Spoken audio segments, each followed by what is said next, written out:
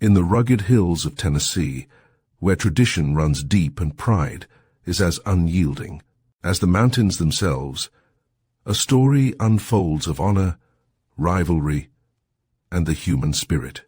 Charles Egbert Craddock's The Champion invites us into a close-knit community where strength is measured not just by muscle, but by courage and conviction. Here, competition becomes more than sport. It is a test of character, loyalty, and resilience.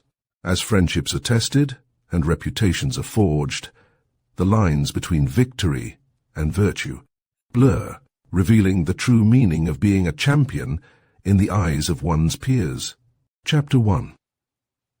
The devil was looking out of the window. Yet the traffic in the streets was unchecked. The cable cars whizzed past with a clanging clamor. Great rumbling vans laden with freight alternated with carriages rolling noiselessly on rubber-tired wheels. The sidewalks were crowded with pedestrians. Men and boys, ladies and little children, boldly came and went over the neighboring crossing, although they could plainly see the devil's head poking out of a high window in the newspaper building, and hear the shrill tones of the devil's voice as he discoursed to his friend within. For in fact, this was not the old enemy of mankind, but a small imp, commonly known as a printer's devil, who by virtue of a beguiling chirp of copy served as a means of communication between the foreman of the composing room and the editorial staff. "That's where they set her up," he said, pointing to the composing room in an explanatory way, and with a paw copiously smeared with ink. There were streaks of this commodity on his face also, although his functions had no concern with it. Still, the devil is not the only fiend who dabbles in printer's ink without a call. His friend, Peter Bateman, a heavy, thick-set boy with a broad, sullen, flushed face and a lowering eye, cast a glance at the cases visible through the open door from the hall. "Where do the boss do the writin' at?" he asked, in a hoarse, wheezy voice. The devil tossed his red head. "Boss don't have to write none," he retorted arrogantly. "Foreman is what we call him. Bez's printer in these United States. But where do the fella stay what has to write?" persisted Pete. "Oh, him," responded the devil, disparagingly. "They puts him in a little rinktum, they call it, all by himself. He ain't much force. He can't write a word if folks get to gabbling to him. Why, sometimes when I just say, copy to him, he looks like he will go out of his mind. They have to hire a whole passel o' other fellas to help him jez do the writin'. They have got a double row of desks for a lot of 'em in that long room. They are all awful slow. Sometimes I be kep yappin', copy at 'em all day so I can't stay abed a night. I eats tolerable hearty, but jez keeps jumpin' out and yappin', copy in my sleep, till my mother gets afeard I'll fetch the police with my noise." He grinned at the recollection of these somnolent vagaries. Then, in his self-assumed duties as cicerone to his friend, showing the plant of the daily newspaper, as the rooms were nearly deserted at this hour, he duly exhibited the type setting machine, a comparatively new acquisition in this southwestern city, and not altogether popular in the composing room, where much of the work was still done by hand. "It is a go, of course," said the devil discriminatingly, reflecting the sentiment of his elders. "But I tell you now, this machine ain't in it. For speed and precision, with a regular old-fashioned, gilt-edged, greased, lightning compositor like Bob Platt. That's our foreman, you know. That's the kind o' printer I'm going to be.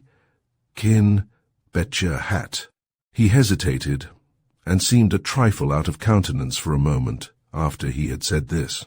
For when he had first been employed in the office, A raw little country lad, his admiration of the printer's craft had been so great, his ambition so exuberant, his ingenuous emulation so open, that he had immediately announced his determination to be someday a champion compositor and stand preeminent at the case. The galley boys and junior printers, of the variety called cubs, would have been more or less than human had they failed to improve so promising an opportunity for fun. They guyed him unmercifully, and they called him the champion so relentlessly that there was no one employed about the paper from the engine-room to the rinctum sanctum of the editor-in-chief, who was unaware of the application of this proud designation. The little devil, Edward MacDonald by name, winced and wilted under the ridicule of his fellows, but it had no deterrent effect upon his determination and the great object of his ambition. He accounted it the chief feat of manual dexterity, and he thought the greatest sight the city could afford was the spectacle of Bob Platt swiftly distributing type, while the bits of metal rattled like a furious hail into their appropriate boxes. Even now he was volubly pitying Peter Bateman that he had never beheld this phenomenon, and possibly was fated never to witness it. Then, with the enthusiasm of a predestined compositor, he declared, "I'd rather stand at the case when I gets my growth than be the biggest editor going." They presently sauntered out again into the dusky hall, dimly illumined by a flickering gas jet, here and there, for twilight was at hand, and leaned once more against the sill of the window. Them reporters hev the Beaze's time, o' any o' the staff. Them men skeet around town till they are wore ter nothing but eyes and lead pencil. They see everything always on the go, and hev compliments o' the season all hours, and free passes ter the theatre. Lemme tell ye. An impressive silence ensued. Then a shadow crossed Ned's ink-streaked face, which was the paler because of the fading of his freckles, natural concomitant of his red hair, by reason of his indoor work. "Now look at me," the devil resumed in a tone calculated to invite contrast. "I have to stay cooped up, half the day and nigh all night, and I work, and work, and I pays all my wages over ter my mother. I never keep a cent for myself. I ain't grudging her, nor my little sister neither. But ain't I going to see inside a theatre never no more?" He thrust his hands into his empty pockets. His heart was swelling. He breathed hard. Suddenly Pete, his thin lips askew, his eyes narrowed to the merest slits, till it seemed surprising that so much slyness could look out thence, nodded his head again and again, till the motion seemed automatic, as if he were a queer bit of bobbing machinery. "What do ye mean by that?" cried Edward, observing him dubiously, mystified and in some sort offended by this enigmatic dumb show. Pete's bullet head became stationary. Pride and munificence were alike expressed in his features. "I kin give ye a free pass ter the theatre," he declared with magnified importance. "I'm the boss, and don't ye forget it." "Wah-wah, say," stuttered Ned excitedly. Pete glanced apprehensively over his shoulder in the closing twilight.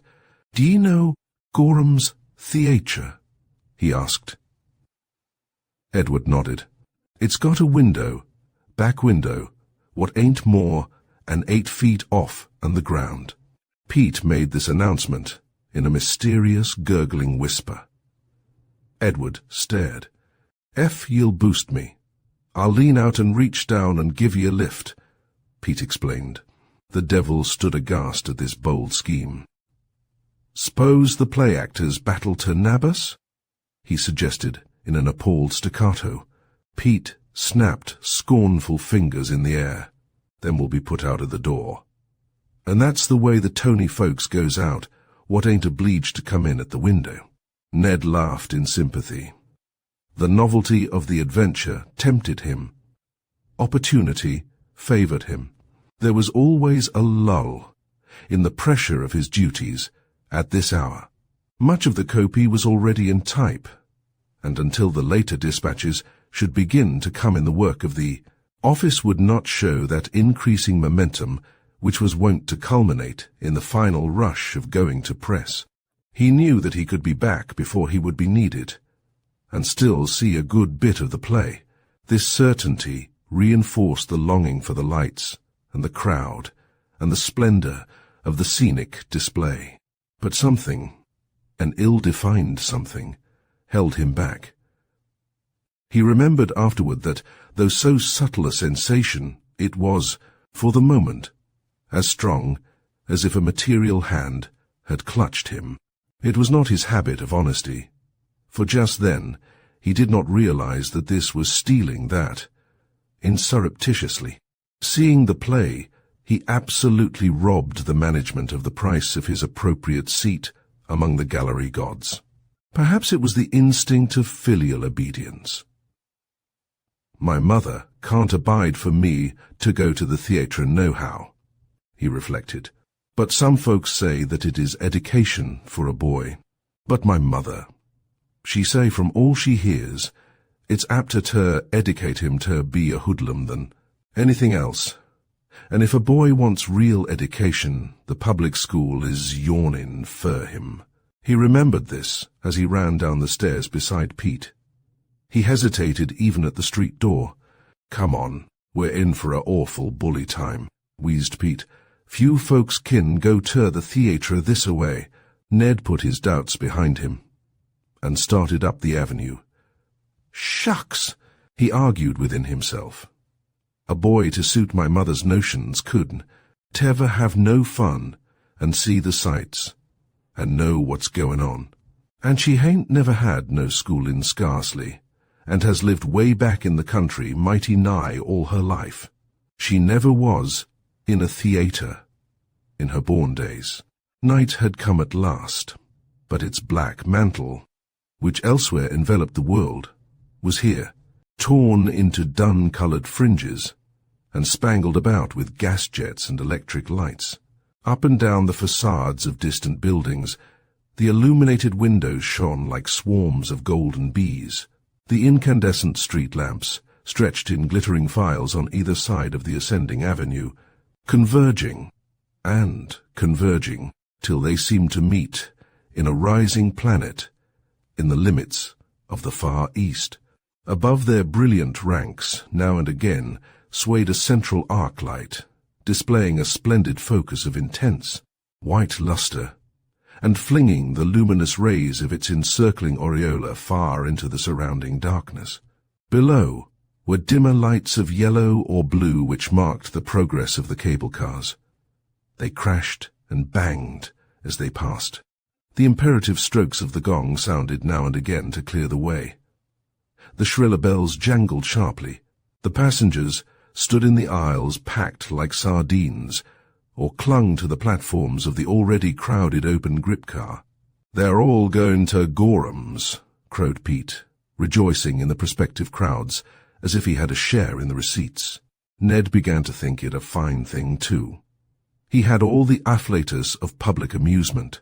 To be one of a great joyful crowd seemed to him to multiply the pleasure by the multitude. His step grew light. He heard the light steps behind him. Everybody was going, and he was going too. The theatre was well filled before they came in sight of the massive building. In front of it, on the sidewalk, was a gilded standard, supporting a pyramid of gas jets. A circle of boys sat beneath this with fans to sell, for the May weather was growing warm, and the palm leaf industry was looking up. The boys had besieged the crowd as it was entering the theatre, and now they waited to waylay the belated pleasure-seeker. At a distance, the pyramid, with the circle of fluttering palm leaves beneath it, looked like some strange, gigantic, many-petaled flower. Pete stopped short at the sight. "Bust them, fellas. We mustn't let on to them." "No, sir." "No, sir," exclaimed Ned with emphasis. Both turned at once from the broad avenue, scuttled hastily down a side street, then plunged into the mysterious darkness of an alley. In a moment they were under the back window of the theatre. A mellow, dim light from within showed that the sash was lifted. The tremulous wail of a violin drifted out to them. The orchestra had begun to tune their instruments. There was no time to lose. Ned turned hurriedly to Pete. "Up with ye? I'll boost." To his surprise, Pete drew back. His face was concealed by the darkness, and his hoarse voice was sunk to a husky mutter. "Hey, what say?" demanded Ned. Pete grew more intelligible. "I hain't never been in there," he remonstrated, as if the adventure were altogether Ned's scheme. "I dunno where I might come out at. I might jump right into a hornet's nest." "I say," exclaimed Ned sarcastically, "but if you are weakening, I'll go first." "Well, I was thinking as much," muttered Pete. Ned needed no boosting. The foundation of the building was of rough stone and offered some hold for his fingers and feet. He was a light weight, even for his tender years, and as wiry and active as a cat. Up and up he went till his grimy, ink-streaked paws clutched the outer moulding of the window frame, a scientific jerk, and his hands and knees were on the sill. He paused to listen. He heard only the orchestra. The music was now in full swing. He peeped cautiously within, then drew back his head with a suddenness which almost precipitated him from the window. "Is anybody there?" gasped Pete, ready to run. "Dunno," panted Ned. He peeped cautiously within once more. He was becoming accustomed to the dim light, and this time he saw distinctly close to the window a great gilded dragon that had added to its ancient glories the triumph of frightening the devil almost out of his wits. At this second glance, Ned understood the nature of the object. He eyed it with less fear and increasing curiosity. He had seen nothing like this monster at the zoo, which furnished all his knowledge of natural history, and with antique myths his acquaintance was slight. "Well, I should smile," he ejaculated, gravely staring. The dragon was perennially smiling, with a wide pasteboard mouth and some big pasteboard teeth. Ned was in a strange world, a great world of shams, where the trees were clots of green paint on immense canvas sheets stretched on tottering wooden frames, where hospitable castles had no substance, where mountain crags were trestles of various heights supporting spring mattresses, covered with dusty imitations of mosses and vines, on which desperate leaps might safely be made. There were ropes and pulleys, and windlasses, and drop scenes, and swaying borders in the flies overhead in place of a firmament. There were squares here and there on the floor, which he knew were trap-doors, whence he had seen gnomes and elves spring up, when once there had been given a Christmas performance with free admission to working children. Deep shadows gloomed on every hand, seeming the deeper because of the flood of light which irradiated the unseen region beyond the great flats. No human creature was visible. Only one sound could now be heard, a clear, resonant, tutored voice reciting stately lines. Somehow the tones awed him. He became aware, in another moment, that Pete was vaguely scuffling about the foundation of the building. He leaned far out of the window and stretched down both his arms. "Hurry up, Pete," he adjured his friend. "They're just a-goin' it on the stage." Looking down, he thought the height of the window was considerably more than 8 feet from the ground. Pete had a grievously foreshortened aspect. In fact, he seemed little more than an old cap, bobbing about vivaciously on the paving stones. these gyrations were in vain, except during a spasmodic endeavor to walk up the wall like a fly, which Pete called climbing. He did not leave the earth at all, for he had not the fly's peculiar and special facilities. He was too clumsy to climb, too inactive, much too person of all body types. When he slid down for the last time, panting, bruised, exhausted, and almost ready to cry, Ned sought to encourage him to further exertions. "No, sir," replied Pete angrily. "I ain't going to try it, ne'er. 'Nother time break my neck along of your fool tricks, the fust thing I know. Come down out of that window. I ain't a-going to let you see the play actors if I can't. Come down." The printer's devil stared as he sat in the window. "Ye must be sick," he exclaimed eloquently. "I got in ere myself, and ere I'm going to stay." "No, ye ain't. No, ye ain't." The old soft cap nodded with malicious significance. "Who is able to take me out, ye ain't?" "For sure," the devil retorted from his lofty perch. The shapeless old cap emitted but one word: "Police." Ned was silent for a moment. The old cap bobbed about very merrily, for Pete executed a double shuffle of derision and triumph. "Police has got nothing to do with me," Ned declared stoutly. "The theatre folks would jes put me out of doors, and they has got to catch me fust." He wagged his red head, as much as to say that this should be a tough job. Pete still danced.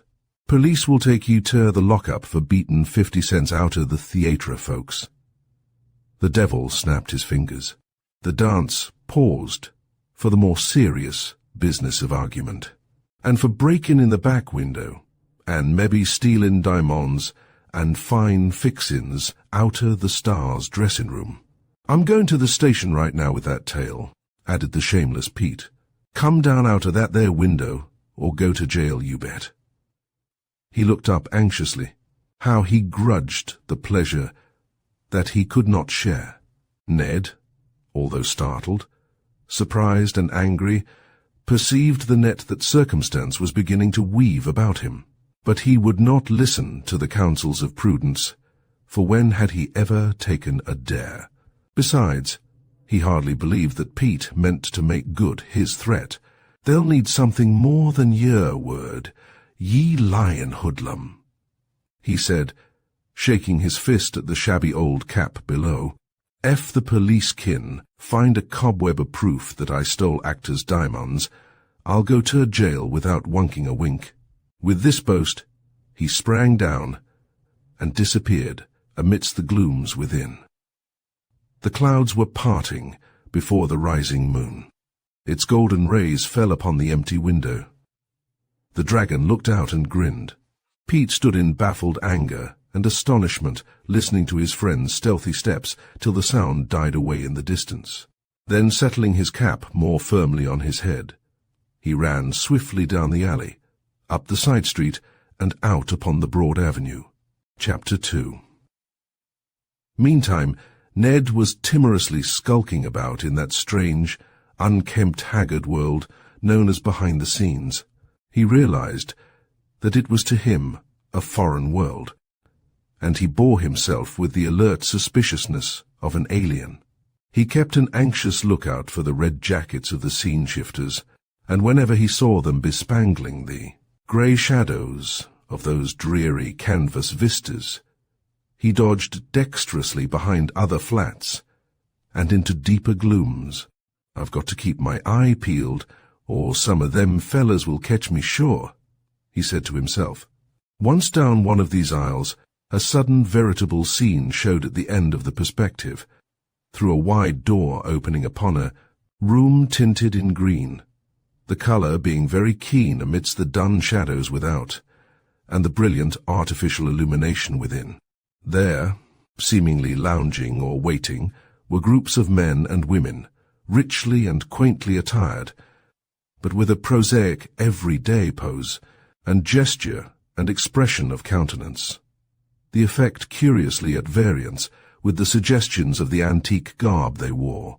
This incongruity was not perceptible in a figure that he descried suddenly approaching, clad in a gown of soft, shimmering white silk, as in everlasting, youth and beauty, so radiant, so poetic, so unreal an apparition to the boy that Ned, stopping to stare, lost all sense of his identity. She, who was to be Ophelia, catching a glimpse of his pale, wistful, astonished little face in the glooms, with its big, dark eyes and curling red hair, as he stood as if rooted to the spot, cast a half-amused smile on him as she passed. Her maid was following at a distance with a shawl, and Ned, suddenly realizing his peril, hastily darted behind one of the tombstones which even now were placed in readiness, awaiting the graveyard scene, and then once more dodged from flat to flat, and from trestle to trestle. He hardly knew in what direction he was tending, till all at once a flood of light broke upon him, and he stood in the wings. The broad spread of the stage lay before him, gorgeous with the presence of royalty and soldiery, of lords and lithe ladies, of jesters and pages, the counterfeit presentment of the palaces of old and of the splendid past. It was rounded by the dazzling crescent of the footlights that clasped this charmed sphere as the new moon clasps the old. There was a ceaseless shimmer above them, and through it he could see heads, heads, heads. The house was crowded from parquet to gallery. Now and then the audience broke into enthusiastic applause. As Ned stood staring, it did not occur to him that he was in the direct way of any actor going on or coming off the stage, until a sudden step sounded close at hand, behind the wing. It was only an accident that he did not electrify audience and players by rushing out upon the oaf stage, for the powers behind the scenes had far more terrors for him than public opinion. As he shrank back toward the wall, looking eagerly about him for a refuge, he stumbled against the oddly fashioned chair in which Hamlet had sat during the second scene of the first act, and which now, by accident or design, had been thrust aside here. The devil sprang upon the rich crimson velvet cushions, and the Prince of Denmark was none the wiser. No one else was the wiser. The high arms of the chair shielded Ned from observation as the step drew near and passed. Others still came, and went in quick succession. He had a full view of the stage. He was in no danger of discovery, unless a special search should be made for him. He had the choicest opportunity for enjoyment, but somehow the zest was gone. His conscience had roused itself, and laid hold upon him. Instead of following the incidents of the play enacted before him, he was vainly striving to justify himself to that implacable inward monitor. This was not stealing, he stoutly asseverated. It was only a lark, and all for fun. But conscience, even a small boy's conscience, is the most potent of all moral forces, and he suffered a poignant pang for every mill of the $50, which was the price of his appropriate seat among the gallery gods, when at last he resolutely tore his mind from this subject. He could not apply it to the pleasure of the moment. He began to wonder if Pete would really make good his threat, if Pete would dare to charge him with stealing from the dressing rooms and burglary and what not. There would have to be something stole first, and then they would have to trace it to me, he said to reassure himself, for he was a sharp boy, and amply conversant with this world's ways. Despite his reasoning, however, he glanced over his shoulder ever and anon, expecting to see a big man in a blue uniform, with a police officer's badge on his breast. When a tall man in dark garments appeared suddenly close at hand, he thought for a moment that his worst forebodings were realized. At a second glance, He saw that this man was clad in black, not blue, and wore a high silk hat set far back on his light brown hair. He had a light brown beard, a florid face, and eager, excited blue eyes. He continually twirled his eyeglasses in his hand with a gesture so nervous that it made the devil nervous, too. And when compelled to desist from this occupation by the necessity of placing the glasses upon the bridge of his sharp hooked nose, he utilized the interval by thrusting his hands into his pockets, where, judging by the sound, he restlessly rattled his silver change or bunch of keys. An alert, impulsive man, eager, unreasonable, and irritable, Ned thought. Him. And afterward the devil had cause to strengthen this opinion. The boy was near enough to hear his words, although spoken in a low tone, for he stood far back and well out of sight of the audience. Well, insurance now. The premium comes pretty heavy, the manager was saying, for this was Mr. Gorham, the manager and owner of the theatre. Has to be kept up, though no use kicking, replied a wiry, extremely thin, pallid, and wrinkled elderly gentleman who had joined the other.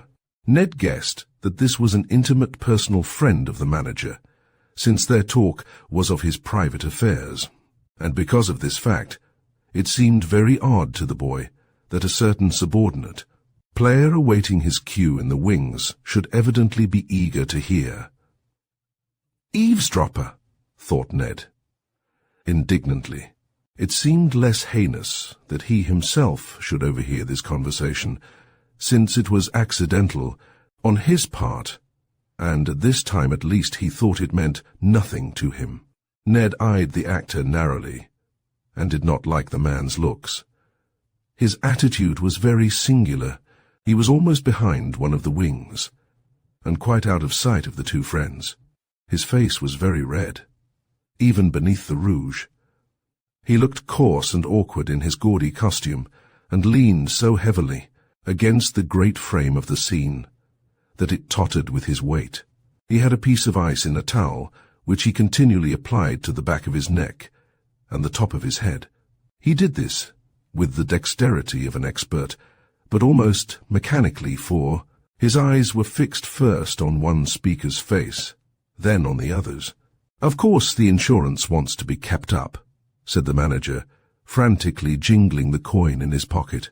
Though, he added with an afterthought, I don't see why.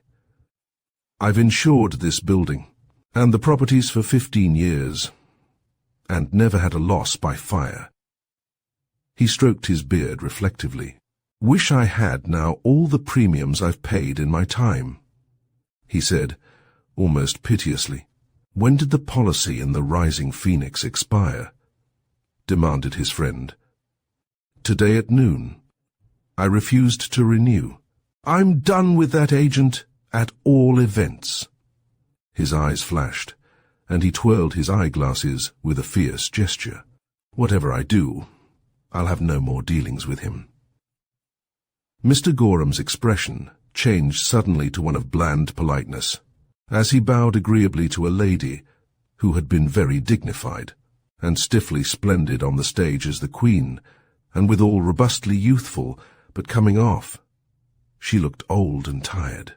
She was so heavily whited and rouged that her facial expression was wholly lost, and her eyes seemed to be the only natural feature of her face. And to look out with a sort of forlorn reality above the simpering sham of her wreck of a countenance, the elderly skeleton-like friend of the manager shook his bones together, so to speak, and then stepped forward with alacrity and offered his hand to the lady, greeting her as an old acquaintance. Somehow Ned resented his assured, courtly manner, which might have graced a man of finer appearance and fresher youth. It seemed an assumption on his part. Maybe he thinks very well of his bones, Ned speculated. Does he suppose he is pretty? Person of all appearances though he was, the lady did not scorn him, but kindly told him about a new granddaughter she had, and showed him a telegram. She smiled, and nodded most benignly in receiving his polite congratulations, and then sailed on toward the green room. The subordinate actor at the wing suddenly dropped the towel and the lump of ice. He had caught his cue, and with a stiff, ungainly gait, he strode upon the stage. The star had returned also, and with his reappearance, the plaudits broke forth. "There he is again," exclaimed the manager enthusiastically. "He is playing in fine form tonight, every inch the Prince of Denmark." Ned, too, was looking at the stage from his nook in the great man's chair behind the wing. The byplay behind the scenes had absorbed him hitherto, but he grew intensely interested when the star spoke to the actor who had lurked and listened in the wings. Hamlet seemed to be instructing him how to play a part, and in honest fact, the subordinate had shown in a scene in the previous act that he stood in grievous need of such tuition. "Speak the speech, I pray you, as I pronounced it to you, trippingly on the tongue, but if you mouth it, as many of our players do, I had as lief the town crier spoke my lines. Nor do not saw the air too much with your hand thus, but use all gently, for in the very torrent, tempest and day, as I may say, whirlwind of your passion, you must acquire and beget a temperance that may give it smoothness. It offends me to the soul to hear a robustious, periwig-pated fellow tear a passion to tatters, to very rags, to split the ears of the groundlings, who, for the most part, are capable of nothing but inexplicable dumb shows and noise. I would have such a fellow whipped for a doing termagant. It out-Herods Herod. Pray you, avoid it." All at once was presented a strange, unexpected attraction, not set down in the bills. The 4 or 5 players to whom this is addressed are wont to receive it with bows of acquiescence, intelligent glances at each other, and at their instructor to express comprehension, concurrence of opinion, and willingness. The actor who had lurked and listened had the role of the first player, and was the spokesman of the party. He led these demonstrations with sufficient discretion, but when his cue was given he responded with a hoarse, drunken thickness ornamented with an unmistakable hiccup. "I's warrant, ye hick honour." His potations, before he made his first appearance this evening, had not been so deep as to intoxicate him, but he had since reinforced them heavily. He had sought to sober himself by a cold application to the head and neck before again going on. The heated air, however, and the excitement were fast doing away with its good effects. Hamlet, striving to maintain his composure and self-possession in the presence of the audience, addressed the second long exhortation chiefly to the others. He could not have devised a worse expedient.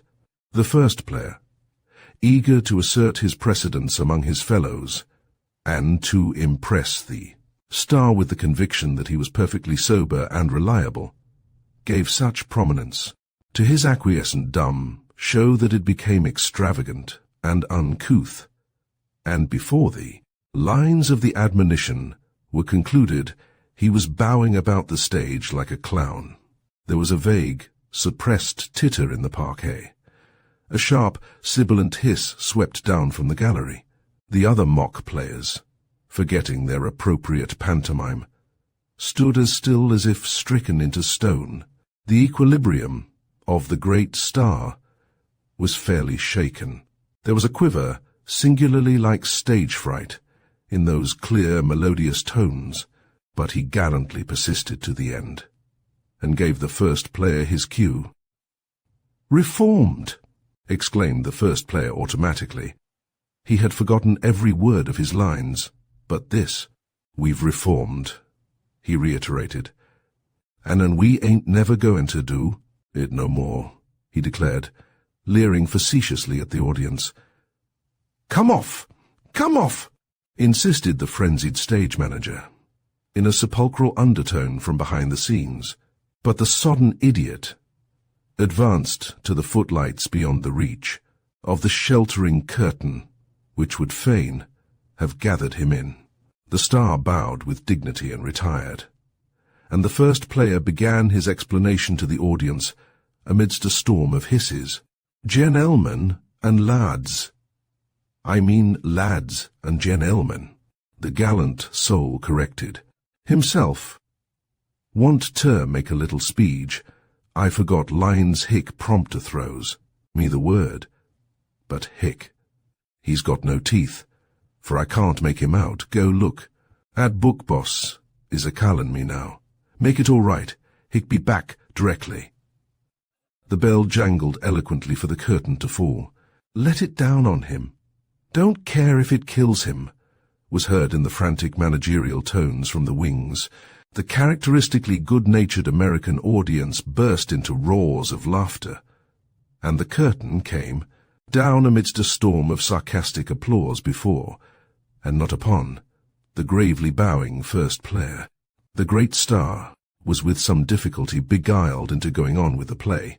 The uproarious audience was quieted, nay, melted, by the sight of the managerial distress, and the terms of the heartbroken apology which was offered.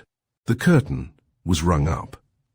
The performance recommenced at the entrance of Polonius, Rosencrantz, and Guildenstern, and these preliminaries arranged, the stage manager, the manager of the theatre, his friend of the skeleton, like contour, the leader of the orchestra, a number of the minor members of the company, and a strong detachment of self-constituted bosses went in a different spirit to reckon with the author of all this woe. Why nobody nabbed Ned was always a mystery to him afterward. Forgetting himself at the crisis, he sprang boldly out of his chair and participated in the varied excitements ensuing behind the scenes as freely as if he owned the theatre. Perhaps he might not have been so eager to hear and see had he divined the influence that this incident would exert on his immediate future. He followed the management and the crowd of supes, scene-shifters, call-boys, and deadheads to the door of the dressing-room, where the unlucky first player was to be called to account. This personage had divested himself of his stage toggery and stood there in his everyday clothes, a coarse, slouching, red-faced man in a brownish suit and a checked shirt. Within the room, another actor was hastily arraying himself in the gaudy attire which the first player had been accustomed to wear as the player king. The substitute was almost pathetic in his anxiety as he dressed himself, nervously repeating aloud the lines, and giving not an instant notice to the crowd of bystanders about the open door, nor to the interview between the management and the first player. This was sufficiently stormy. The unfortunate first player got his walking papers in no measured terms. Mr. Gorham took occasion to interject some very severe remarks, although the affair was really none of his business, the grievance lying between the manager of the company and the actor. "It's none of your funeral, anyhow," cried the goaded first player indignantly. He snapped his fingers in Gorham's face, giving the high silk hat, which was always precariously perched on its owner's head, a fillip that sent it rolling on the floor among the crowd. Gorham's arrogant and peremptory manners made him a very unpopular man.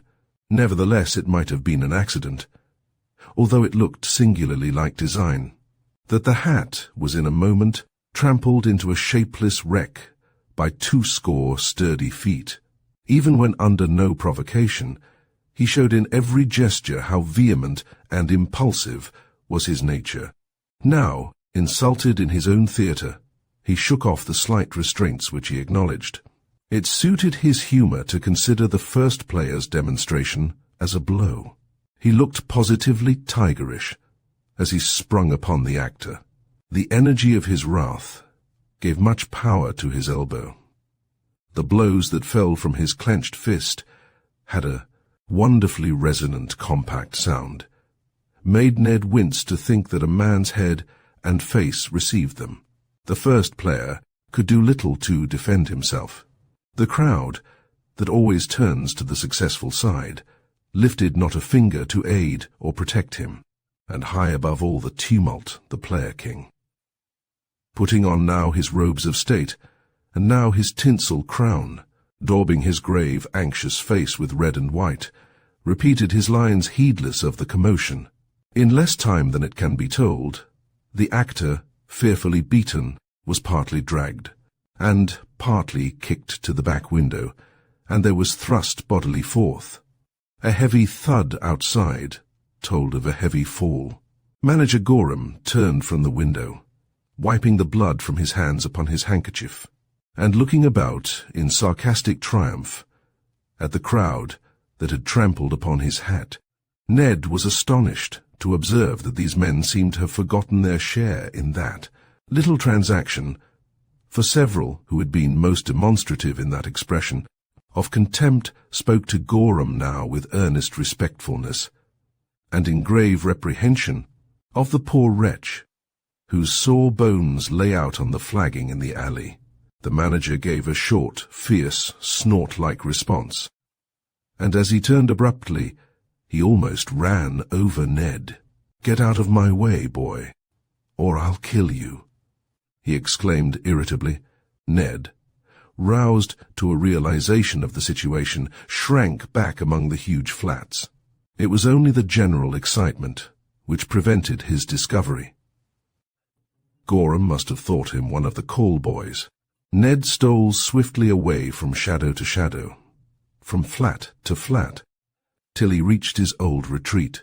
He sprang into the chair and sat there panting, feeling much like a mouse, regaining its hole after a perilous but successful tour of the pantry. The stage was again before him, all glitter and splendor, the play of Hamlet, that subtlest delineation of the subtlest character ever, conceived by the mind of man, was once more in its triumphal progress. The audience hung breathless on every word. Ned cared now for none of it. He was discouraged, cast down. He was still young and ingenuous enough to be grieved by those contemptible phases of human nature exhibited in the manager, when he so brutally proved himself the master in his own house, in the truckling spirit of the crowd, in the degradation and coarse vice of the actor, the forlorn first player. As to himself, he too was much to blame. He was pierced with a full realization of the wickedness of his presence here. My mother would call it stealin', and nothing shorter, he said, remembering her homely direct phrase. Then he had a vivid mental picture of her. He knew that again and again. She was going down the long, steep flights, upstairs, to the street door, to peer into the dark thoroughfare, wondering at his continued absence, and trembling to think of the many temptations that lead a boy to crime in a great city. Whatever may be the beneficial educational effects of seeing the play of Hamlet from the Ide gallery, they are certainly lacking in a view stolen from the wings, with 50 cents, heavy on the conscience, nothing at all on the stomach, a great and growing dread of discovery, and a morbid presentiment that something terrible is about to happen.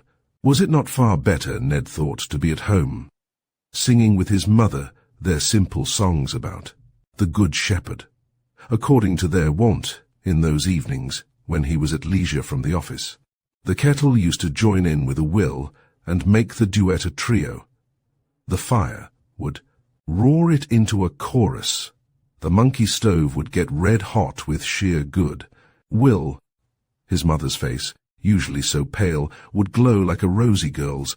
The 2-year-old sister would babble her admiration of the kerosene lamp, and he would feel that, Being the only son of his mother, and she a widow, he occupied a highly responsible and dignified position, and that it behooved him to be frugal and steady and sensible, and hard-working like a man, for his father, a Scotch emigrant, in dying had left his family quite alone in this western country. Thus Ned would infuse his importance into his quavering alto as he sang, until it seemed, to him and his mother at least, as sonorous and as grand as the biggest double bass. Ah, surely, surely better these gentle, innocent joys than any stolen pleasures. He began to think of trying to escape by the window at which he had entered. Then a frantic terror seized him. Was the man still lying there, where he had been thrown? Ned had heard the heavy thud on the flagging of the alley. Had any one heard the man walk away? He had been severely beaten, and that too while intoxicated. He had been hurled out of the window, a serious fall. Had he risen? Would he ever rise again? Ned began to shiver. He concluded to await the close of the performance and follow the employees out of the side door. There must surely be some such exit, if only he knew where to find it. He could not have explained why he was afraid to seek to escape by the window, but he said to himself that if the man had been killed by the fall, he would not be the first to discover it. His own wrongdoing here tonight had made him sensitive to suspicion, for wrongdoing always fosters cowardice. A brave heart implies a clear conscience. He strove to pacify his impatience as he waited. "I was mighty sharp set to come," he said, sarcastically. Once or twice he gave a sudden start and sat upright on the crimson cushions of the great luxurious chair. Once or twice shadows wavered across the brilliantly lighted stage. He rubbed his eyes. The words he heard meant nothing. The figures he saw became grotesque, mingled, ill-defined. They were suddenly gone, an interval, an utter blank. All was dark about him. He thought he was in bed at home. He strove to turn over. His bed was too short, too narrow. In amazement, he began to feel about him. There were soft velvet cushions beneath him, heavy wood carving on either side. His heart sprang into his mouth. He had fallen asleep in Hamlet's chair. Actors and audience were gone. He wondered that the stir of the crowd had failed to wake him. The theatre was dark and deserted. The doors were locked, and beneath the walls lay perhaps the body of a dead man. He started up, trembling at the thought. The moon's pallid light fell through one of the lofty windows above the gallery and quivered in ghostly fashion upon the stage where erstwhile the filial Dane had hearkened to the hollow voice of the spectre of a murdered sire. The white glimmer gave wan and wavering glimpses of the scenery of this strange, mimic world. Mountains loomed up in the clair-obscure. A painted galleon on a painted ocean was bravely sailing away, bound for nowhere. Suddenly, was that a moving shadow among the motionless shadows? Ned stared hard at it. There was no mistake. The moonlight showed an indistinct figure advancing stealthily down the stage. Far, far away a great clock struck one. The single tone, as it invaded the silence, had a weird abruptness. It sent a chill through Ned's heart. A superstitious terror had laid hold upon him. With starting eyes fixed upon the apparition, he shrank softly back into his hiding place. Chapter 3. The apparition advanced a few paces down the center of the stage. As it stood there in the fainting shimmer of the moonbeams, its head stretched forth as if it scented the dawn. Ned could hear nothing but the tumultuous beating of his own heart. The figure paused thus only for a moment. Then it leaped into the air and cut a wiry caper. To people more conversant with the traditional manners and customs of ghosts, this might seem so personne de tout. Types de corps a departure from spectral etiquette as to induce doubt of the genuineness of the manifestation. But to the boy, the grotesque gesture seemed horribly uncanny. He sprang from his seat. His limbs failed him, and he sank back, sought to scream. Not a sound came from his dry and parched lips. "You're too drunk yet for this biz part." A hoarse, half-suppressed voice issued from the wings. A short, thick-set, bow-legged man was emerging thence, and the figure on the stage turned to meet him. "Sure," said the tall apparition contemptuously. "I'm as sober as the bishop." And what was this? A familiar voice, and now that Ned looked again, a familiar figure. No ghost, only the sorry first player, whom Ned had imagined as lying dead outside on the flagging of the alley. "I must be getting weak in the upper story," the boy said to himself. He was so rejoiced to be freed from his superstitious terrors, so glad, too, to see the first player in full life, and to know that no tragedy had that night been enacted under this roof, save the tragedy of Hamlet, that he laughed slyly as he rested, his chin on the high arm of the chair, and with merry eyes watched the men. He hardly cared to speculate upon the strange fact of their presence here at this hour. He was only waiting for them to be gone, that he might make his escape at last. "I don't want no mo o' these person with mental illness shines, though, eve ye do be so mighty sober," said the short man sulkily. "Somebody out there, the night watchman mebbe, will hear ye trampling in ear, and then where will we be?" A-scootin' up the alley, with a free gesture of his right arm, the first player was difficult to repress. The surly, thick-set man, Ned could not see his face, but his slouch, his voice, his manner were full of malignant intimations, evidently thought best to change his tone with his tipsy companion.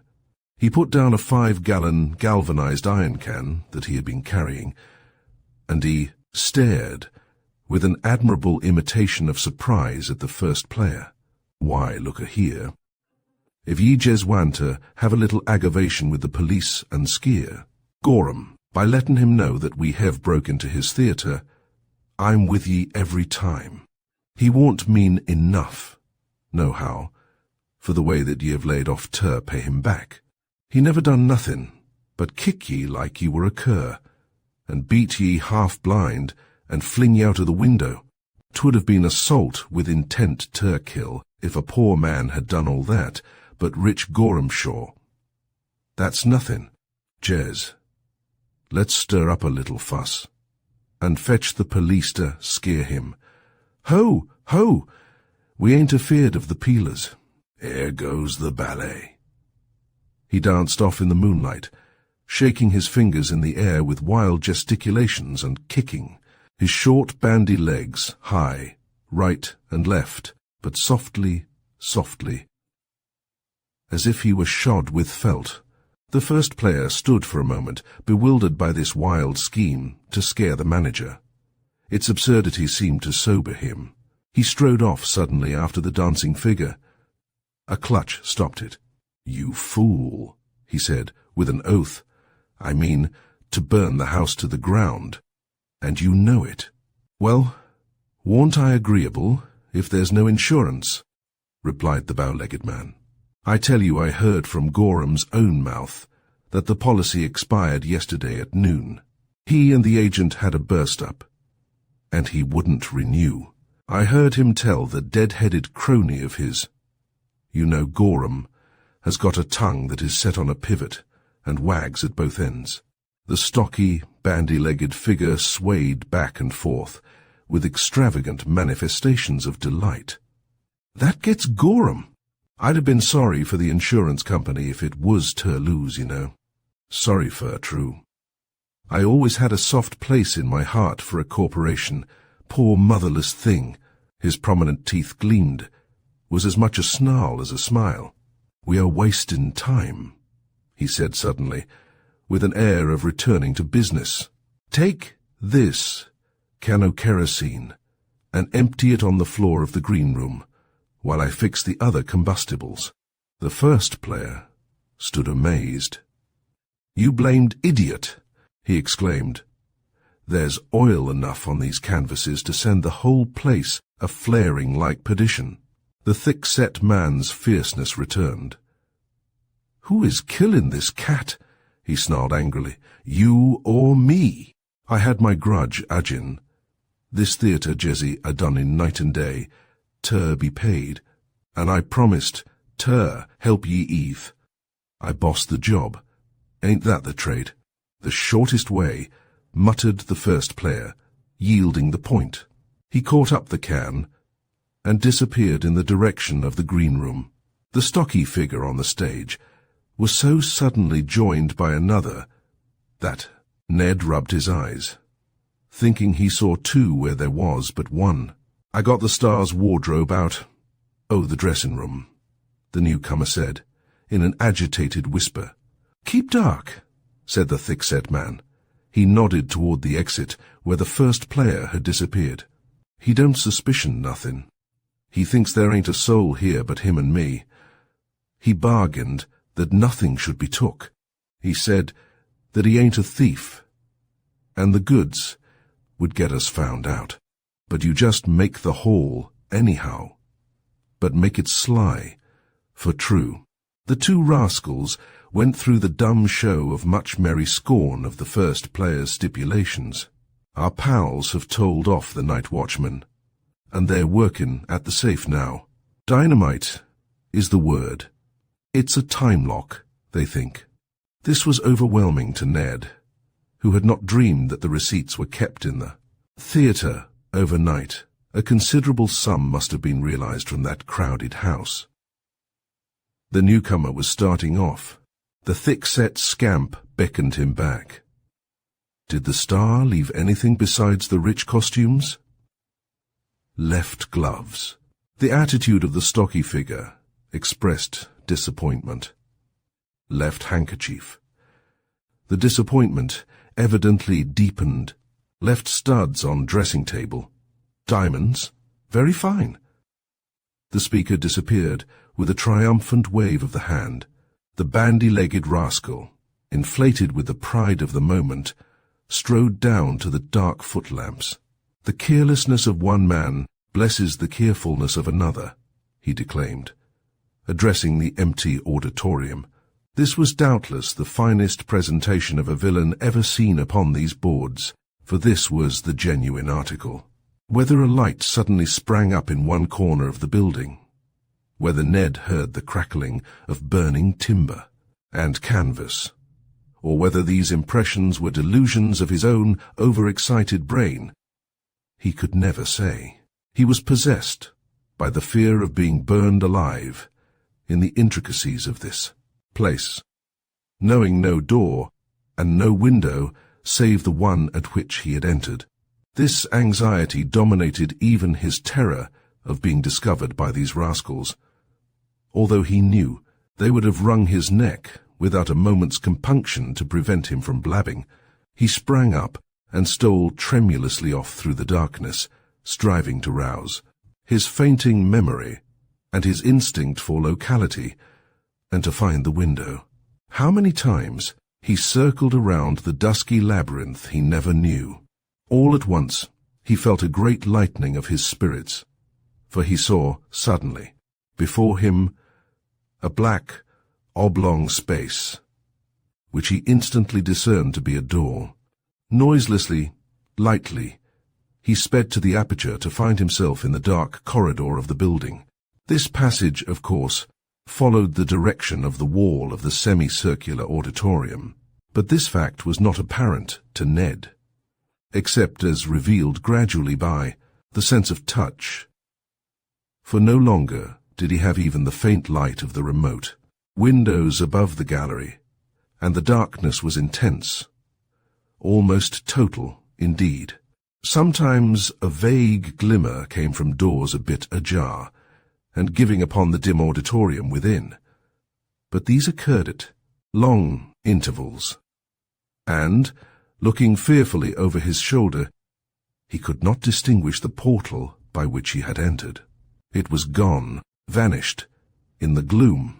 As he stood gazing back for this one landmark, which he had thought he might keep as guide, he heard a sound in the utter silence. That made him quail, a regular throbbing beat, which he recognized presently as the plunging of his own heart. He must needs have courage, he reasoned within himself, as he leaned back faint and tremulous against the wall, or he would perish here like a rat in a trap. He began now to press on swiftly, some orderly instinct of his nature soothed and his spirit quieted by the release from the chaos of unaccustomed objects which had confused him behind the scenes.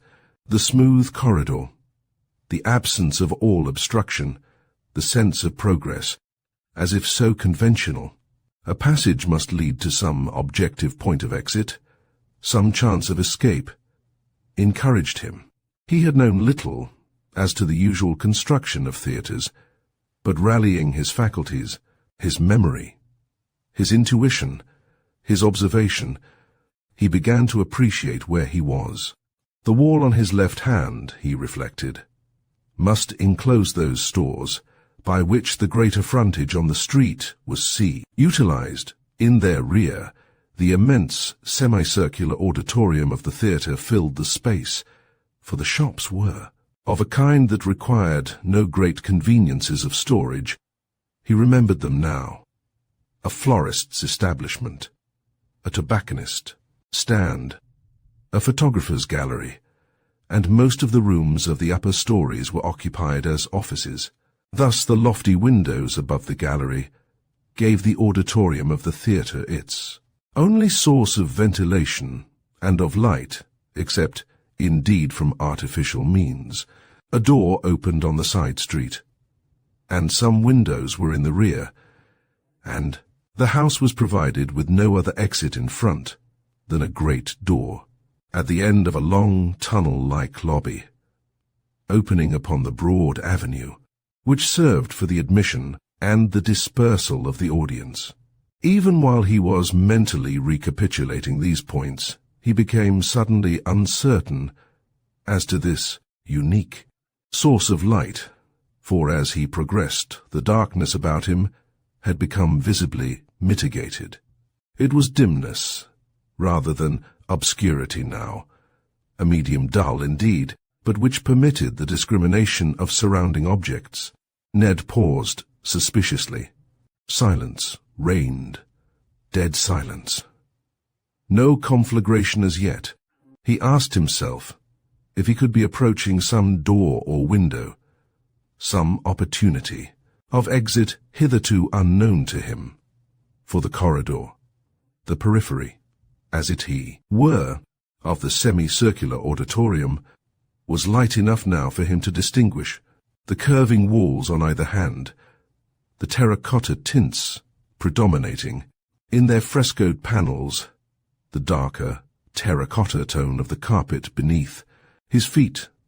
Nay, as he came to the point of intersection with the lobby leading to the street door, he saw the gilded frames of the portraits of famous actors on the walls, and recognized Booth, Barrett, M.C. Culler, and Irving. The great door was fast shut, no hope thence. The little wicket of the barricade across the lobby that served to hold back the press of the people from the ticket-taker was ajar, and from the box office at one side came a dim suffusion of light. He stood still with a wildly beating heart, for he heard from an inner room beyond the office the sibilant, cautious tone of a half-whisper, and now and again the metallic clink of some instrument dexterously handled. The thieves were still working at the safe, and as yet it held fast. It was instinct, rather than a realized prudence, that set the frightened boy scurrying like a rabbit away from that dangerous zone of light. Miscreants such as these, suddenly discovered in their nefarious job, would not hesitate at incident more than at larceny and arson, and his bones, in the midst of the debris of the great fire, would never be found to tell his forlorn fate. but that the wall guided him from the foyer and along the corridor, he could not have regained the first stage door. He hardly knew how he had reached it. He realized only that he was once more in the inextricable tangle of flats and wings and ropes and stage furniture behind the scenes, and wildly seeking the window at which he had gained entrance to this troublous episode in his life. Still the moonbeams streamed through those lofty casements above the gallery and down upon the immaterial audience of thronging shadows in the place of the brilliant assemblage so lately vanished thence. With melancholy intimations, the white sheeny radiance sent vague, phantasmal gleams across the broad spread of the stage, and along the dreary vistas of the wings, where the sham misery of imagination is wont to ape the real tragedy of life. Here the contrast with the utter darkness was so sharp, the setting for a single figure so conspicuous, that Ned scuttled hastily across the stage, himself like a wavering shadow, and plunged into the turmoil of confusion beyond, searching here and there and everywhere for the back window at which he had entered. He had lost in a measure the self-control which he had hitherto staunchly maintained. He was awkward, clumsy, agitated. More than once he tangled his foot in a swaying rope. Here and there he ran plumply against the huge canvas-covered frames and set up a quivering totter along their great heights. He wondered that he did not scream outright when at last he fairly fell, plunging bodily into a mimic boat, adjusted on rockers to simulate the tossing of the waves. Nevertheless, hearing the floor resound with the impact of his fall, he had the presence of mind to lie still at the bottom of the craft, listening and fearing that the noise might have roused the thieves to apprehension and a tour of discovery. This would doubtless have ensued, but fortunately for him, another sound pervaded the theatre just at that moment, and overpowered the concussion of his fall. A dull, low roar it was, then utter silence. Ned knew that the safe had been forced at last, and that the explosion had served to avert the discovery of his presence through the crash of his noisy misadventure. He rose from the boat, trembling, weak, but animated with a new hope. The finding of the craft here intimated that he was near the wall, where it had doubtless been heedlessly thrust aside, for it had naught to do with the play of Hamlet, and the furnishings of the castle of Elsinore filled all the foreground. He must now be near the rear wall, where was the window at which he had entered. Suddenly he saw before him the dim, wan square in the gloom. The next moment despair fell anew upon him. The sash was down, and secured by some patent device which he had never before seen, and which baffled his trembling fingers. Then he did scream. Shrill, muffled cry, so unlike his sturdy boyish halloo that he hardly recognized his own voice. Somehow, it rescued him from the torpor that was stealing over him. He knew that it would rouse those within to a danger of which they had not dreamed. In another moment, he might be helpless in their hands. Instantly he tore off his shoe, one blow with its heel, and the shivered glass was flying in every direction. Through the broken pane, he hastily jumped, with the shoe still in his hand. He fell heavily to the ground, and lay crouching in the shadow close in to the wall. He had indeed given the alarm. There were swift steps within, and then an agitated whispering at the window.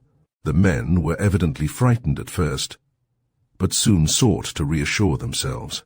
It was nothing, they said.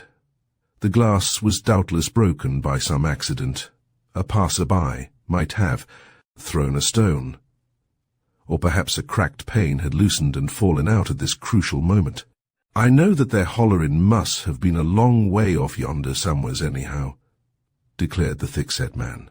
It sounded sorter muffled and far-like. The first player seemed to acquiesce, and then silence ensued. When Ned felt that he could breathe, He gathered up his sawbones and ran down the alley, up the side street, and out upon the broad, deserted avenue. The lamps were all out. Municipal thrift, trusting for illumination to the wavering moon. A blue light, glimmering far up the dusky hill, told him that the owl car had just passed. An hour or so must elapse before another would appear, for they ran at long intervals. He looked about for a policeman. He saw none. The city seemed dead. He was unfamiliar with this quarter of the town, but as he sped along he came within sight of a city square. There he knew, under the trees, were often people, spending the night on the benches sometimes, loafers of a better class, belated, and sleeping off the effect of their potations. Doubtless, some of them would know where was the nearest police station or fire alarm. All that he had seen seemed now so like a dream that he wondered whether, after all, he were not mistaken, whether the first player could really intend to burn the theatre. As he paused for breath, he glanced back in the direction of the building, and, diagonally, across the darkly massed trees of the square, the high steeple of the cathedral was purpling slowly in the dun-coloured gloom. Its gilded cross sprang suddenly into view, emblazoned upon the night like a sign in the sky. The dense foliage of the square was outlined against an angry crimson glare in the distance, ever widening and ever deepening. Into its midst a yellow pennon of flame flaunted to the breeze. The heavy tones of a fire bell smote the silence suddenly. There was a movement under the trees. The loungers on the benches were waking. Far up dark intersecting streets came the swift footfalls of boys, who spring up mysteriously at any hour of the night or day, eager to crowd around a fire. There was, too, the heavy tread of unseen policemen striding through the gloom. The sharp gong of the hose carriage clamouring in the distance cleared a pathway for the swinging gallop of its white horses. As it flashed around the corner and whirled out of sight in a second, it looked like the chariot and coursers of Phoebus called out on a false alarm of dawn. 2 or 3 hoarse, drunken voices were aimlessly calling, "Fi-ah! Fi-ah!" and one small boy, excitedly tangling his suspenders as he sought to adjust them, ran along in the middle of the street, ceaselessly vociferating, "Number 6 is a-comin'." And sure enough, here was number 6, cumbrously rocking and swaying up the street, a big, polished, glittering monster, leaving a glowing path of live coals behind it and emitting a cloud of the blackest smoke. The driver of the engine was whipping like mad. Its horses were plunging and rearing and straining, every nerve and muscle. Its guard of honour, all the boys in the ward, ran admiringly on either side. Ned joined them from force of habit, taking the way back to the burning theatre, dodging, at the first, crossing the sudden onrush of the team of the hook-and-ladder truck. The smoke had hidden the moon and stars. Its murky canopy overhung the massive building and the vast crowd, all illuminated by the angry red flames darting from roof and windows. The jets of water rose high in dusky, half-descried curves and fell hissing into the conflagration within. There were many of these ill-defined arches spanning the grim panorama, for number 9 was in the alley. 2 other engines stood in the side street. 2 were in front of the building, and still 3 others guarded the safety of the block above. The firemen in their helmets and uniforms, some enveloped in long rubber coats, were here, there, and everywhere. They might have seemed the weird spirits of the flame, seen through its writhings and contortions as if they were in its very midst. Presently word was passed about the crowd that their efforts were subduing the terrible element. Ned watched with painful anxiety their exertions. He remembered many a scene like this, when he had revelled in the noise and excitement, when a fire had seemed only a grand, spectacular display, its interest heightened by the commensurate danger and gallant courage of the firemen. Then he had had no thought of the loss which it represented, the distress, the men thrown out of employment, a great financial factor blotted from commercial progress. Now, how feverishly he hoped that the building might be saved, that the deep iniquity, of which he had gained full knowledge by his own wrongdoing, might be thwarted. He felt that he could hardly live carrying this secret, and yet he had already promised himself never to divulge it. He said to himself that he might not always be able to keep the curb on circumstance. His story might be doubted, or only half believed. He might draw suspicion on himself, implicate himself in the crime of arson. That meant the penitentiary, and a long term. His narrative would be in part a confession. He had choused the management out of $50, and that was stealing. He must first impeach his own honesty, then ask to be believed when he accused others. And what might not these others say in contradiction and recrimination? Were they not as likely to be believed as he? Certainly a boy who stole could scarcely hope he would not be suspected of other crimes if there were any evidence against him. Ned dreaded, too, the malignity of the men. If they were capable of firing the theatre, they were capable of falsely accusing him. No, he would never tell that he had witnessed any drama on those boards save the tragedy of Hamlet. Was the fire less than before? They said so. It seemed to him hotter, redder, fiercer. Before long, he knew that the fight was hopeless. The west wall gave way. Through the great gaps, the stage became visible. The flames were licking up first one, and then another of the many heavy sets. As the lurid glare was flung upon some representation of alpine heights or moonlit lake, or grim castle battlements, or bosky woodland scene idealized infinitely. In its unique frame of wreathing flames, the crowd gave it hands, as an audience is wont to applaud some fine new manifestation of the scene painter's art. It seemed to Ned, knowing what he did, very melancholy. He shook his head, and his heart was heavy. As he stood there, a familiar face attracted his attention. "Is that you, Tom?" he called out. "Nothing shorter," replied a stout, undersized boy, nodding a round bullet head, surmounted by an old grey cap. "Where's Pete?" demanded Ned, for this was Pete's brother. "I supposed he was along of you. I seen you together after dark a-making off. No, he hain't been with me since." Ned hesitated. A look of blank surprise was on Tom's face. "I made sure he was with you," he said. "Pete hain't been home this night." Chapter 4. When Master Peter Bateman ran away after seeing his friend into the theatre and past the dragon, he did not run far. That curious, gigantic flower, with petals of fluttering palm leaves and pistil and stamens of pyramidal gas jets, was still a-bloom in the darkness, and a friendly hail from beneath it arrested his steps.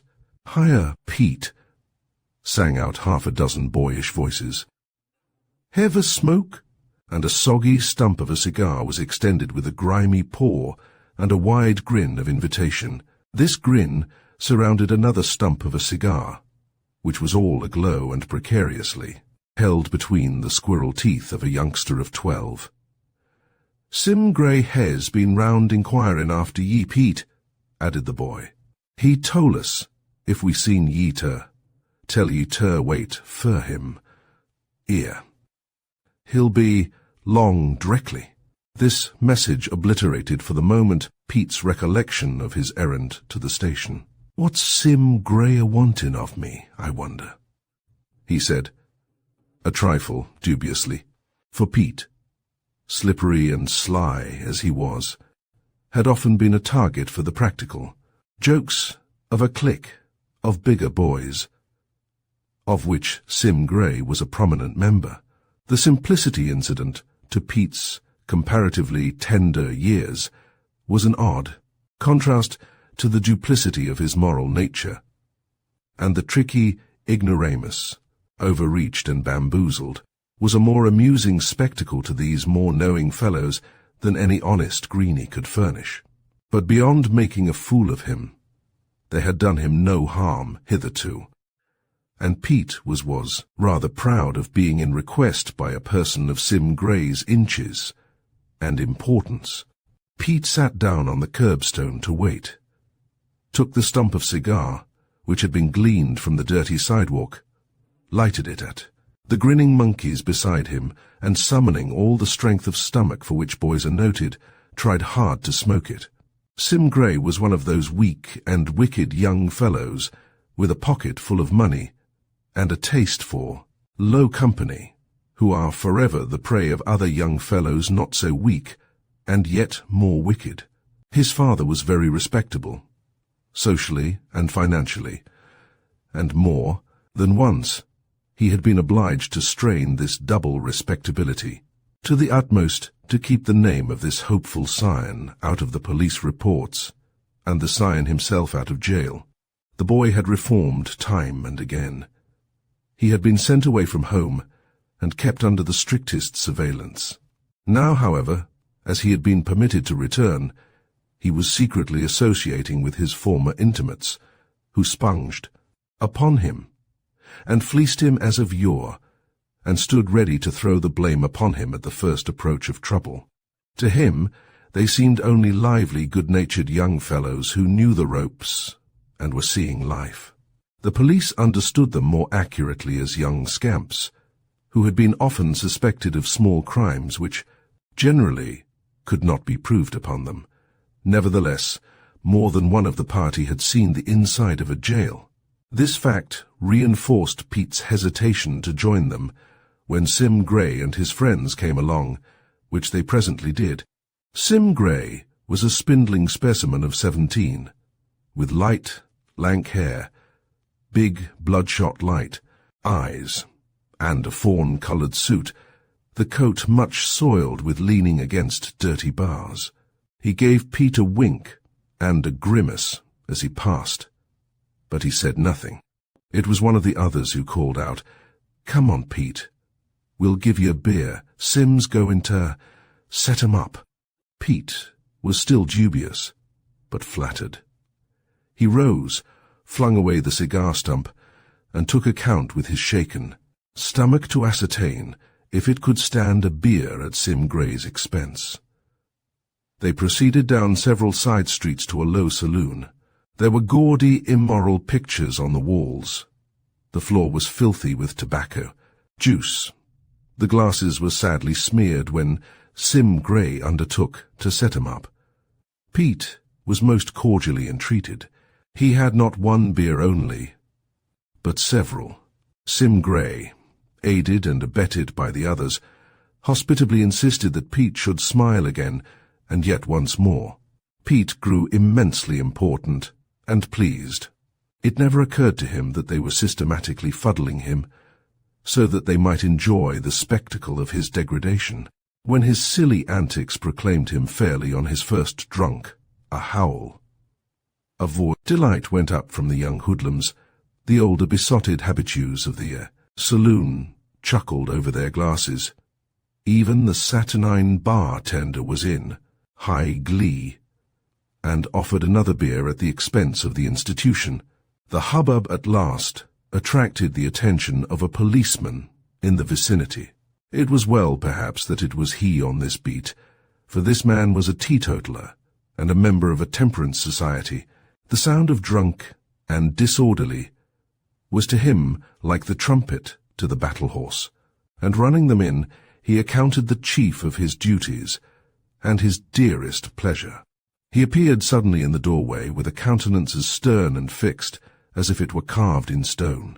"Why, I was jes going to the station, "See you," exclaimed Pete, springing up at the sight of the glitter of the buttons on the blue uniform, and with an abrupt realization of the purpose with which he had quitted the theatre.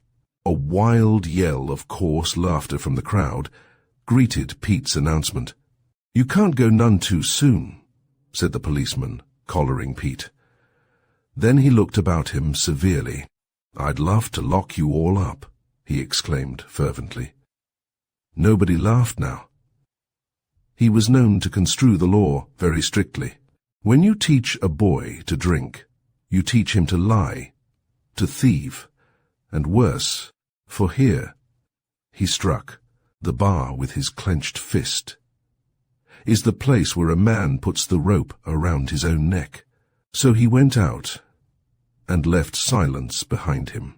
Pete's drunken mood shifted to gravity as he was propelled along the street by the policeman's strong hand on his collar. Being now in trouble himself, he became all the more anxious to report Ned. He told his story, incoherently enough, however, hampered by the wanderings of his fevered brain, the tricks of his thickened tongue, and much interrupted by the sarcastic and incredulous comments of the policeman. He is a stealin'.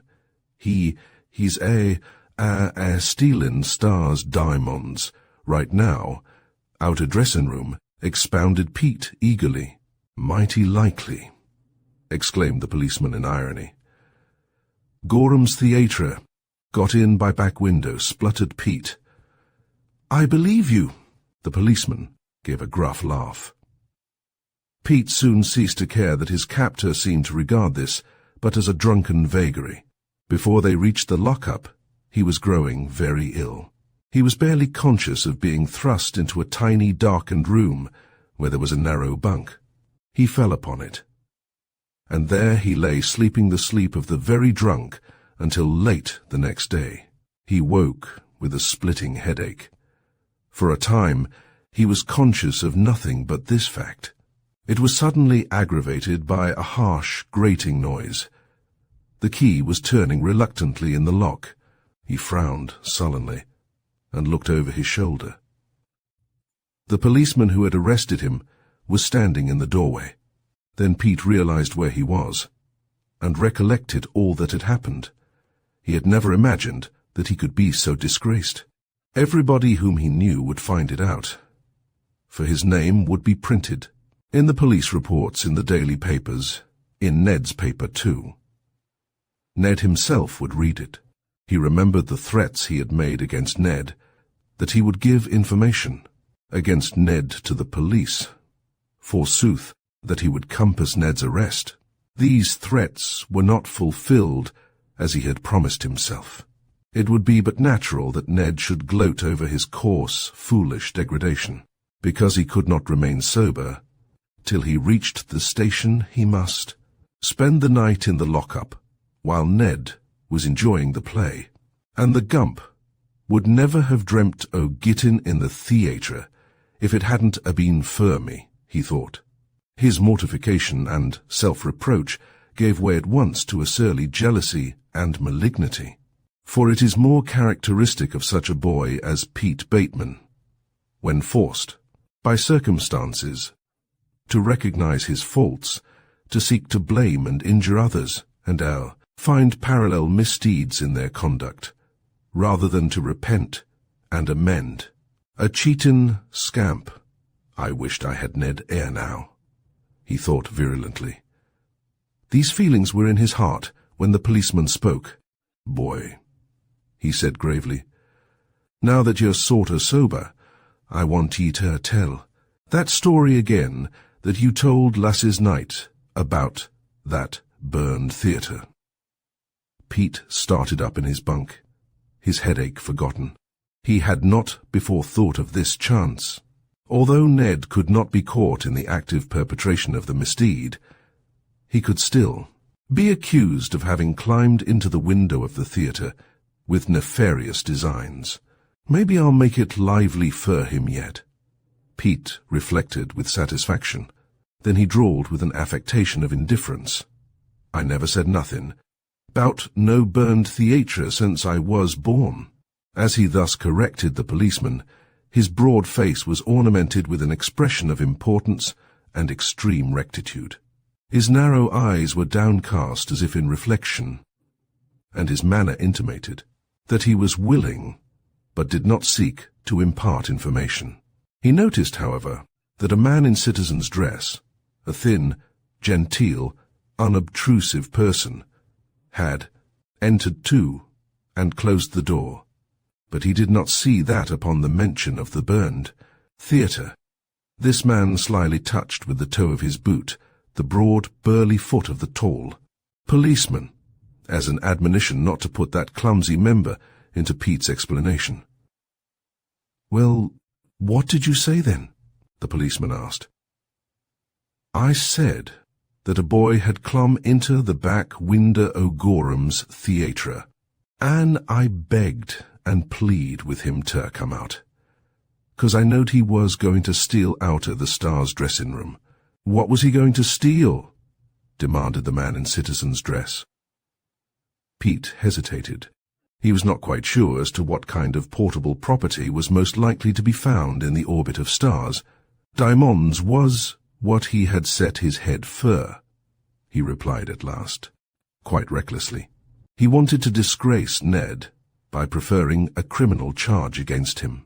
He did not suppose that it could be sustained, for he did not imagine that the Star had lost anything, but it gave the minor fraud of surreptitiously entering at the back window a heinous aspect, which would ensure to Ned some unpleasant experiences as a sequel for the pleasure which Pete's suggestion had given to him, and which Pete could not share.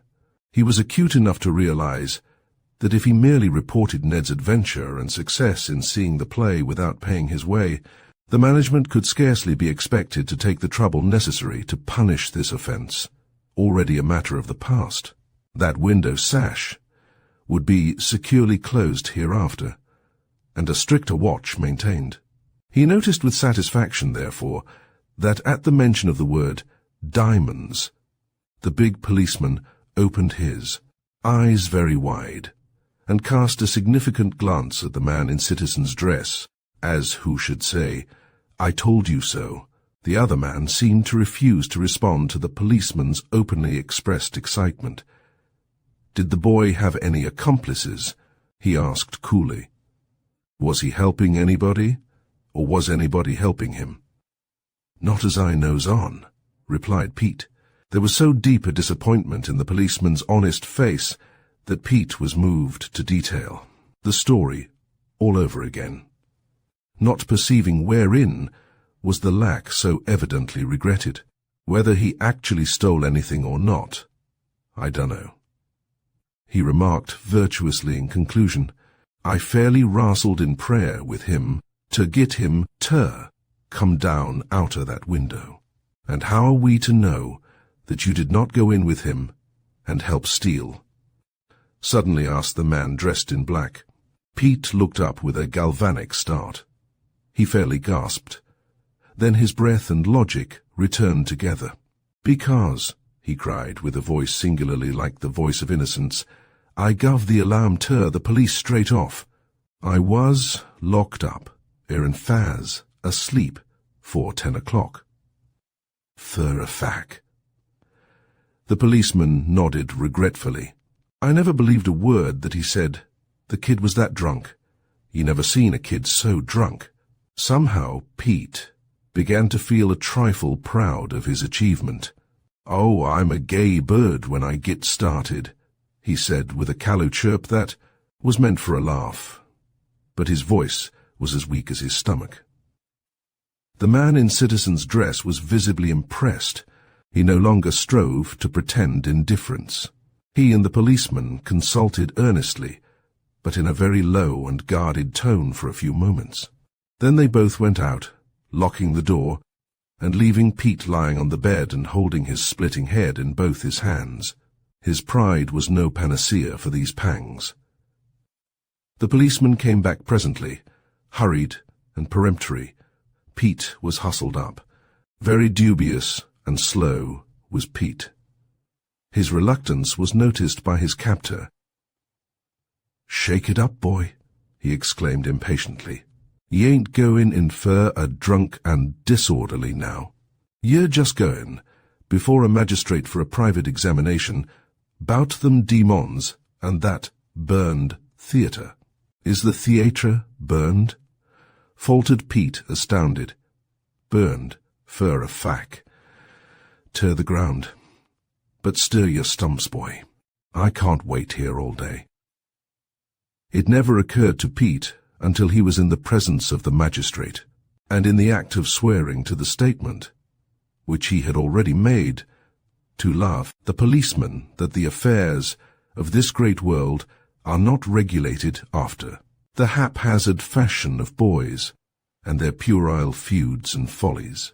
Pete had involved himself in the tremendous machinery of the law, and in its inexorable course what might not befall such an atom. He dared not vary a word, for there beside him stood the policeman, and the man in citizen's dress, whom he now understood to be a detective. They were both listening attentively. Any change, any faltering, might implicate him in, he knew not what crimes perpetrated. At the theatre last night, with which he was sure, too, Ned had naught to do. Pete roused his memory to repeat the story exactly as he had told it at first. He had never before exerted so great a strain on his faculties. He tried to gauge the impression it produced, and he observed the gravity with which the subject was treated. This filled him with the wildest apprehensions. He had heretofore thought that Ned might be arrested and might have to appear in the police court, which would mortify him within an inch of his life. But he had anticipated nothing more serious. Now he understood that there was an investigation on foot, instituted by the manager-owner of the theatre, the manager and actors of the travelling company, the merchants who had had stocks of goods in the adjoining stores, and others who had sustained losses by the fire, all of whom would unite in the prosecution of the criminals when captured. There was no prophesying what might happen, what Ned when arrested would say, and perhaps swear to against him. Pete was a moral quicksand. There was nothing stable in his character. Even his duplicity could not be counted on. Although quaking in the very clutches of the law, he was revolving in his mind such double-dealing as should protect him against the problematic lies which Ned might tell when he in his turn should be arrested. For none is so quick to suspect others of falsehood as a liar. Pete made his scheme and watched events and waited. The warrant for Ned's arrest was already issued. Pete thought the men were talking in a strangely unguarded manner, considering his presence. They had forgotten him, he concluded sagely. His sly eyes glittered through their narrow slits as he reflected how he could take advantage of their imprudence. Ned was not to be arrested immediately, he understood. The detective was to shadow him, in the hope of seeing him communicate with some of the gang of thieves and incendiaries who had robbed and burned the theatre, for they naturally concluded that he was only an accomplice of others. As I say, boy alone could hardly have plotted and executed a crime of such magnitude. Shadow him as ye may, ye'll never arrest him. I'll tip him the wink to skedaddle out of town, Pete thought triumphantly, for he was ready to undo all he had done, since his malignity was likely to rebound upon himself. He did not doubt his ability to recall the irrevocable. Pete perhaps likened himself to that man in our town, who was so wondrous, wise. He jumped into a briar bush and scratched out both his eyes, and when he found his eyes were out, with all his might and main, he jumped into another bush and scratched them in again. Now, the law of the land is not that kind of a bush. Pete, metaphorically speaking, was still stone blind. He had a vague realization of this fact when the policeman said agreeably, "Come, youngster, we've got to go back. You'll get some breakfast then, if you're able to eat it." Pete was amazed, and half frightened. Then he straightened himself up. Like a man. "I've got a right to my trial now. Like other drunken disorderlies," he protested. "I want to go home." "Cheese it," the policeman succinctly admonished him. "Ye ter be held for a witness against. They arrest that other boy. But they ain't got no right to lock me up. And me jes a witness," blustered Pete. The policeman laughed lazily, languidly turning his quid of tobacco between his teeth. "A boy is never such a fool as when he undertakes to know everything. I've seen a magistrate commit a slippery witness to jail in default o' bond for safekeeping against a trial. But it's just the lock-up ye're going to. You ain't had your trial yet, and 'tain't for long. Come on. Stir your stumps." So all the rest of that day, Pete lay upon his narrow bunk, bemoaning his luck that he had ever seen.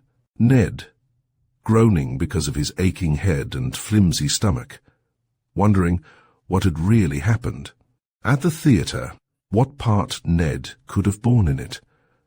What Ned would say when confronted with his false and perjured friend, and how the familiar building looked lying low and in ruins. Dreary enough, to be sure, with the charred heaps of timber and bricks, the smouldering embers and ashes, and the smoke still curling up into the May sunshine. The east wall, although tottering and with great blackened gaps, still stood.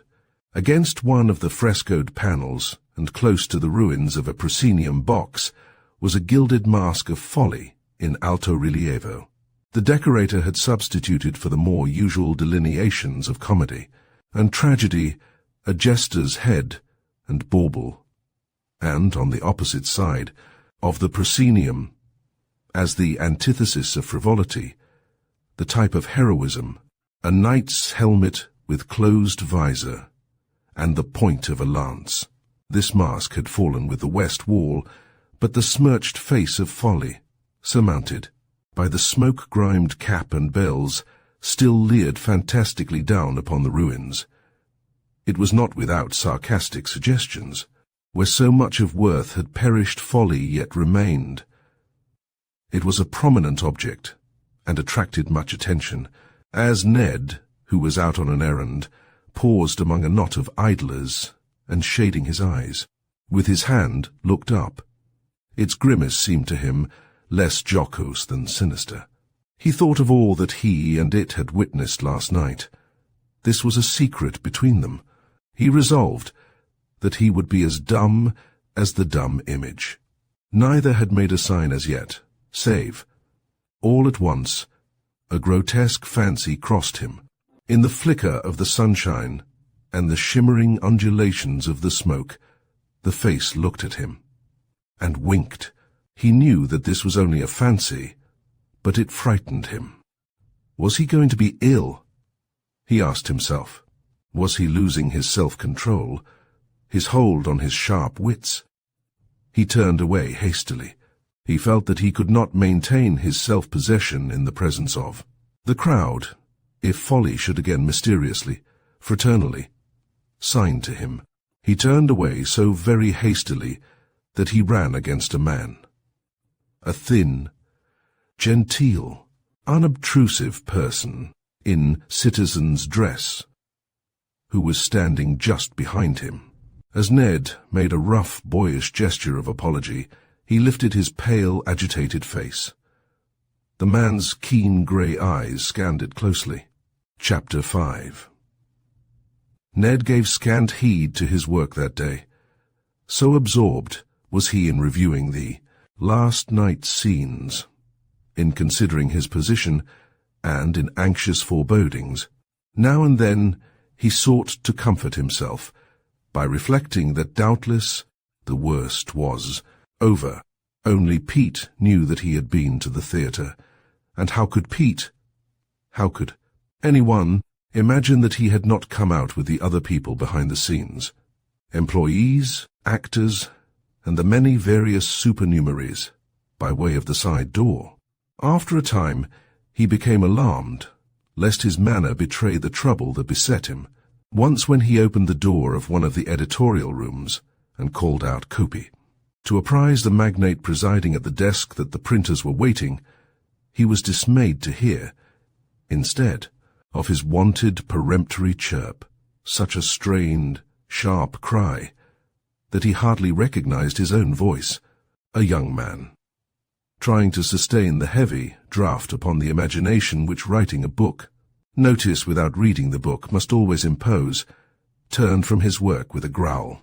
"That confounded boy's throat needs oiling. He is just one all-fired creak," he cried irritably. The little rebuff wounded Ned, as an intentional cruelty might have done. His anxiety had made him sensitive and sore. Generally, he felt amply able to take care of himself, and his mental attitude toward others might be described in the simple phrase, "Look out." He was usually ready and efficient in any work entrusted to him, but today he was awkward, underfoot, out of time and place, and very inattentive and slow to understand. His pallid face wore a hunted, pleading look, of which he was unconscious, and he was on the point of bursting into tears, when a momentary notice of it elicited a word of sympathy. He had been sent to the funny man's desk in the adjoining room to hurry him up. The funny man, as the junior compositors called the wit of the staff, did not mind being hurried. There was a laugh still in his eyes as his pencil traced the final words. His face was so ruddy as to accent the light tint of his blonde hair as it blowsed over his forehead. He was a robust man with a fine digestion, and the sight of unhappiness was abhorrent to him. "Hungry?" he asked, with a comical intonation, as the little devil waited.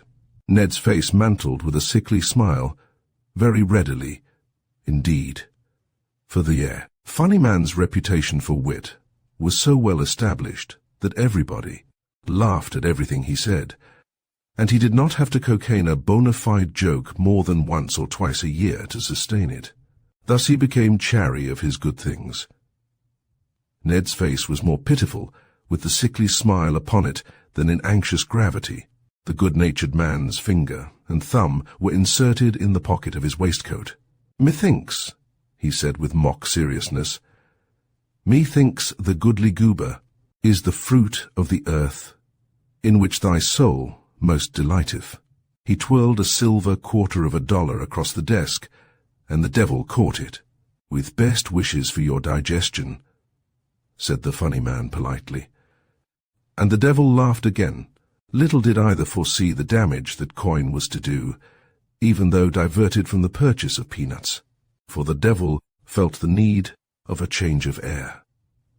A proofreader and his copyholder, engaged in their trying exercises hard by, had shown some impatience of this puerile dialogue carried on at full voice, being silently motioned out by the funny man with a facetious air of mock mystery.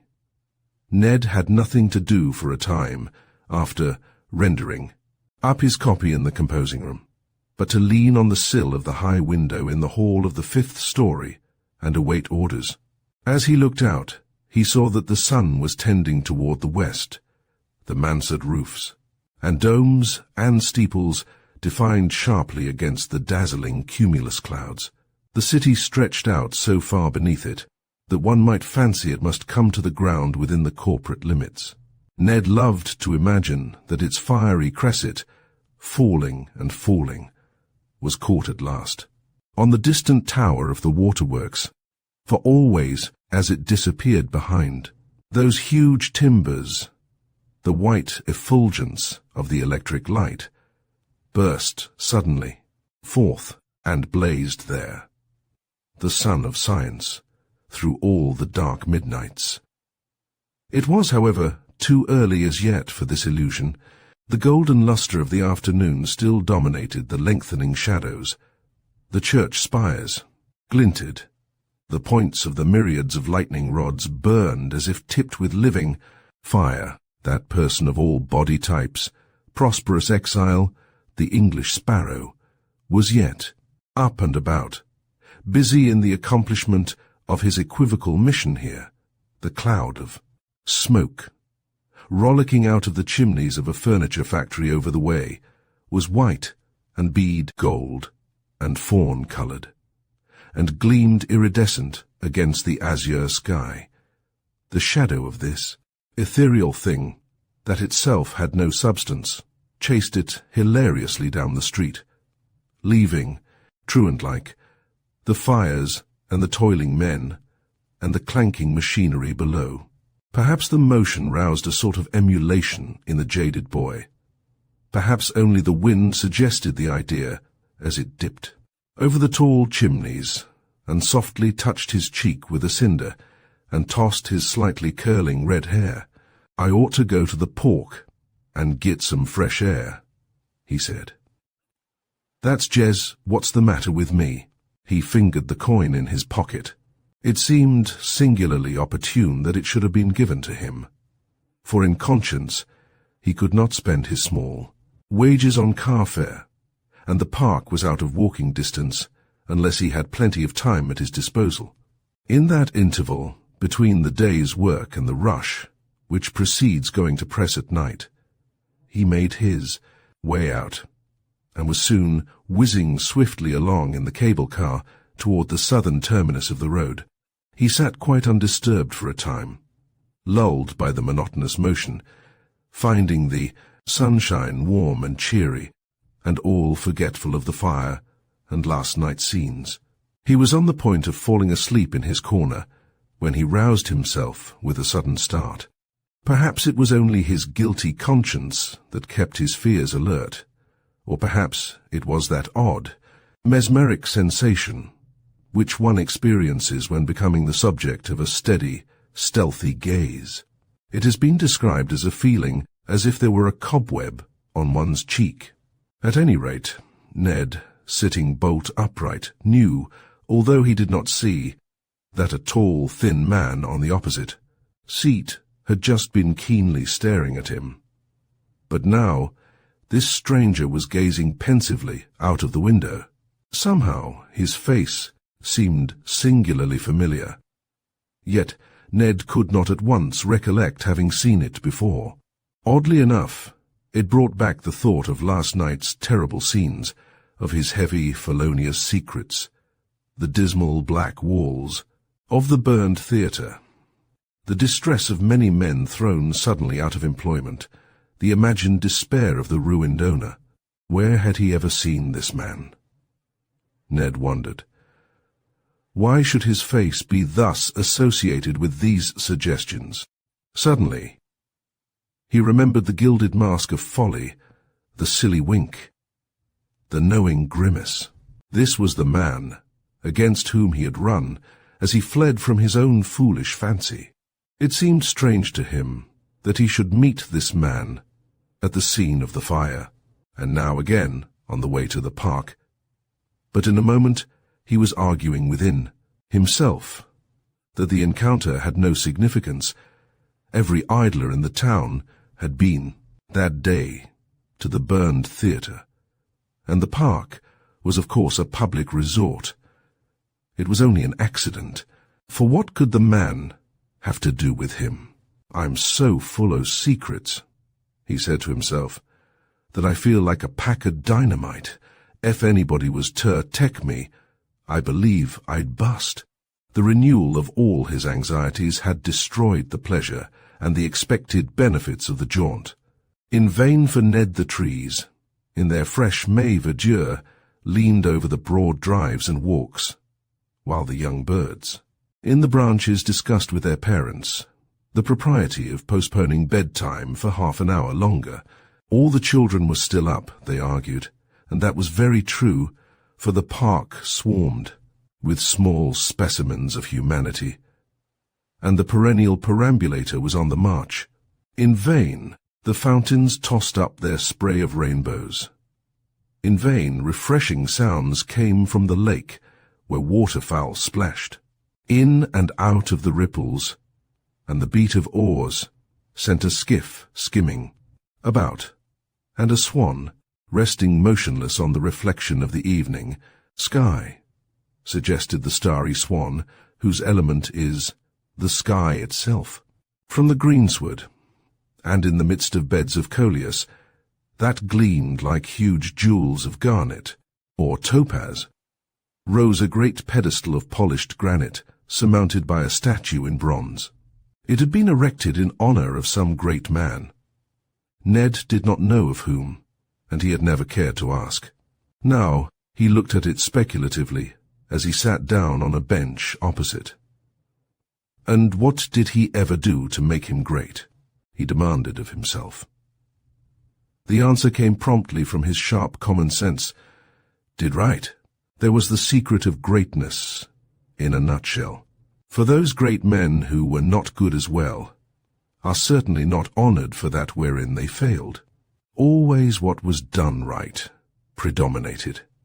And those men who do right in the small details of the simplest daily life, although the result may be inconspicuous, are as great as any who leave their memory in bronze.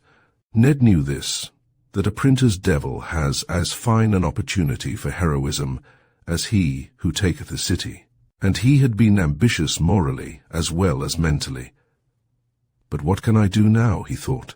How could he tell his story, and make reparation, and quiet his conscience, without danger of being believed the accomplice of the men who had stolen the money and the Star's diamonds, and burned the beautiful theatre, and ruined the manager for their revenge and wicked malice? If he should confess that he had choused the management out of $50, he impeached his own honesty. Could he then consistently ask to be believed innocent of other crimes? Besides, what good would his confession do now? The rascals were no doubt far enough away by this time. The theatre was burned, the money and diamonds were gone, the manager was ruined, and Ned thought that unless he held his tongue with unparalleled discretion, he might be punished for the crimes of the absconded scamps.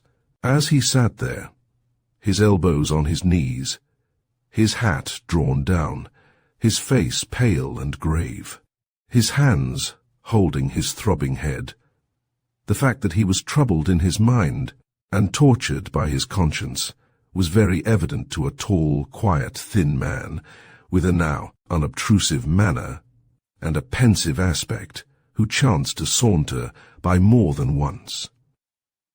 Ned did not notice him, however. Only now and then, by an effort, he tore his attention from the subject that so absorbed him, and upbraided himself for wasting his opportunity, for the beneficial influences of a change of air, of scene, of thought, that might of itself serve to solve the problems which racked him. He lifted his head and addressed himself to an earnest attempt to divert his mind. It was rare, since his life was spent in vibration between the business portions of the city and the tenement district, that he saw the equipages of people of wealth and fashion, which now flashed by in quick succession. He noticed that they were filled with the silken shimmer of dainty attire and bright, pink and white faces, which seemed to bloom in the delicate shadow of the quivering lace or fringe of parasols. These parasols, being white or violet or of roseate hue, were themselves of flower-like suggestion, resembling some species of convolvuli. An automobile astonished his gaze rather more than it surprised the sophisticated. Horses. But it was to these animals he awarded the palm as a means of locomotion. In them he felt a sort of proprietary interest. He noted the value of their fine form. He appraised their glossy coats. He narrowed his eyes to discriminate details of their harness, often so slight as to seem barely to restrain their activities, and hiding no point of beauty or grace.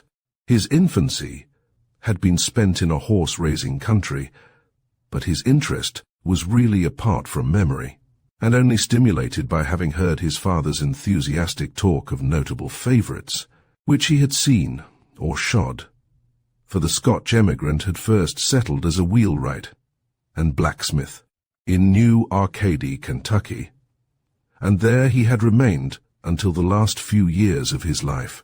The sleek, whirling spokes, as they caught the light and glittered, soon dazzled Ned's tired eyes.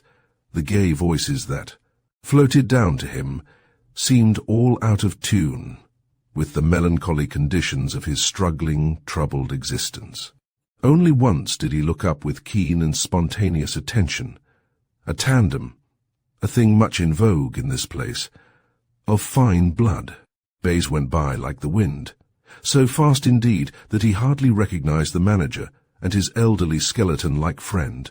Ned rose from his seat to stare after them in doubt and eagerness, all unmindful that a man on a bench in the shade of a tree opposite had noted his excitement and the identity of the parties who had elicited it, and was steadily gazing at him.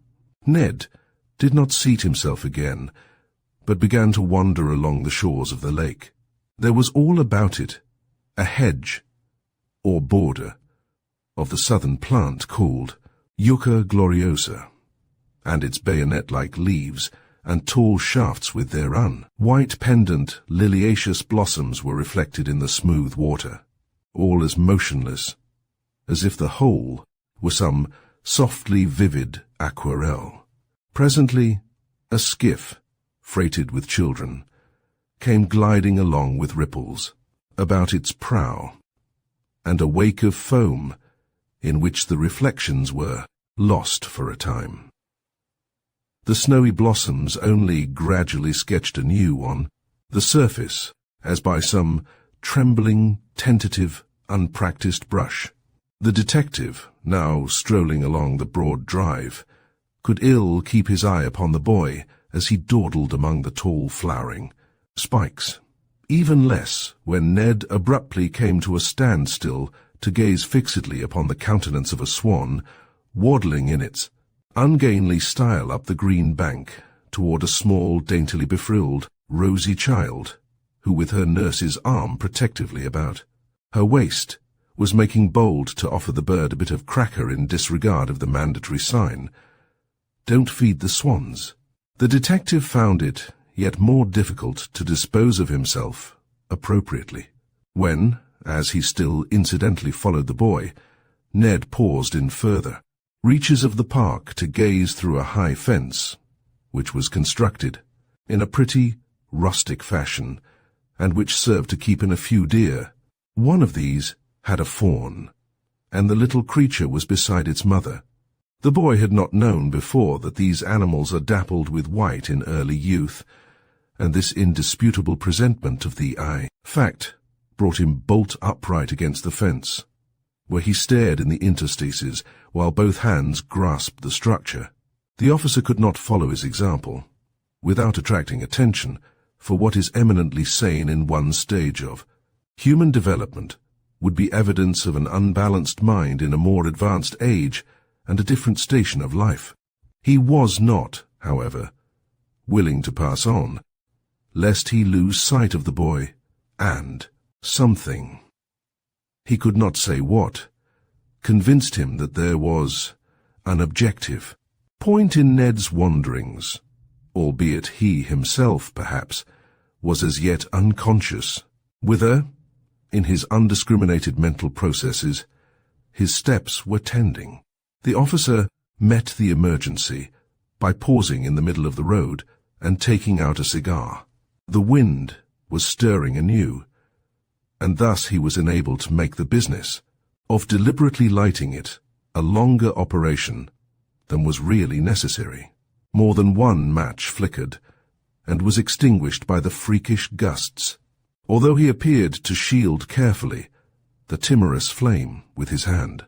This enabled him to stand still until Ned was once more forging ahead, when the genteel-looking man in citizen's dress again began to stroll along, swinging his cane and leisurely puffing his cigar. He needed its solace, for a sharp, nettling irritation was beginning to be very prominent in his consciousness. "I'd rather shadow a grasshopper than a boy," he said to himself, for there seemed to be some chance to restrain the mere activities of the one, and he could not be sure what the vagaries of the other implied. He prided himself on his experience. He had outwitted noted crooks in his time. He felt fully competent to divine any usual motive of flight or aggression, or craft or wickedness. But the interest of standing still, as Ned was now doing and kicking at a frog as it hopped from one side of the road to the other, was something he could not appreciate.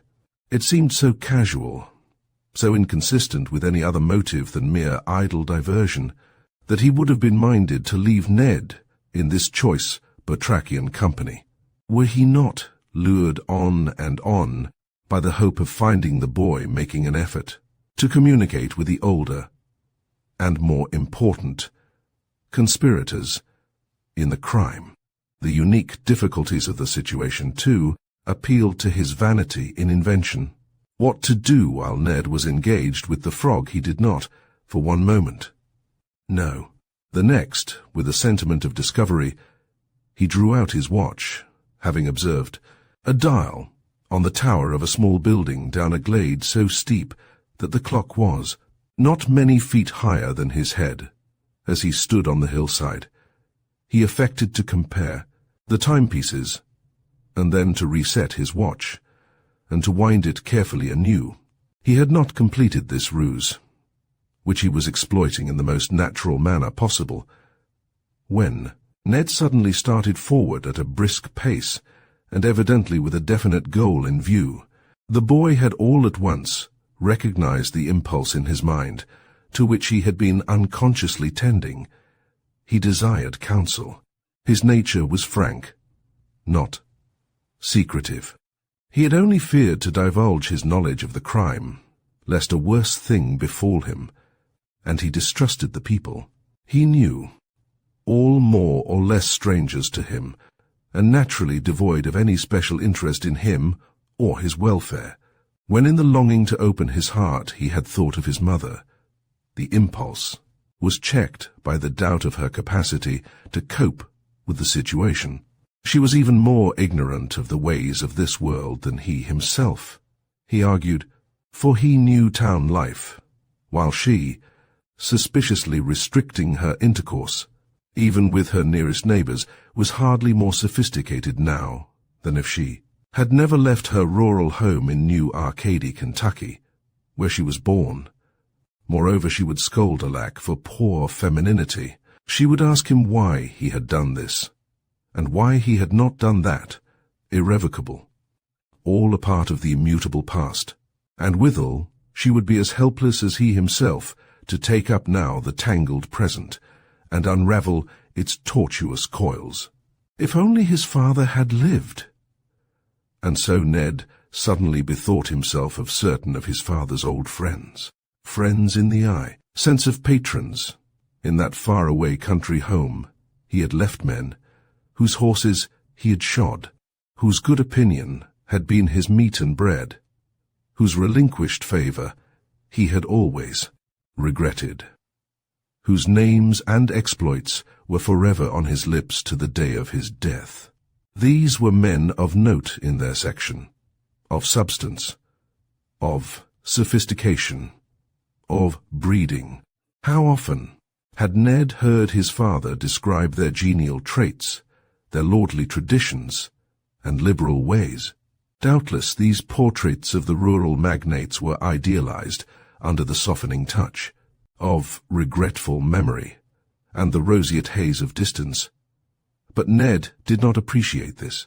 He only realized that they were of such station, character, and worldly knowledge as to render them above suspicion, and eminently capable of advising him accurately as to his duty and danger in the matter. He thought they would believe his story. They would befriend him and protect him, and what so easy as to seek their advice and assistance. There in that deep cut lay the railroad, the parallel steel bars even, now jangling faintly with the vibratory resonance of a far-off train. Should he leave at midnight, after his work was over, he would be in that bucolic paradise at noon. Only a few hours' stay, and the night would bring him back, until all was over and explained. His mother might never know of his absence, being pacified with the subterfuge of oppressive work at the printing office.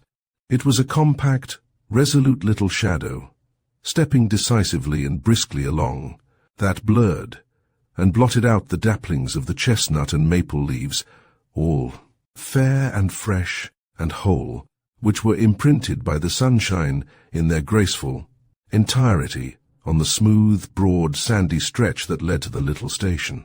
The determination, though so suddenly taken, was definite in Ned's mind, and as he entered the building and walked over to the ticket seller's window, he had not a doubt as to his best course now. The man that the little aperture framed was blond, clean-shaven, young, with a steel-blue eye, and a cardigan jacket, which he had donned to save the sleeves of the natty coat hanging on a hook beside his desk, and indeed the frayed sleeves of the jacket told of the wear and tear incident to driving a pen. He fixed upon Ned those matter of course, disconcerting eyes peculiar to the human automaton, whose business it is to do the same mechanical thing 1,000 times a day, and to repeat the same mechanical words. Ned demanded the price of a ticket, his little grimy paw already on his cheap buckskin wallet, hid away among less valuable stowage in the museum of his pockets. "To New Arcady, Kentucky? $12, said the man. Ned felt his hair rise, more than a month's wages. And was he to beg or beat his way back? The prospect in which he had begun to rejoice was dwindling, fading, vanishing like a mirage, and it had been so hopeful, he wondered. When he thought of this, might he not steal a ride thither, beat his way? Nay, had he not yet enough of beating his way? Want the ticket? Then move on, said the ticket agent, as Ned still vaguely clung to the window, as if he thus kept a clutch on his ephemeral hope. He shook his head, unclasped his hand, and slipped away. "What can I do for you, sir?" the agent asked sharply of a gentleman who was now standing silently at the window, seeming scarcely less dazed and wool-gathering than Ned had been. "Oh, timetable." The automaton ungraciously flung it out, and went back to his writing, with an air which seemed to ask if all the fools who wanted to go nowhere, and whom he wished were there, were coming this day to block up his window, and interrupt his work, and impede traffic. Ned left the tall, thin gentleman in the station building engaged in the study of the timetable. But he did not long remain there. As the dejected little lad, who had not realized how he had been upborne by his secret hope of help and counsel from his father's old friends, till it was snatched from him, took his way along the darkening shadowy paths, the tall man was once more swiftly afoot, and although he passed Ned and walked openly in advance, he was determined no more to lose trace of the boy. The idea of quitting the city, which the inquiry at the station had revealed, precipitated the necessity of prompt action. Very little more time could now be accorded to the line of investigation which the detective was pursuing, the hope of discovering the boy in communication with the incendiaries. It would be necessary to arrest him forthwith, lest he escape from the town, and with him vanish the only clue as yet developed of the origin and perpetrators of the crime. Nevertheless, the detective determined that he would still seek in this limited interval to secure some inkling, some vestige of a theory, that might lead to the unmasking of the principals in this nefarious affair. Thus, he was acutely conscious of the patter of the small feet as they came nimbly along behind him. When at last they began to lag, he turned from the road and sat down on a bench by the wayside, and there Ned noticed him for the first time since they had been in the park, and remembered when and where he had before seen him. Ned was relieved to observe as he passed that the man seemed to take no heed of him. He did not even look up. Perhaps in his turn, Ned would not have again thought of the stranger, so frequently encountered, had he not turned back, as he reached the big iron gate, to gaze regretfully over the great green stretch of the park. The man was just rising from the bench under the tree. He stretched his limbs with much deliberation, caught up his cane, and came slowly down the broad walk toward the gate. He, too, was about to leave the place. Ned could not have said why, but he determined that he would not ride back to town in the same car. He loitered. There were two of the cable double cars waiting on the track. The foremost was nearly full of passengers, the other altogether empty. "I'll take the car that he leaves," Ned said to himself. Impressed with the idea that he was watched, he had half expected that the man would hesitate and wait for him. To his surprise, the stranger strode past, without so much as a glance toward him, and stepped upon the platform of the foremost car. "I'm the biggest fool in town," thought Ned in scorn for his terrors, turning nevertheless toward the other car. "Go on," said the gripman of the empty cable car.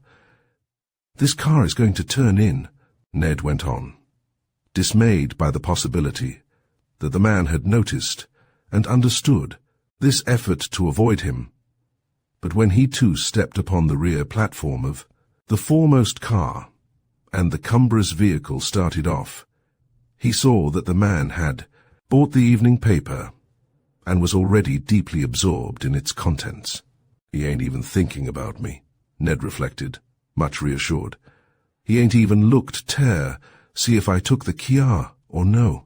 The boy who had sold the paper still stood in the doorway. He was a squabby little fellow of 8 or 10, with carrot-tinted hair, a broad, dirty, freckled face, a wide mouth with several front teeth missing, a beguiling blue eye, and a persuasive lisp, although his voice was keyed to a blatant whine. He scanned the faces of the men in the car with a precocious attention and business, tact at once, ludicrous and pathetic, as he recited the headlines of the news columns. There was something very appealing in his innocent and earnest eyes and long list of enormities, all about the bloody incident at the wharf. He sang out suddenly. There was no response. The car whizzed on. Nobody talked. There was not even smoking here, although from the grip visible ahead, the wind brought back the fragrance of cigars. Execution at the jail yard. Two murdereth on the Thame gallows. Dying feach and confession. Their necks were broke, he added suddenly, the last clause of his own motion, and by way of explanation. His air demanded. Who could resist such fascinating reading as that? Still there was no response. That belled cat, the conductor, was taking the fares, and ever and anon the sharp tones of his bell-punch jangled on the air. The disappointed little boy fetched a heavy sigh. He could remain on the car fare-free as long as he was selling, or seeking to, sell his papers. But if merely in transit, he must pay like other people. It was a long way back to the business portion of the town for those persons of all body types, short legs, which had already been abundantly exercised today, and the little boy racked his brains for more scareheads. Then, with eternally springing hope, he blurted out, all about the grave robbery. Golf still at large. He cocked his beguiling eye up at a grey-bearded gentleman distinguished by a mild, refined aspect and a clerical coat. The old clergyman looked disgusted. The boy had sold but one paper on this trip, and the car was already approaching the outskirts of the town. There was a tremulo in his voice, which in any other person of his years, less hardy and self-reliant than a newsboy, would have preceded a burst of tears. With him, it only preceded a shrill squawk. Gorham's theatre burned, latest detail, total Dithrocion. Ned winced. He thought of the fiery, impulsive owner. How would he endure the loss, the humbled pride, the day of small things, with the weight of the recollection of his own wrongdoing? Ned felt as if he were responsible for the moral ordeal as well as the material disaster, although he had no concern with either, which the manager seemed destined to encounter. Heavy insurance. New York companies. The boy sang out unexpectedly.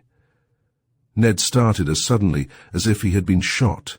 "Here, boy," he said, fishing out of his pocket the change of the silver quarter which the funny man had bestowed upon him. "Gimme that paper." The little person of all body types boy in the door stared, his mouth open, in astonishment, and exhibiting the vacant spaces where his teeth ought to be. He had never known a small working boy such as Edward to buy a daily paper. He thought Ned was guying him until he took another look at the outstretched hand with the proffered nickel. Then he gravely handed over the folded journal. The elderly gentleman of clerical aspect looked down at Ned with a smile. He saw, in the occurrence, only an amusing affectation of mannish tastes and habits. It had a far graver meaning to another person in the car, who was openly staring at Ned with a new light kindling in his eyes and an expression of triumph in the curl of his lip. Ned was cowering back, making a feint of opening the paper, and yet all a-quiver with the realization that he had betrayed himself. How could a poor boy, such as he was, be supposed to take an interest in Gorham's insurance? He feared his eagerness upon the mention of the subject might intimate to the man, if this were really a detective who had watched and followed him, that he possessed some knowledge of the fire, connected with the question of insurance. It might even imply the truth arson. Only he would be numbered with the incendiaries.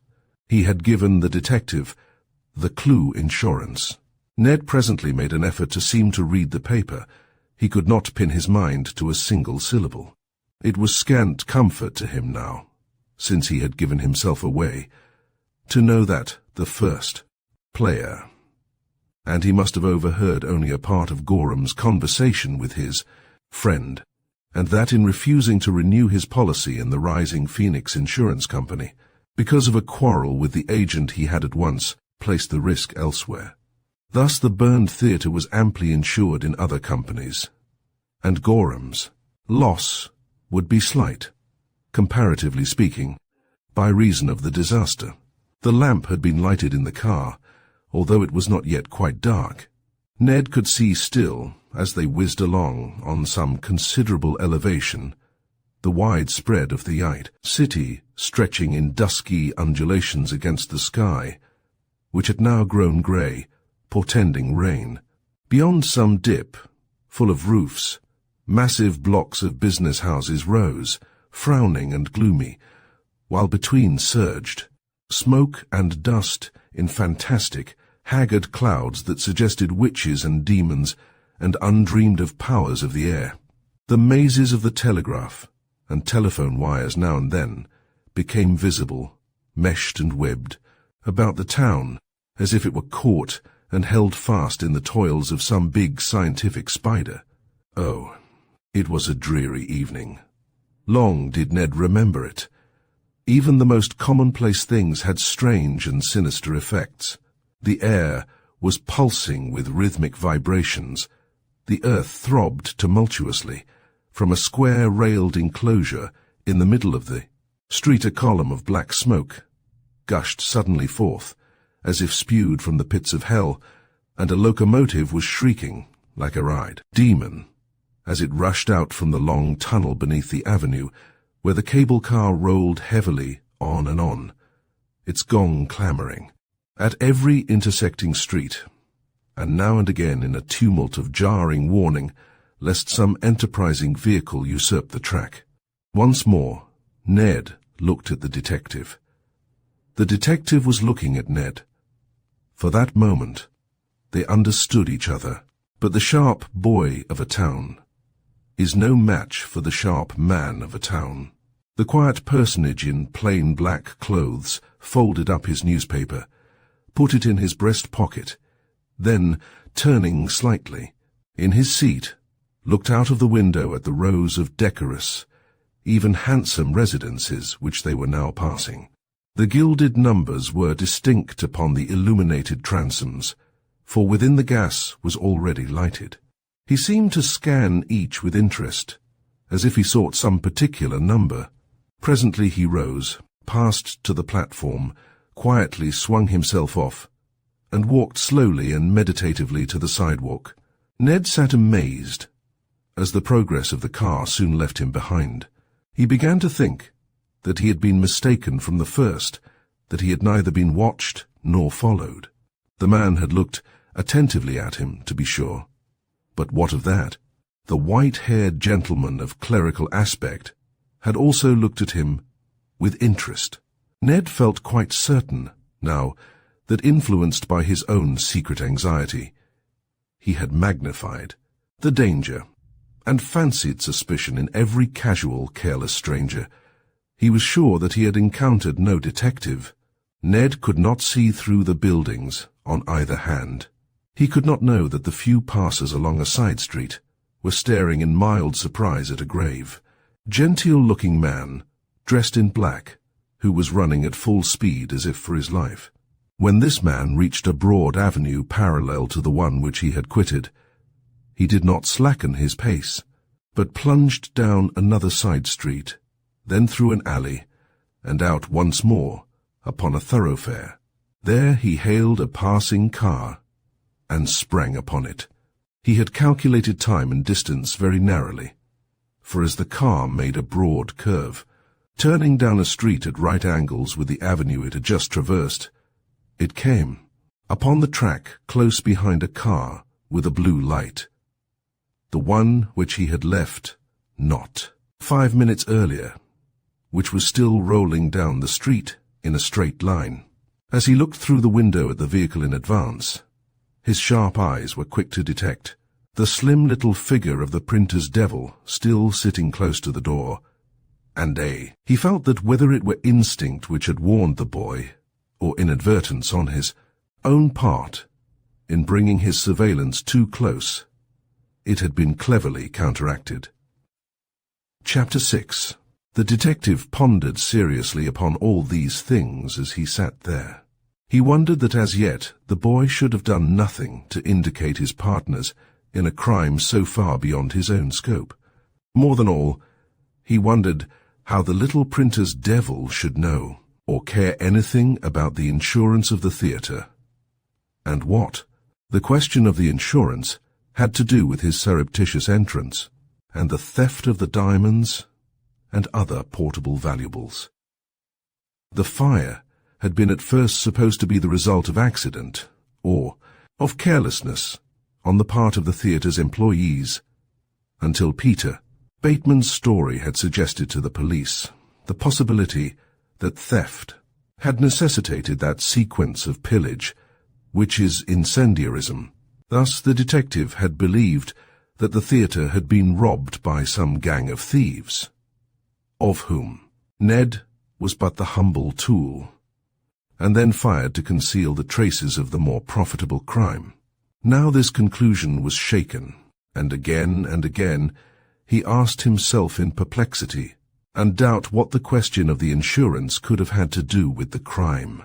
The more he thought of it, the more he was convinced that this was to be a singular and difficult case. Properly worked up, it would reflect much credit on the officer who should finally bring it to a successful issue. Once in the course of his varied speculations on the subject, he came very close indeed to the truth. He canvassed the possibility that the theatre was burned from motives of malice or revenge, for Gorham was a man who made and kept bitter enemies.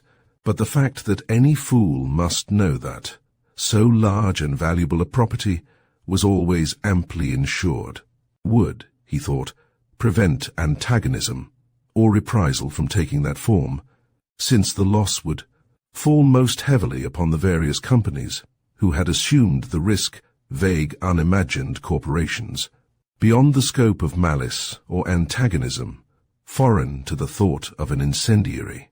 Still meditating aimlessly about the question of insurance, he began to wonder if Gorham were not actually a gainer rather than a loser by the fire. The theatre's furnishings were getting shabby and out of style. Much of the scenery was old. The site had become, by reason of one of those swift expansions of the commercial section of the town, so common in our growing southwestern cities, more valuable by far than the building itself. The season had not been very prosperous. Too much legitimate drama to cope successfully with spectacular opposition. The smaller theatres drew the crowds, and light opera was the vogue. More than all, there was of record a rather heavy mortgage on the structure itself, which showed that the owner had needed money in considerable emergencies. Taken all in all, Gorham was doubtless in better financial case now, a richer man today than yesterday. All at once, the detective began to put two and two methodically together. Gorham, by reason of the heavy insurance, had profited by the burning of the theatre. The boy, who was known to have secretly entered the house, presumably for the purpose of theft, had unwittingly manifested a tumult of excited interest upon the sheer mention of the insurance of the building, a matter usually absolutely alien to one of his age, his class, and his ignorance, when, in a state of obviously alert suspicion, he became aware that this incongruity had been observed. He grew so restive under surveillance, evidently recognizing its menace, that the officer, not wishing to make an arrest, prematurely was obliged to withdraw, and only shadow him from afar. Insurance. Had the boy indeed done nothing to indicate the perpetrator of the crime? The car was now passing the ruins of the theatre. The smoke, still curling slowly into the air, had a certain luminous quality, reflected from the dying embers. Red lanterns here and there marked the lines of the debris where the brick walls had fallen across the sidewalks and street, blocking the way, and served as a warning to the benighted passer-by. One of these lanterns cast a dull flush upon the gilded mask of folly high on the frescoed wall, still grotesquely leering down upon the melancholy scene. As the lurid glare gradually faded in the distance, the detective, his conclusion, reached at last, silently nodded his head, decisively, aggressively, for this astute person had come to believe that Gorham had himself fired his own theatre. He believed the boy, entering for the purpose of theft and concealed among the scenery, had accidentally gained a knowledge of the manager's crime. Else why should a lad of his years, a mere child, feel an interest in so remote a subject as the details of the insurance of the building? He doubtless went, or was sent there with the object of stealing. Nefarious enough, but burning the building could work an advantage to no one but the owner, who would get the big insurance money. Thus the detective deduced that Gorham himself had committed the crime, which in double dealing, joining with the star, the manager of the theatrical company, and the insurance companies, he now pretended to cause to be investigated by the police. The detective's anxiety to discover the printer's devil in seeking to communicate with some criminal, some noted crook on the subject of the theatre, changed to an alert expectation. He believed the boy would seek to communicate with Gorham. He would make use of his knowledge of the crime in an effort to extort money. When Ned at last left the car, the detective had become so cautious as to follow only at a very considerable distance. So extra hazardous had his surveillance become, so alertly suspicious seemed the boy. Down and down Ned took his way, through streets that grew more dirty and dingily lighted as he went. The tall, gloomy tenement houses on either hand, for miles it seemed, apparently leaned toward each other across the way, to limit the sky and exclude the air from the sad purlieus below. Some women were quarrelling. In shrewish accents on a corner, one reeled as she walked, and hard by there was a saloon that exuded a dim glow of untrimmed kerosene lamps, a pervasive odour of beer and whiskey, and a series of dirty, frowsy customers of both sexes at all hours of the day and night. It had a more remote trade too, now and then a child, tangle-haired, begrimed, unnaturally sharp, of eye and tongue, yet still suggestive of that universal promise of youth, dim, not a possibility, hardly a dream, only intimating a higher purpose in its creation, scuttled out with a pitcher of beer, bearing it carefully away to some drink-sodden wretch in a forlorn attic. The clouds had thickened, they seemed to Ned tonight, though never before, to resemble the clouds of sin and sorrow and suffering that hang over the homes of the wicked and weak, and to prefigure the bursting of the vials of wrath. And search the skies he would, he could discern no star. When he had toiled up 4 flights of a dark, rickety staircase and opened a door in the rear of the mansard roof, the sudden contrast of the scene within smote upon his quivering nerves, his quickened perceptions, as if he had never before beheld it. The floor was scoured white, and throughout the atmosphere was the pungent aroma of coarse yellow soap. The clean patchwork quilts on the 2 beds were as gay with many colours as Joseph's coat. The monkey stove sought to atone for its many misdeeds, emblazoned on the smoke-blackened walls, and glowed to a scarlet hue, and upon it simmered the savoury dish of onion stew that he loved. His sickly, puny little sister, seated on a home-woven rug in the centre of the floor, found plenteous entertainment in banging a tin cup with an iron spoon, while her mother was busied in the task of wrapping hundreds of bonbons in gaily fringed papers. For this work for the candy factory could be done at home, and the care of the child prevented her from going out to secure better paid work elsewhere. That child is the bane of your life, her neighbours sometimes said, with a species of antagonism toward the hindrance. Born, it seemed, only to be a clog and a dead weight. Ye had better send it to the 'sylum or somewheres and git some use of yourself. Ned's mother returned no comment, no reply to these suggestions. Sometimes it seemed as if she had some impediment in her speech. So silent she had become, so taciturn with her neighbours. The fact that she was country-bred was shown abundantly in her stolid uncommunicativeness, her vague terror of all the ways of the great city outside, of these 4 walls, her old-fashioned code of manners and morals, and the painfully wrought and maintained cleanliness of her surroundings. No slight task it was, to be sure, to pack the water which plentifully drenched floors, tables, pots, kettles, windows, up 4 flights of steep stairs from the hydrant in the yard. Small wonder that poverty and dirt are so often concomitant.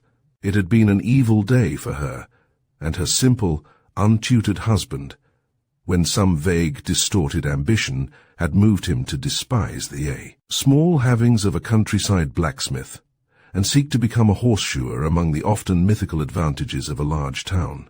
He had little of the canny thrift characteristic of his Scotch nationality.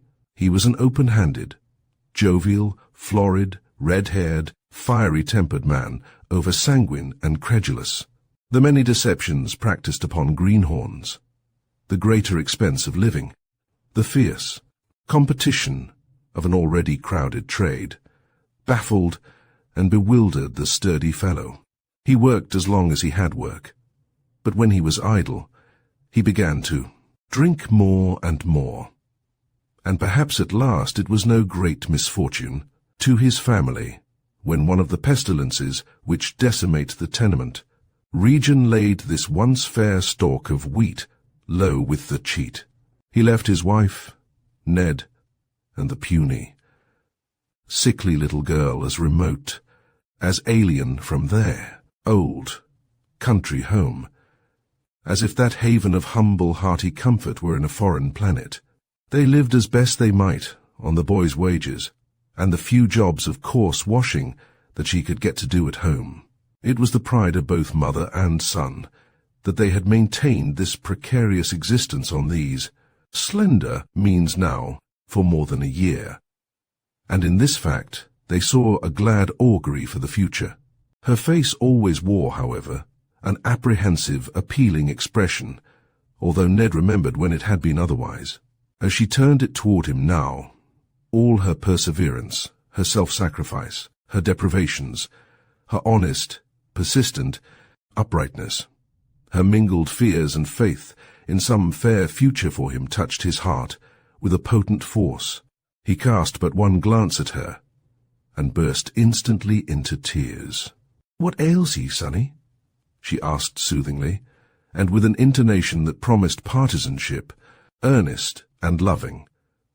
For sometimes he came home with great griefs of editorial tyranny, or fault-finding and injustice in the composing rooms, or the guying of some facetiously disposed junior reporter, or in a revolt of indignation against the pressure of new and severe regulations, when his partisan mother would straightway vilify his enemies for the nonce, till he would be sorry for them and rouse himself to protest and remonstrate in their defense. But now Ned shook his head and would say nothing. His silence evidently alarmed her. She perceived that his trouble was far more serious than the usual misadventures in the day's work. Once or twice she urged him to speak, but in vain. She looked at him apprehensively for a moment longer, and not without anger. Then, as if appreciating the futility of remonstrance, she turned away to the table, took up a flaunting, red and gilded paper, and with mechanical swiftness and dexterity twisted the fringed ends. "Boys are hard to know how to deal with," she remarked. "They can't larn no sense, and they ain't got no instinct. A boy ought to know by nature that he have got two friends, what can't wish him nothing but well. One is his God in heaven, and the t'other is his mother on earth, and them is the ones he trusts the least, and trusts the last. The harm is done now," sobbed Ned. "Undo it, then," said his mother sternly. Ned walked to the window, and heavily leaning against the sill, looked out at the gloomy night. When he had first lost the fear that he had been spotted by the detective, he had felt almost glad of the discovery that the insurance companies only would sustain the loss by the fire, for these, being corporations vague to his mind, impersonal, of presumably illimitable wealth, did not appeal very strongly to his limited experience for sympathy. He was glad that the manager whom he had defrauded would not suffer from the villainy he had witnessed. This feeling had served in some sort to blunt his conscience and numb his sense of his own wrongdoing. Now, however, among the familiar surroundings of home, sacred as an altar, a temple, even though only an attic, in the tenement district, he regained his normal poise. He realized how his mother would regard it. He winced from the sheer recollection of the old-fashioned phrase with which she was wont to characterize such shifty dealings. Stealin', and nothing shorter. It was indeed theft. She would think that he had stolen the price of admission to the theatre, as absolutely as if he had picked manager Gorham's pocket. What did it matter to him whose was the loss in the burning of the beautiful theatre? The fact remained. He was a thief. The aspect of dishonesty had never been so odious to him as now. Hitherto, he had carried his mother's teaching in one hand and his trusty conscience in the other, and with a fair accord between them, he had life gone triumphantly through the multiform temptations which assail a small boy struggling for a living amidst the turmoils of a great town. Now it was all over. He could never again feel aught but contempt for himself. In his poignant pang of despair, he had a strong impulse to confess to his mother. He glanced over his shoulder at her, but she had gone back wearily but unfalteringly to her work, and he relapsed once more to staring dismally out over the roofs about him, mostly on a lower level than the windows of this sky parlour. Scores of chimney-pots loomed up close at hand. Despite their smoky, gloomy, unsocial aspect, this insensate crew served in some sort as company for the boy. They were always there. They saw him depart in the morning. They waited for him to come home at night. They had stories to tell him. He loved a vague, fanciful sense of community interests with the unknown firesides below them. He pictured to himself the families clustered about these invisible hearths, every fantastic wreath of soot-bespangled smoke curling out from these, grimy tubes indicted for him, an idyll on the fair page of the sky. What tragic, or poetic, or romantic episodes were kindled with the homely fires cooking the supper, and ended in smoke. When winds were abroad and went rioting about the chimney-pots, whistling and singing, the smoke affected, too, a jovial mien, and came rushing and rollicking up to join its boisterous playfellows, who now would sweep vast clouds of it aside, in tenuous dispersal in the air, and now would roll up great curling lengths of it like so many yards of dusky ribbon, tucking it back into the chimney-pots whence it had sought to issue forth. What roaring farces in the housetop regions these wild days! What sense of hilarity, of joyous motion, of jocund voice! Ha! Ha! Ha! Said the winds. What a high old time! Whenever the moon was up, weird, dark shadows would haunt the chimney-pots and go skulking slyly over the roofs, and Ned's imagination would conjure into the air beings far more strange than his simple mythical friends, whom he had placed in order about their unknown hearths below. If it were in the glad summer time, these gruesome shapes would so far abandon their port of terror as to dance with the misty images of the smoke to the music of a brass band, which played in a city square, distant indeed, but not altogether out of earshot. In the winter, the snow-covered roofs reflected the silvery lunar sheen and shimmered. The chimney-pots were often begirt with zones of icicles, grotesque gargoyles of frozen slush, and sleet blocked the waterspouts and hung far over the eaves. A star, with a chill crystalline palpitation, would look down. Far, far away the deep, mellow tones of the cathedral bells would ring out the Angelus. And winter or summer, he loved it all, for his heart was light, his conscience clear, and this was home. But now the atmosphere was murky. The clouds were low. The swift gleams of lightning were beginning to quiver among the aces, chimney-pots, that seemed in the uncertain fluctuations to move, to wince, to start aside, to draw back as in fright. Suddenly, resonant torrents were beating upon the roof. The tin gutters clamoured. The mutterings of thunder swelled to sonorous emphasis. Ned felt all at once refreshed, elated, a sense often induced by a rainfall long delayed. Perhaps the interval of rest had calmed his nerves and had restored his jaded faculties. A new idea suddenly sprang into his mind. He did not hesitate. He turned briskly, got down from a shelf an ink bottle, nearly empty from evaporation, rather than exhausted by service, tore a blank page from an old copybook which he had used in his short attendance at the Ace public school, and proceeded at once to indite some straggling characters. He had addressed an envelope before he looked up at his mother, who was silently watching him. "I want some money out, my wages," he said stoutly, assuming an air as of a moneyed man who demands what is his own by rights. Then, "'Tain't fur no harm," he added reassuringly. He had feared her questions, which he was resolved he would not answer. Without a word, however, she pointed at the drawer of the table. If he would not voluntarily give her his confidence, she would not attempt to coerce it.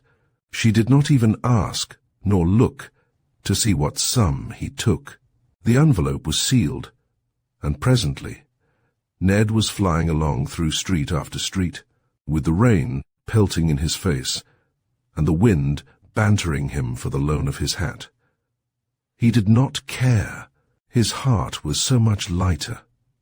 He saw from afar the great red and blue bottles in the illuminated windows of a drugstore, and here he paused, and went within, and with much circumspection bought a postage stamp. Then he plunged out in the rain again, making straight for a certain box under a gleaming lamp in the distance that sent its quivering shafts of light far through the gloom. He brought up under the lamp-post, agitated, anxious, but still unswerving. He looked about him expectantly, watchfully. It might have seemed even fearfully to one noting his attitude from a distance. But he had no longer any fear. The moment was fraught with peculiar importance to him. He had posted many letters for employers, but never one for himself, and never before nor after one like this. A man beyond the furthest limits of the lamp's aureola of misty light had paused too, breathing hard. He was not used to running so far, nor running so fast. He thought the boy's look and attitude very suspicious as Ned, realizing the supreme significance of the moment and the youthing value of this letter to him, slowly and solemnly dropped it into the box, and then swiftly scudded off down the street. When the letter-carrier next came to this box, the detective was lurking in its vicinity. He whispered a request and mentioned a name, but the postman shook his head with all the dignity of one invested with a little brief authority, and it seemed that the regulations were the only words his tongue would deign to frame. "Why, what harm can it do to let me see the outside of the letters?" insisted the detective plausibly. The postman's head wagged to and fro more slowly, under the well-applied force of argument.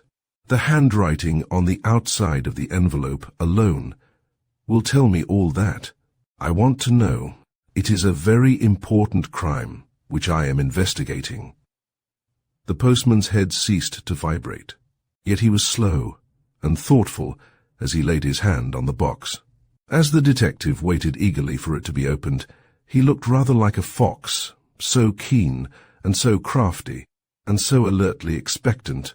The letters, as they were slowly shuffled before his eyes, he perceived belonged unmistakably to commercial correspondence, neat, compact, evidently the work of practiced scribes, except only one. This was blurred and smirched, with a crumpled envelope and a wildly diagonal address, which moreover was grievously misspelled. He stared, with breathless interest and curiosity, at the scrawling characters. Manger a J-Gorm, Manga Gorms Theta. In less than half an hour, the detective was in close conference with his chief. "That is all," he said, concluding his account of these incidents. "I think I have caught the boy communicating with the criminal. The criminal is the owner himself, and that letter, in my opinion, is the boy's attempt to extort money from Gorham by threatening to blab all he knows." Chapter 7. There was a strange procession in the streets early in the morning. Its line of march lay through the principal business quarters of the city, and everywhere its advent was greeted with wild hurrahs. In fact, it did much of its own cheering. The enthusiasm for itself, which pervaded its ranks, was of a gratifying fervor. It was kindly esteemed, too, by others. Very seldom do the solid business men of a city look upon a procession of strikers. For these were strikers, with the benign indulgence accorded this noisy crew, and very seldom do respectable citizens of any town appear in such dingy boots as those which covered the feet of some genteel people.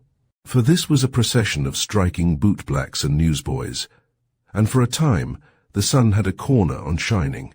Banners fluttered to the breeze, quaint standards were held aloft, bore this strange device, blood or pie, and elicited a peal of laughter whenever it came around a corner.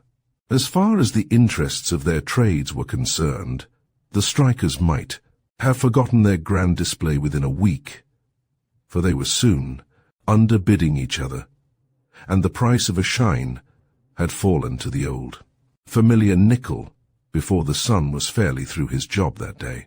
But they long remembered, perhaps for years, the electric thrill that quivered through the ranks of the procession when a well-known police officer signaled to the vanguard to halt. The boys brought up suddenly, surprised, and perhaps a little frightened. The officer strode up and tapped Ned on the shoulder. Though neither bootblack nor newsboy, Ned was a friend of the strikers. He was a public character among his fellows, and the ruling spirit of this demonstration, which had been long in preparation. He had stood at the head of the column, without a qualm, for he had felt in clearing his conscience last night as if he had cleared off all old scores. Nobody so astonished now as Ned. "What for?" he gasped. The officer lifted the warrant slightly out of his breast pocket, and pointing his big thumb toward it replied succinctly, "Housebreaking, larceny, and arson." "My eye!" exclaimed a little newsboy, concentrating an amazed stare upon the diminutive alleged housebreaker, thief, and incendiary. Ned's heart sank. His forebodings realized all his scheming in vain. He had much ado to keep from bursting into tears, yet he was helplessly wondering how they had come to suspect him of knowing aught of the burning of the theatre, or the theft of the money and diamonds, when he had so persistently kept his own counsel. The officer would tell nothing as he hurried the boy along. The gaping procession followed, still mechanically bearing aloft the banners which Ned's own ingenuity had devised and constructed. "You'll find out soon enough," was all his laconic captor would say. Ned found out only when the warrant was read, and Peter Bateman was testifying before the magistrate. The person of all body types, boy's cheeks were flabby and white. A cold perspiration glistened in his hair, which stood up straight and stubbly above his forehead. His eyes seemed very close together indeed. He was greatly frightened and agitated, and the magistrate, who had a keener discrimination of the merits of a good dinner than of the various phases of human nature, encouraged him and spoke kindly to him whenever he faltered. He seemed very reluctant to give his testimony, and the justice accounted this aversion to accuse his friend a fine trait of character, and regarded Pete yet more favorably. Pete cast but one glance at Ned. He withdrew his eyes hastily and kept them fixed appealingly on the justice's face. He told his story glibly enough when once fairly at it, for he had spent the interval since he was last before the magistrate in reciting it again and again to himself, that he might not let it vary with the sworn statement which he had previously made. "I ain't going to git busted now for perjury. Sure pop," he said to himself. Even in its midst, he was wondering how he could tell it at all with the consciousness of Ned's fiery eyes fixed upon him. It would be too much to say that he had no remorse. He did wish that Ned could know that he had not intended to bring affairs to this pass, that he had only lied, as boys often lie for petty spite, and had never imagined the far-reaching consequences that had ensued. If Pete had been a receptive subject for a moral lesson, he might now have learned what a terrible engine for evil even a diminutive lie can be. But he was only asking himself, how could he be expected to foresee such a coincidence as the probable pillage of the theatre, supplemented by the burning of the building? Still, the realization of all the evil he had wrought came upon him with such crushing force at the end of his story that he burst into tears and convulsive sobs and presented quite an edifying spectacle of sympathizing and grieving friendship. "Well, well," said the acute magistrate soothingly, "you have done the best you could. You are a good boy." "He's a liar," Ned flamed out suddenly. "A liar. A liar." The next moment, Ned saw that this outburst of wrath had done him harm. It seemed that only a turbulent and vicious character would thus meet reluctant accusation with vociferous abuse. The justice coldly and sternly ordered him to be silent. The spectators looked askance at him. Earlier, they had not been without sympathy and a hopeful expectation that the boy could show his innocence. At the outset, when informed by the magistrate of his right to counsel at every stage of the proceedings, Ned's prompt refusal to send for a lawyer won him favor, as it indicated an evident belief that his innocence could be easily established without aid. His vehement negative raised a laugh, however, at the expense of the profession, for it was Ned's conviction that lawyers are a pragmatical, exacting tribe, and far more likely to complicate matters than to simplify them. There was a stir of uncertainty and curiosity when the magistrate asked the little defendant if he wished to make any statement concerning the circumstances in the case, and in contradiction of the testimony given against him, informing him at the same time that he could waive making such a statement at present, and that such waiver could not be used against him either now or afterward at his trial. It seemed in evident expectation of an immediate discharge that Ned declined to avail himself of this opportunity to postpone the issue and prepare for it. In fact, he believed he could dissipate the unfortunate impressions which he had created by telling a plain, straightforward story about the scheme to see the play, and what was said by Pete in his fantastic threats while at the window. "I can tell you all about it in 3 minutes. Thou'rt no lawyer, he declared, and forthwith plunged tumultuously into the narration. At this moment, a little judicious kindness might have elicited all that the boy had seen and heard.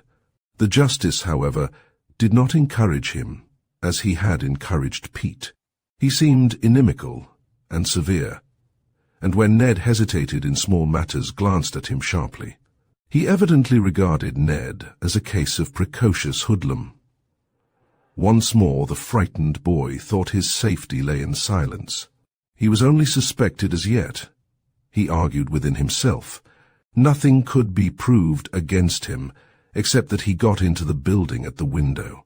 He knew that in several of the states, boys no older than he was had been convicted of felonies and sentenced to the penitentiary. Therefore he feared that his own extreme youth would be regarded as a very slight palliation of the crime of which he stood accused, and that he might be locking the doors of the state prison upon himself for a long term if he should tell all, and his story be disbelieved or misinterpreted.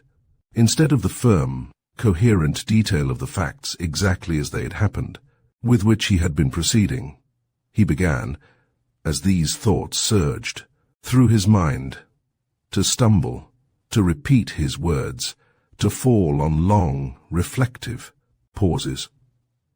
And finally, he ceased abruptly in the middle of a sentence. The magistrate had occasionally looked up impatiently. He elevated his eyebrows, pursed his lips inquiringly, and now laid down his pen outright. "Is that all?" he said. "No, sir," Ned admitted, in grievous agitation. Perhaps his youth and his hard straits, and the terrible future which seemed impending over him, touched the justice. He gave a little line. He felt that he hardly exceeded the intention of the restrictions of his office in prompting the defendant, helping him out, in view of his youth, inexperience, and friendlessness, giving him a chance to tell his story and establish, if it might, his innocence. "Do you want to tell how you saw the play?" "Yes, sir," said Ned, plucking up heart of grace. "And how you got out?" "Got out of the window where I got in." "Do you want to tell why you did not go out at the back door?" "Didn't know where 'twas," replied Ned. All these facts were being incorporated in the written statement of Ned's own account of himself, which, when finished, would be read to him, and which he might sign or not, as he would, but the magistrate would annex the reason for no signature in case he should refuse. It was beginning to take a definite value, and the two returned to this unique method of getting at the facts with renewing spirit. Alas, for the next question. "Do you want to tell why you did not follow the employees to the back door?" Ned did not answer. His face fell. The justice looked surprised and disappointed. He returned to the effort. "You were afraid of being seen by some of them? Was that the reason you did not follow them?" Ned still was silent. The justice was obviously ill at ease. He had ventured upon an innovation in a very important matter, which he felt was unjustifiable unless some valuable result were to accrue. There was something singular in the case, and he had his qualms in committing the boy to jail without a fair opportunity to show his innocence. For this, he had already gone far. The fact would not be mended nor marred by going further. "Did you leave anyone in the theatre?" he queried. "Yes, sir," faltered Ned. "How many did you leave there?" demanded the magistrate briskly, seeing the possibility of shifting the crime from such narrow shoulders. "3 men. General sensation. Give their names," said the magistrate, fingering his pen and feeling his hand upon the heart of the mystery. "Dunno their names, but you could identify them." To his great displeasure, Ned would not answer. The magistrate persisted. "Did you want to describe them? Was that your intention?" Still Ned refused to speak. The justice looked at him, baffled. There were few persons present, and most of them the miniature strikers, but he discerned in the countenances of the officers and a lawyer or two, besides those representing the prosecutors, an alert appreciation of his departure from the methods of his office and the letter of the law. Come, now, what were they doing? Ned looked down at his convulsively working hands, and said nothing, knowing not what to say and what to leave unsaid. "What o'clock was it when you left?" The magistrate essayed, as he supposed, an easy inquiry. He wished not to have it said that, with an unprecedented course of questioning, he had reduced the prisoner to silence, when the law expressly provides what shall be asked of him, and that with his consent, by the examining magistrate. He could not conceive that the interrogation as to the hour when one quitted a theatre could prove an embarrassment. It failed, however, to reopen verbal communication. Ned heard again far away that tolling bell of the night strike the mystic note of 1 o'clock. The single weighty tone, impressive, awe-inspiring, with a recollection of the darkness and the strangeness of his awakening. Once more, he said nothing. The justice at last desisted in irritation.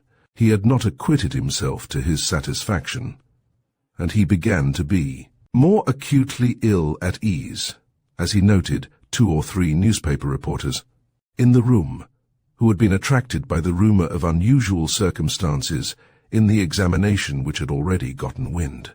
One of the reporters suddenly addressed the magistrate, and to Ned's surprise and his deep mortification, He recognized a representative of the paper, which he also served in his humble capacity. "May it please your honor," said the reporter courteously. "I know the defendant very well, and can testify to his general good character." The justice, thoroughly out of temper, replied testily, "To please me you would have to testify to a good deal more than that. I thought from your manner that you would be glad to be able to avoid committing so young a lad." The reporter sought to justify himself.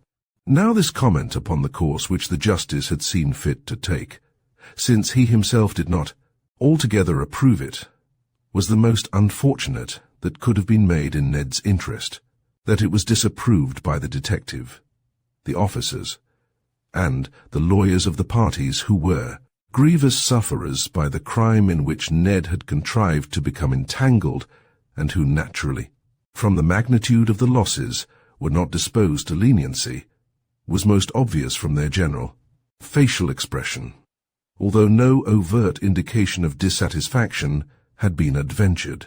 "Fortunately, you are not here to think," retorted the justice.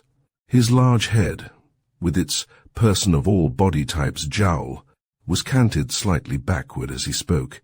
His hands were lightly clasped across his capacious stomach, and he looked at the reporter from under the half-closed lids of small, narrow, unfriendly eyes.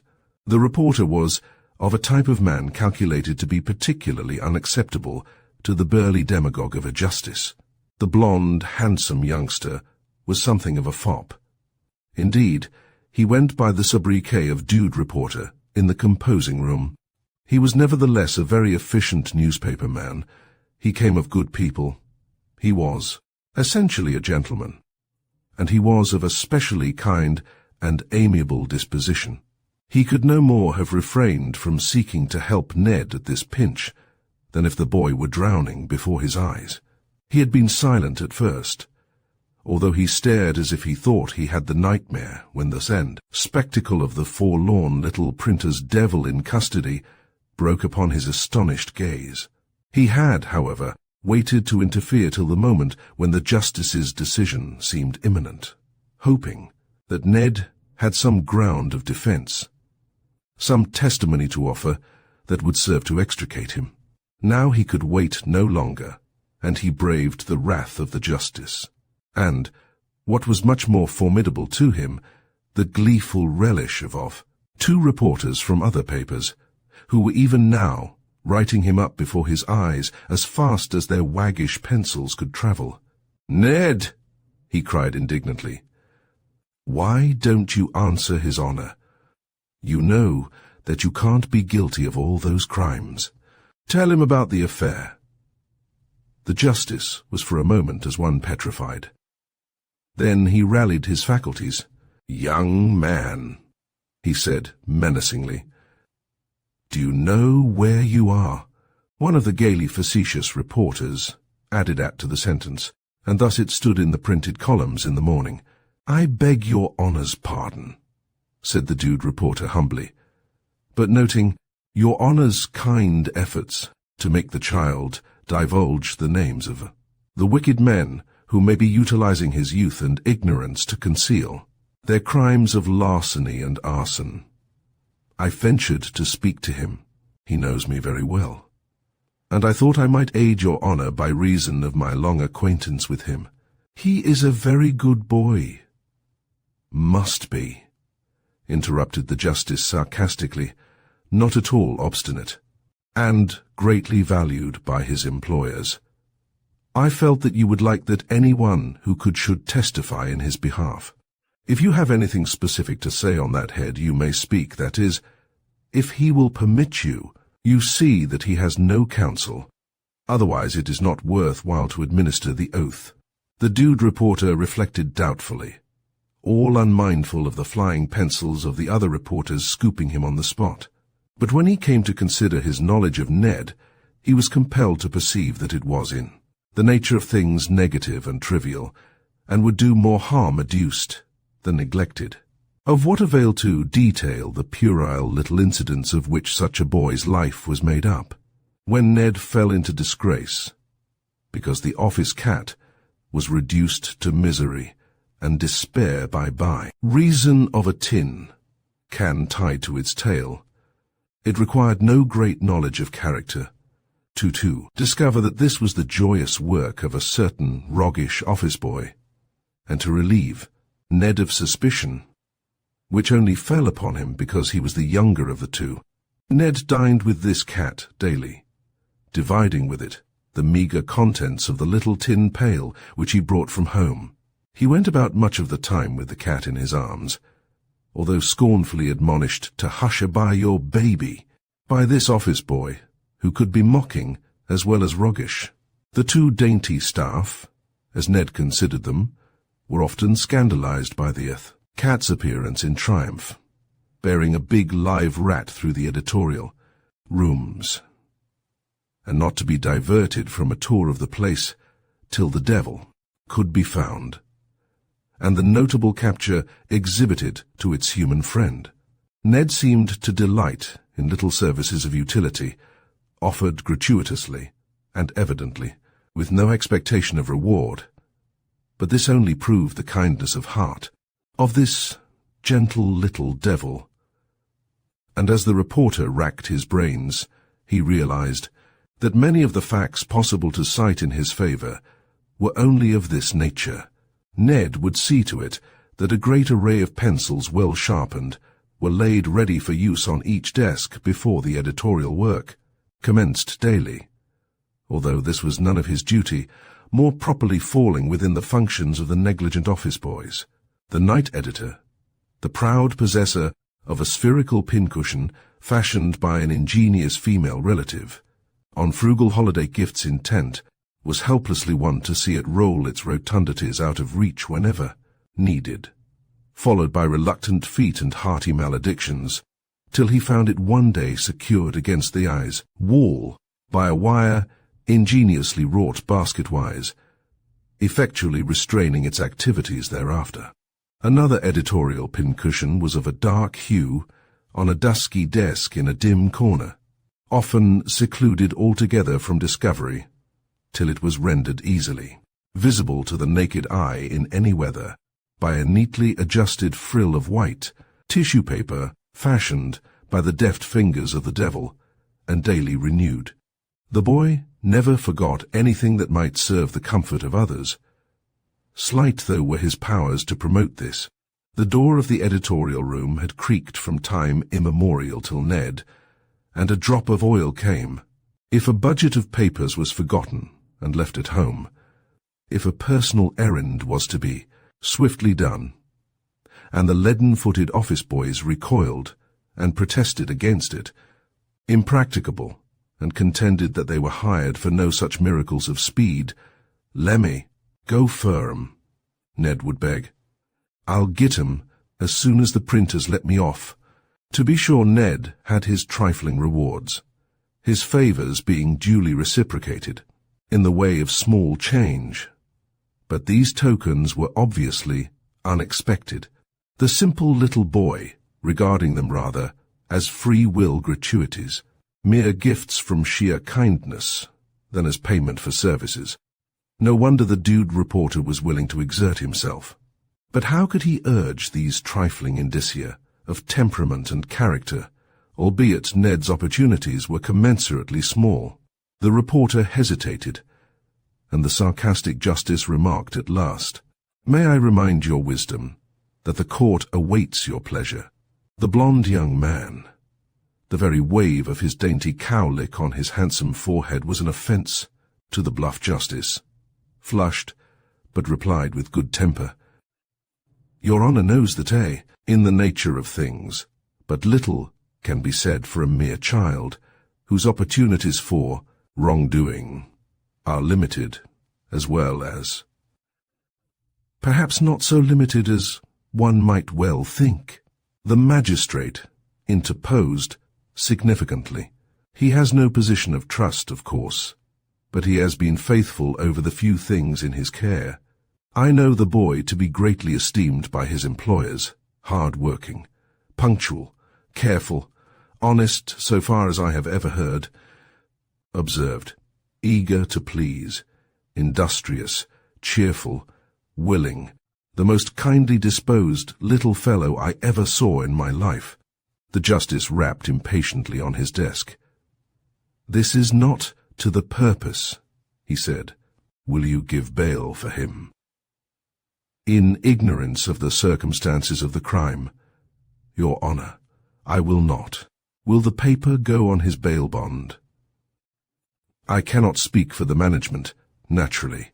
The justice, with the air of a man whose time has been unwarrantably wasted, turned back to the defendant.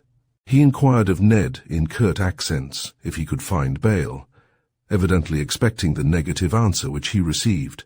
In view of the testimony against him and the prisoner's own statement, the justice declared that it was impossible to consider his release. There was anger in the magistrate's eye, and impatience in the bang of his blotting pad as he signed the mittimus, commanding the officer who had made the arrest to deliver the prisoner to the jailer of the county. There, the printer's devil was to await his trial at the next term of the criminal court, and Peter Bateman, when duly arraigned among the drunken disorderlies in the police court, escaped with a reprimand because of his youth and the arching fact of a first offence, and was discharged and at liberty once more. When the door of Ned's cell fairly closed upon him, he could do nothing but throw himself on the floor in a frenzy of weeping. For a time he could think only of the disgrace, the shame to himself and to his mother. Presently ideas more practical, more immediate in their effects, usurped this sentiment. He remembered her desolation, destitution. His wages would be lost to the little family while he was locked up here. For how long? Oh, for how long? If they would only let him work. On his wages had he and his mother lived. If they only would let him work for his mother, he would care for nothing besides. He broke once more into loud cries and sobs. How could the little household live without him and his weekly wage? They would starve. They would die. He beat as frantically as futilely on the door. He tried the strong bars at the window till every muscle in his arms ached. When exhaustion brought calmness at last, he sat down and tried to think quietly of what could be done. He entertained now no intention of appealing to his father's old patrons to whom he had contemplated applying for counsel, for guidance, in a difficult emergency. Now, as he was tarnished by an actual criminal charge, he knew they would look askance upon him. He was aware that his mother had never, in her most stringent financial needs, considered seeking for help or charity from them, and hence he judged the tie was not of a kind that might justify money aid. His father's name, for old sake's sake, Ned had fancied might warrant an appeal for advice, but he knew it would be futile as an urgency to them to risk money or to go upon his bond, and naturally so. If those who were acquainted with him personally could not venture thus, how could he expect it from strangers in effect, who had known his father, indeed, but in humble guise and long ago, and whose attention could be brought now to Ned himself only as a most precocious suspect of crime? He did not blame even the dude reporter for declining, but was grateful to him for the good word he had taken the trouble to say. Ned's mind soon left the details of the future. Try as he might, it would not go forward. It would only travel over and over again, the familiar ground of the singular events, at the theatre, and the detective's story in the magistrate's court today. Ned gave, however, no special heed to the episode, as recounted, of mailing the letter that only proved to him that he was watched then. And now he knew that he had been watched all day. He had no idea that the letter was of any particular importance to the police. The detective had included its mention in his testimony for purposes of his own. He did not disclose the fact that he had ascertained to whom it was addressed, He only wished to discover by the expression of the boy's face whether Ned attached any significance to a possible disclosure of this correspondence, but there was no added shade of fear or anxiety upon it, and the wily detective was for the nonce baffled. Chapter 8. The letter continued to be an interesting subject of speculation to the detective. His theory that Gorham had burned his own theatre, and that the boy, being a party to the crime, or having knowledge of it, was seeking to extort money, had taken a strong hold upon him. He was determined to discover the contents of that letter. Of course no one as yet, except the chief of police, knew that suspicions of Mr. Gorham were entertained, as the manager was a man of wealth, and in that sense, of influence and position. It was necessary to observe great caution in proceeding. The merest whisper of such suspicion would offer deadly offence to Gorham if he were innocent, and doubtless would entail consequences yet more serious to any speculator on the subject. If on the contrary he were guilty, it would be wise not to give him the alarm prematurely. Therefore, very quietly and furtively, did the detective address himself to the duty of investigating Gorham. In common with most people connected with the theatre, Mr. Gorham was a late riser. These important events of the morning had happened before he was up. They had served to wake him earlier than usual. He had been informed of the suspicions against Ned, and being notified of his subsequent arrest, at once telephoned a lawyer, and was thus present by his counsel at the examination. The detective had become acquainted with some of his habits, and had learned that his letters, which before the fire was sent to his office at the theatre, were now left by his orders at the hotel where he lived. His business of late years had not been altogether satisfactory or successful, and he probably did not yearn for the contents of his letters as appetizers. He was wont to lay them aside unopened until breakfast was concluded. The obliging waiter who served him at table had to this extent given him away for, and in consideration of $0.25 to him in hand paid by the detective. The attendant, however, mistook the officer for a creditor or a subscription agent merely, who wished to seize the yarn manager at an auspicious moment when he might be made to pay up or subscribe or do something equally desperate. The detective, the wily fox, had determined to be with Gorham at the instant when he should open Ned's letter. "I'll ask to be allowed to read the letter, and I'll see how he takes that," thought the detective. He contrived to meet Gorham in the corridor of the hotel just when he had finished his breakfast and, at once, addressed him on the pretext of reporting the details of the investigation of the burning of the theatre, which the manager had joined the other sufferers by the fire in instituting, and the shadowing of the boy whom Pete had accused of entering the building with the avowed purpose of theft. They walked, while talking to the door of the hotel, and, standing on the broad stone steps outside, Gorham paused to light his cigar. He listened to the particulars of the capture of the boy and the scenes in the committing magistrate court, without a show of feeling of any sort, while he puffed his cigar into a glow. Then he threw the blazing match aside, thrust both hands into his pockets, and stared fixedly at the big, velvety red leaves of a hanging basket in a window hard by. His whole aspect was calculated to intimate to the detective that the recital was wearisome to the last degree, and it would be well to have done with it. How the wily fox watched him. "He wrote a letter last night, the boy did," the detective said slowly. Gorham still stared absently at the great red, velvety leaves. He was satisfied with the amount for which the property was insured. He was busy with his plans for the future. He was already tired of the subject of the fire. He believed it the result of an accident, or the carelessness of the night watchman.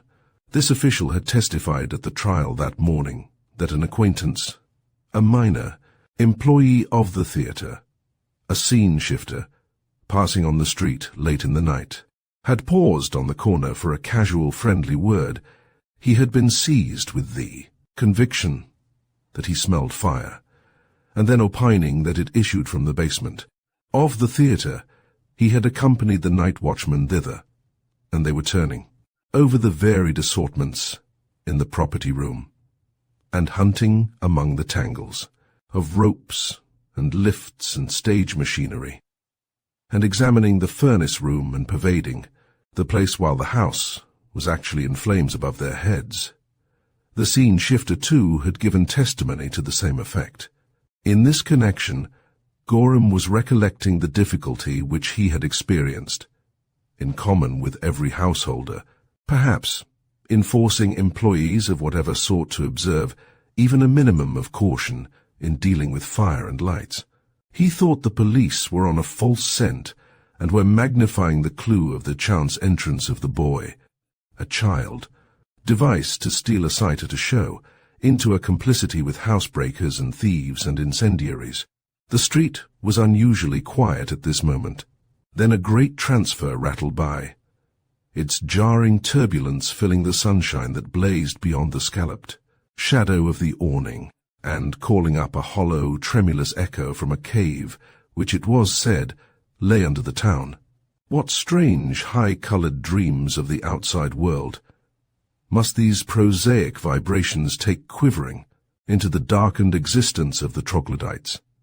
If any such mystic cave-dwellers could be here, what shadowy, picturesque fancies the echo led coyly out in the sunshine? The manager took his cigar from his lips and gazed pensively into the air. He had been thinking of trying the spectacular in a certain sort, and on a grand scale when he should rebuild. Here was an idea, some fantastic play, an opera perhaps, light but romantic, which should call for caverns, gnomes, grotesque, conceits, subterranean splendors, all wrought with the newest mechanical contrivances and electric effects. He was trying to recall some story, some old romance, some half-forgotten heroic poem, which would lend itself to these modern facilities of representation. He would not have believed then that he was never to rebuild his theatre, that in less than an hour the thought would be odious to him. He was paying scant heed to the detective's words. The officer could but see that fact. The boy might burden the postal service with his missives for aught that Gorham cared. Or else, thought the man of suspicion, he is very cleverly pretending indifference.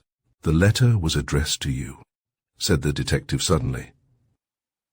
There was an abrupt change of manner. To me, exclaimed Gorham sharply.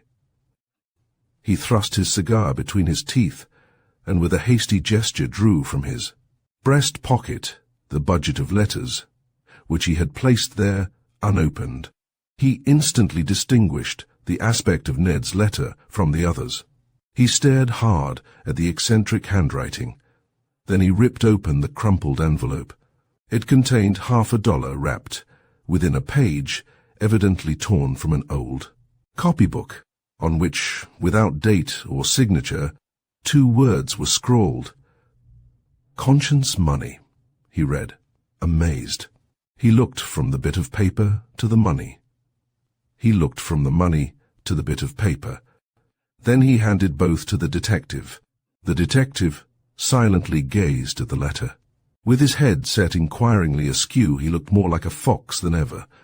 Very sly, very wise, so very wise, as to appreciate that there are a few things, exceedingly few, which even he could not explain, for this could not be construed as an attempt to extort money.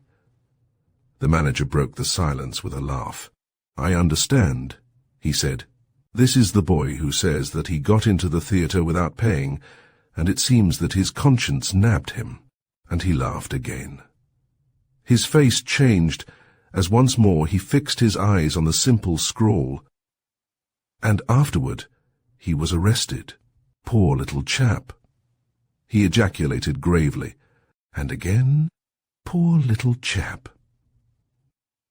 With a sudden look of determination, or rather of impulse, for Gorham rarely acted from deliberate intention, he set his hat firmly on his head, threw the half-smoked cigar into the gutter, and without another word strode off, abruptly down the street, leaving the detective staring blankly after him. With the same swift, resolute step, Gorham presently took his way to a great, many-storied building, and paused at the office of a broker, whose name was emblazoned on the glass door. Here he pushed through the outer room, where several clerks, office boys and typewriters, a telephone, and a stock indicator seemed to be the presiding genie of the place. It was a very quiet day. There was an interval of stagnation in the market, and without ceremony he approached the inner door, admission free. He threw over his shoulder to a clerk, with an agreeable smile. He hardly waited for the formal reply that Mr. Vanby was disengaged and would be pleased to see him. Gorham evidently had no doubts as to his welcome, for he opened the door of the inner room without so much as a tap on the panel. Here he found at a desk a man still young, albeit his hair was whitened here and there and showed only a suggestion of its pristine auburn hue. His eyes were grave and had that steady, concentrated look characteristic of those who deal much with money in the abstract, as it were, as if they appreciated its elusive quality and fugitive tendency, and kept a sharp lookout for unexpected vagaries. Nevertheless, there was something in his aspect, even in the lines of his firm mouth, with its slightly compressed lips, that betokened geniality, and the tones of his voice were kind. "Jim, I want you to do me a favor," said the manager, without preamble. He disregarded the chair close at hand, and perched himself on the edge of the desk. "You couldn't do me a greater favor than to ask one," said the broker, whose first thought was, of course, of the market, of bulls and bears, and he was prepared to do his utmost in the financial arena, for this was a friend whom he valued indeed. His well-controlled face changed as Gorham plunged into Ned's story. This was far from the sort of thing which he had expected, and taken by surprise, he could not all at once adjust his mind to the point of view. He listened vaguely, perceiving no way in which this could concern any service that he could render Gorham, until at last the manager concluded with the blunt request, "Now, Jim, I want you to go down and bail the little fellow." The broker recoiled aghast. Why, the boy would jump the ranch. I should lose the money." The manager explained, "I'll stand in behind you. If the boy runs away and you have to pay the money, I'll make it good. I can't go on the bail bond, you see, because it wouldn't do for me to appear as one of the prosecutors in the case, and surety on the bond as well. Even if I could get out of the case now against him, the other prosecutors would hold on to him." Vanby said nothing. He looked at once surprised, distrustful, troubled. Gorham talked on impulsively. "This is the first genuine case of conscience I have seen for many a year. Believe a boy who couldn't endure to chouse me out of $50 burned my theatre. No, sir.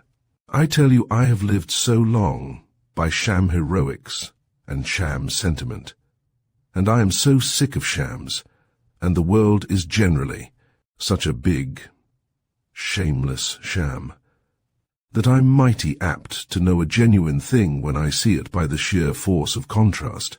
That boy won't jump the town. A boy with all that conscience to carry couldn't run away. He is innocent, and this is a terrible charge. He is helpless, and he ought to be befriended. I want you to give bail for him." The broker was not only dubious, he was becoming greatly embarrassed as well. "Suppose," he suggested, in a constrained voice, "it should be discovered somehow that I am not acting for myself in bailing him, but for you." Gorham snapped his fingers. "I don't care. I don't intend to leave that little boy to languish in jail for months, for a year perhaps, till his trial comes off. I tell you, the idea of doing this little good turn freshens me all over. I feel as if I had been on a big drunk, and somehow got a gourd of cold water from a little spring under a hillside, where I used to stop to drink when I was a boy driving the cows from the pasture. I've been drunk, artificiality, and worldliness, and selfishness." "But," remonstrated the broker. Then he paused. "But what, man?" exclaimed Gorham impatiently. The broker went red and was silent. Indeed, how could he find words to suggest seriously to a man of unblemished integrity that by this act of charity, as for mitigating circumstances men from sheer motives of humanity sometimes refuse to prosecute, he might compromise himself? He might be suspected of having connived at the burning of the theatre for the sake of the insurance money, and then having secretly furnished bail for the captured accomplice, for fear that the boy, if left in prison, would reveal and incriminate his principal. Oh, surely, no one could ever imagine such an absurdity, thought Vanby, deeming this but a bit of over-alert and captious caution. Gorham was beginning to show unmistakable signs of anger, even offence, yet he was only the more determined. "Jim," he said in a different tone, "you and all your family have always protested yourselves under great obligations to me." He paused, as if for a reply. "You know what we feel for you," Vanby replied warmly. He lifted earnest eyes as he spoke, for Gorham had been a schoolfellow of Vanby's elder brother, and although later in life they had drifted apart, in point of association, there had always been that affectionate tie of old reminiscence between them. Only some 2 or 3 years earlier than the present they had chanced to meet in New Orleans, where they were lingering still at the time of the outbreak of one of the terrible pestilences of yellow fever. Gorham, when his friend succumbed, one of the first cases, nursed him like a brother, would not leave him, although he could then have escaped in the general panic-stricken exodus, never left him. Indeed, for an instant, and after his death, being detained by the quarantine, contracted the infection, and came very near death himself, alone and among strangers. People said that it was a mere impulse of Gorham's, but the relatives of his friend felt and expressed great gratitude. He himself had never before mentioned it. "I know what you all said," he remarked significantly. "I never doubted it before." He would have paid good money to an actor who could command a tone of so subtle an inflection as to make such a hit as that. The broker rose and put on his hat. "I shall not let you doubt it again," he protested. "You are a good fellow, Jim," cried Gorham, with great satisfaction in carrying his point. "But it must be understood that I cannot undertake to act for you. Under the circumstances, if the boy takes flight, I lose the money myself," Vanby resumed. He was thinking himself justified in this after all. He could have the boy kept under surveillance without his knowledge, and at the first suspicious intimation of flight his bondsman could surrender him. Vanby felt that he could hardly refuse Gorham aught in reason, and believing the boy innocent of the crime, Gorham had evidently set his heart on bail for him. "But where am I to find another bondsman?" the broker exclaimed, realizing that these considerations would scarcely have weight with any other person. "The law, as you know, requires 2 sureties on the bond." "Get Frank," suggested Gorham easily, for Frank was the broker's younger brother. "Frank will kick like a mule," Vanby said reflectively, rather wincing from the prospective fraternal conflict. "Frank always kicks like a whole team," commented Gorham. "But you can manage him." The broker shook his head doubtfully. He appreciated, for indeed he had learned from experience that a conflict with those of one's own household presents special and difficult belligerent elements. He was expectant of a controversy, rather than disappointed by his brother Frank's attitude when, repairing to his residence for lunch, he broached the matter and requested the fraternal cooperation, for Frank promptly refused. Any disinterested spectator would have thought Frank the more formidable figure in any encounter, domestic or otherwise. Frank was an amateur athlete, and as he sat in the comfortable library lighting his cigar after luncheon, the contour of his strong, shapely limbs under his light fawn-tinted spring suit, the pose of his blonde head on, his broad shoulders, the strength of his grip suggested in the mere manner of using his fingers in casting away the match, all intimated a muscular reserve power none the less formidably apparent for being relaxed. "I am beholden to you, Jim," he replied satirically. "Seem to think I am a person with mental health issues." The windows of the room looked out upon the wide woodland vistas of the driving park just across the street. The heavy velvet carpet, the antique tall bookcases of time-darkened mahogany that lined the walls, even the spacious mirror above the marble mantelpiece, were obviously relics of the past. The contour of the old-fashioned square brick house, faced with grey stone, bespoke its condition as overtaken by the march of municipal progress, rather than any choice of the fashionable site in the vicinity of the park. In fact, it was the habit of the household to bewail the approach of the town, that in its swift strides and wealthy expansion had overhauled their quiet suburban home. But the approach of town had really worked them no harm, either material or sentimental. They were none the worse for the letterbox and lamp-post on the corner, and the splendid residences of the newcomers. That made up the solid blocks of the vicinity had served to enormously enhance the value of the property. From the windows of the library and the drawing rooms, one might never know that the driving park across the street was not still the old woods of years ago, save for the broad, smooth, well-kept roads winding deep among the vistas of the forest trees, and the sylvan tangles were no less picturesque now, because highly appreciated and carefully conserved by the taste of the park commissioners, than heretofore, when not considered at all. Even the sound of the town was but a dull murmur, as it came in at the open windows. One could not discriminate the bang of the cable car, which had set Jim down at the corner. They were to all intents and purposes as far away from city life and city thoughts as if the woodland opposite, that cast so welcome and soft a green shadow through the lace curtains, and gave so verdant and vernal a sylvan view, were really a wilderness instead of its graceful simulacrum.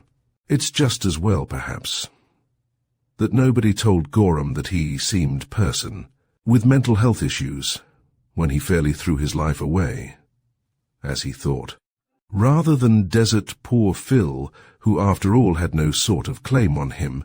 The broker replied, lighting his cigar also, but with quick, nervous gestures.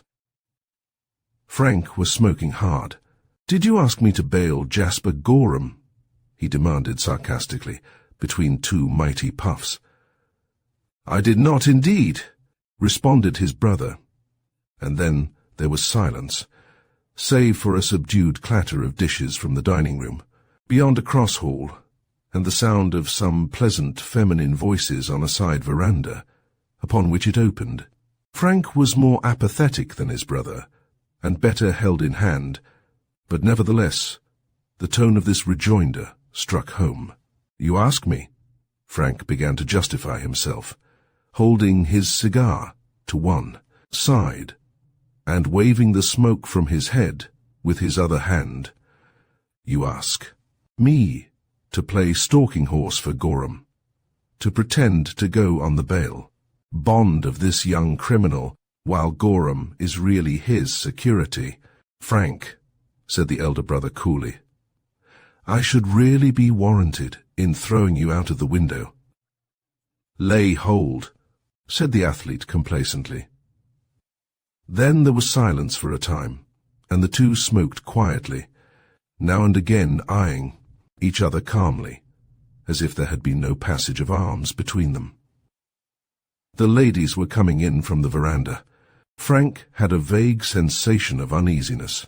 He was of that type of man who seeks to exclude women from the discussion of business and who doubts the propriety of their holding property in their own right, even more than the policy of extending to them the suffrage. But the broker's coolness in the feminine presence implied the conviction that, after all, it would be men who would control whatever extension of privilege the future might hold for women. He was contemplating even now an intention of enlisting the interest of these as against the fraternal kicker. It was he, therefore, who renewed the subject immediately upon their entrance. You are mistaken, Frank, he said. I gave Jasper Gorham to understand distinctly that in any event we would act on our own responsibility and lose any money that may be lost if the boy should escape surveillance. What is it that Mr. Gorham wants? Demanded their mother, younger of aspect than one would expect from the presence of these stalwart sons. Her hair was abundant, though white, and waved heavily back from a strong, sweet, animated face with fine, well-set blue eyes. She was clad still in a mourning dress, in memory of the son who had perished in the pestilence, and her voice trembled on the syllables of the manager's name. The younger lady paused, too, at the sound, and turned her head inquiringly. She wore a dainty house gown, but even its tones were black and white. She had dark hair rolled à la pompadour, and on her soft pink and white face was an incongruous expression of determination that glanced brightly, too, in her clear grey eyes. She had taken a baby of 6 months of age from a white-capped nurse and was just consigning him to the arms of his uncle, for this was Jim's wife.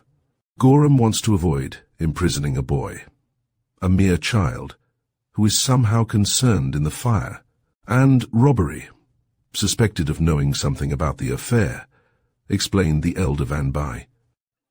Just like him, cried both women, in a breath.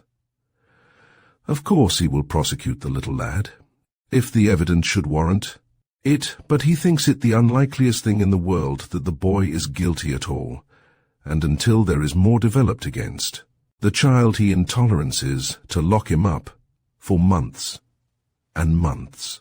It would do no good for Gorham to refuse to prosecute him, for the other prosecutors would hold on to him. So, the little boy has gone to jail. Gorham is terribly wrought up about it. But can't you arrange it somehow, James? His mother asked. I should so like for you to be able to do something for Mr. Gorham. She sighed as she spoke. No adequate requital of their obligations had been possible, of course. They had not been able to further Gorham's plans in any respect. He was a rich man, and reputed even richer than he was. He had no speculative tendency outside of the theatrical business. As for social prestige, he was not of their sort, and their circle not his. In truth, he had not cared often to meet these tearful, exacting women who regarded him as a hero, and whose ideals so far exceeded his imagination and his ambition. Gorham asked me to go on the bail bond, continued the broker, although he said I should lose nothing if the boy absconds. But I wouldn't agree to that, and I asked Frank for him, but Frank wouldn't. Oh, Frank! The poignant duet rose like a wail, and the athlete cowered behind his nephew's pink-ribboned shoulder, knots and white frock, as the child bounced and gurgled and squealed beguilingly at him. Do you think you are right to set them on me? Said the strong man weakly. Quit carousing with the baby and talk sense, his brother adjured him. "Oh, Frank, remember," cried his mother in tears. "Oh, Frank, money was nothing then. No friends, no help, every creature but Mr. Gorham fleeing from the plague-stricken," cried Frank's sister-in-law. "And how thoughtful for us, for me, to remember and bring me my son's last words, his last messages." The tears choked his mother's utterance. "And then," said the younger woman, weeping in sympathy, "to recall every incident, the details of the treatment, to make us feel that everything was done for poor Phil that we could have had done, had we been with him too. I don't see how we could bear to think of Phil, except that Mr. Gorham was with him to the last, and listened to his latest sigh, and closed his eyes in death," said his mother. "And then he almost died too. He risked his life, to make sure that Phil had every chance for his own. Oh, Frank, yes, yes. He followed him to the gates of death, and was only turned back by a miracle, it seemed. Oh, Frank, but it can't be a question of money with Frank," said his sister-in-law, wiping her eyes. "Frank would not stand on a question of mere money." "He thinks that we may be misconstrued," explained her husband, "and at first I was doubtful. But now it seems very plain. Gorham, naturally, does not want to keep this child cooped up in jail so long. He'll prosecute him fast enough, if the boy seems to have really had anything to do with the crime, or any guilty knowledge of it. But Gorham doesn't believe this. He thinks the facts will come out the sooner if the boy is footloose and free. Of course, he will be kept under surveillance all the time, and could hardly run away if he wished. We are in no sort of danger of losing the money, as far as that goes. And really, I could not refuse Gorham. He was so intent upon it." "Oh, Frank," cried his mother. "Oh, Frank," cried his brother's wife. "Where's my hat?" said the athlete faintly. "Take the baby before I drop him. I'm fairly knocked out. Let me go." "Come, Jim." On the way downtown, Frank was again over the traces once or twice, but kicking was in vain, and he was going easily in harness, although fully realizing the awkwardness of the situation, when late in the afternoon they were admitted to the jail. As the door of the cell opened, the jailer with grim humor said to Ned, "I'm sorry to part with you, my boy. The next time you come, you must make us a longer visit." Ned turned his flushed, swollen, tear-stained face with a stare of blank amazement. He did not understand what the jailer meant, and he showed no recognition whatever of the newcomers. The jailer suddenly noted the fact that the two gentlemen were evidently total strangers to Ned. He paused in his banter to look wonderingly from one to the other. "I've come to bail you, youngster," said the elder of the two, affecting a familiarity which he by no means felt. "Get your hat!" Ned mechanically obeyed. He was afraid to ask an explanation, to speak a word, lest it be discovered in some way that the extraordinary good luck in this deliverance was all a mistake. The jailer still stared, more than ever, after the great gate had opened, and let them out on the street. The two gentlemen walked on in advance, while Ned followed with an officer. The magistrate's office was but a little distance up the street on the opposite side, and there Ned, scarcely believing his eyes, watched the bold flourishes with which his two shorties signed his bail bond, entering into an undertaking in the penal sum of $1,000 each for his appearance at the next term of the criminal court. When these formalities were concluded, he and his new friends came out together, still in silence. He glanced instinctively over the way at the grim walls of the jail. There at the gate the jailer stood. He peered after them in the closing dusk as they walked silently away, peered after them till the night seemed to swallow them up. "This beats all," he ejaculated. And still wondering, he went back into his stronghold. Chapter 9. It seemed to Ned that the best use he could make of his liberty was to pound Pete Bateman. When, still silent, he parted from his silent bondsman, he went without delay to his false friend's home. He took the alleyway, as he always did, being pretty sure of finding the boys at this hour in the backyard splitting, kindling, or bringing in the wash from the clothesline, or engaged in similar small domestic duties. In fact, he heard the sound of chopping wood as he opened the gate. The sound abruptly ceased when he thrust in his head. It had grown quite dark. He could not guess whether the figure with the shapeless cap bending over the kindling were Pete or Tom, until after an astonished gaze at the intruder, it skulked behind a wash-tub set high on a wooden bench. That was Pete, every time. Now and again, the old cap peeped hastily out from behind the wash-tub, and was as hastily withdrawn. Ned still stood at the gate. He hardly knew what had become of his resolve. He tried to rally it by thinking of the fate in store for him when this interval of liberty should be at an end and the day set for his trial dawn. Here was the lying witness at his mercy. He could thrash him, and thrash him well, for person of all body types Pete was no fighter. But somehow he felt that a boy who hid behind his mother's wash-tub ought to be allowed to stay there. Pete did not seem worth a good substantial licking. As Ned stood undecided, one of his mother's injunctions flashed through his memory. "Ef ye can't git here, consent to return good for evil," she often said. "Hold your hands anyhow from harming them easy have hurt ye." All his troubles, first and last, had come from disregarding that simple, uncultured mother's simple precepts. Ned shut the gate and walked away. His account of the day's proceedings seemed a wild, terrible story to the panic-stricken woman who sat cowering in the little room that opened on the vistas of chimney-pots and clouds and stars. He found her in tears.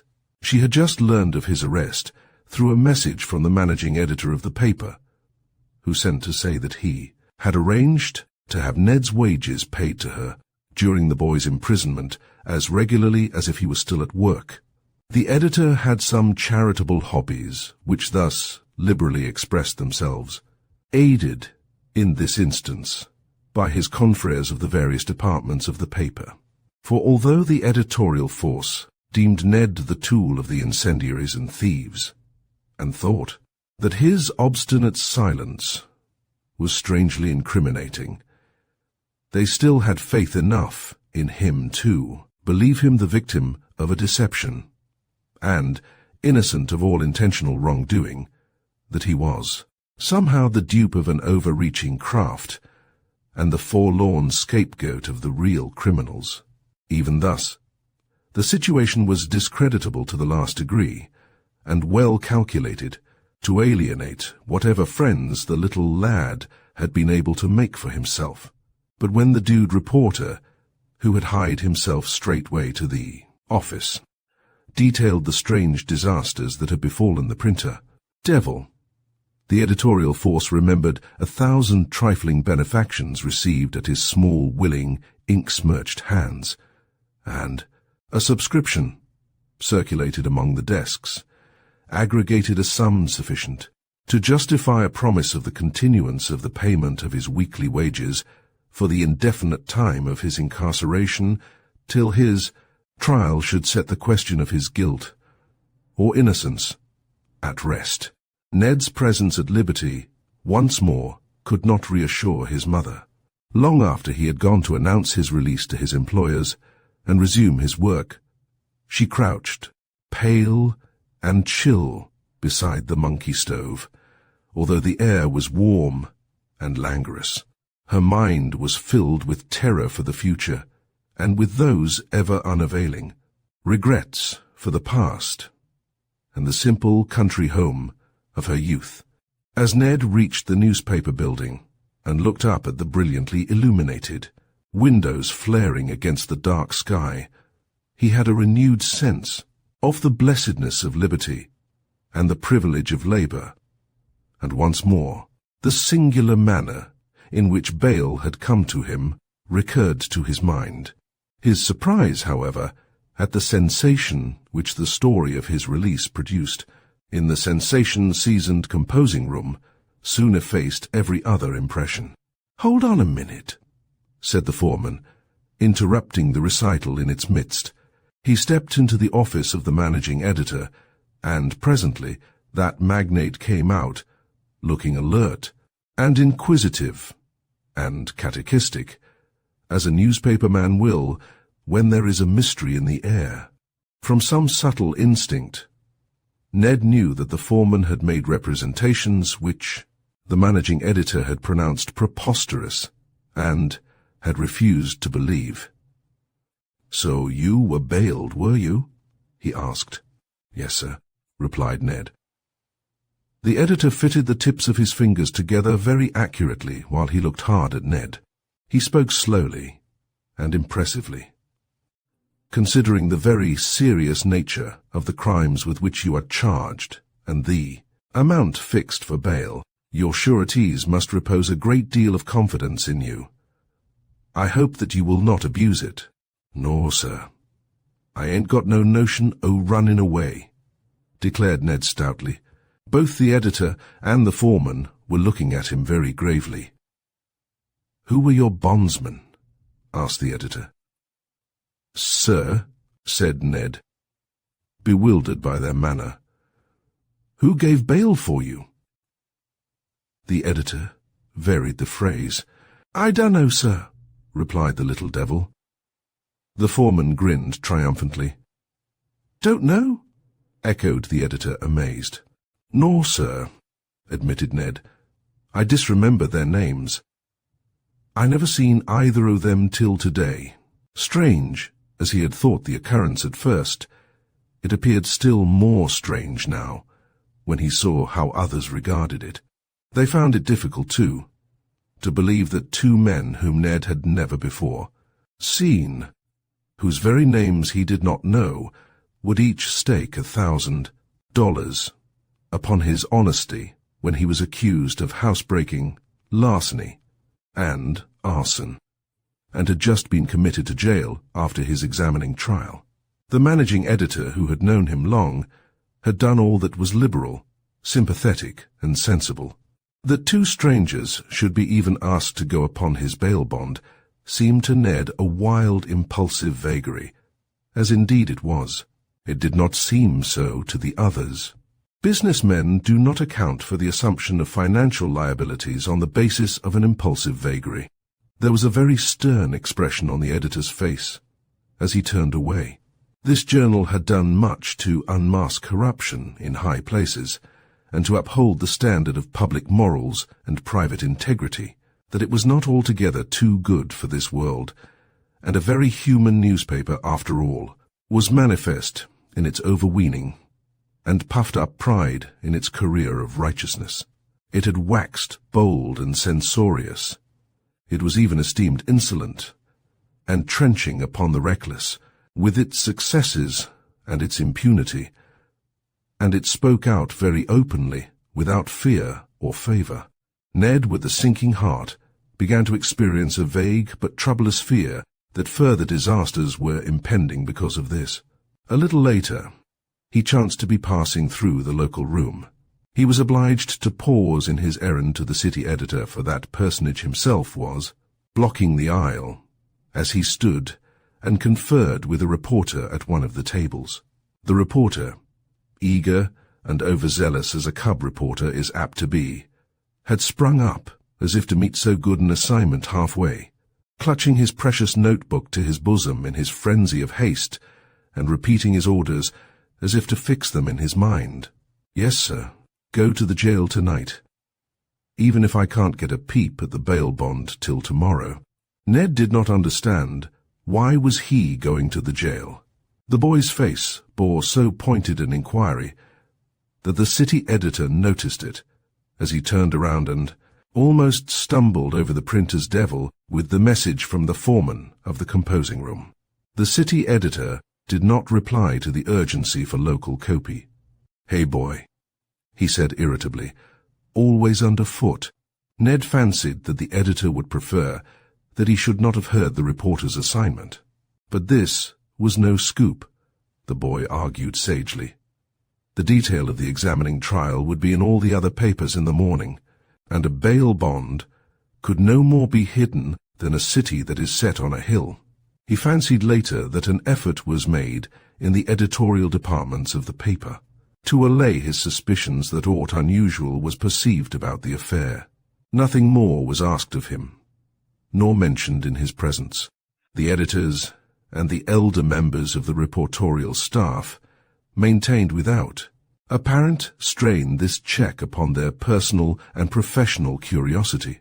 But he could detect the cub reporters, the devil's natural enemies, looking at him sometimes with an eager greed to discuss the matter with him that could not be disguised. Like a dog at a bone, thought Ned, in dismay, for he realized that the editors had serious purposes in this scheming silence. They evidently desired that he should not take alarm prematurely, and, reporting from the paper, on his own account, instead of for it, convey warnings to others of the storm brewing there. Their caution, however, did not extend to the composing room. They regarded the printers as in some sort appurtenances of those precincts, and with no functions nor interests beyond mere tongue, as it were, of the paper, while the editorial force represented the subtler and essential powers of speech. It is needless to say that the compositors took no such inarticulate view of themselves. Ned heard much in these days among the cases which he could not understand, and which therefore made him wince. The printers never tired of asking questions about the unexpected bail, even when at work, thus infringing the rule of comparative silence usually preserved. They maintained, however, an affectation of the most careless and casual interest, pausing in the midst of an interrogatory, for instance, to slip the last stick off upon the galley, and not resuming till the type was locked to take the galley proof.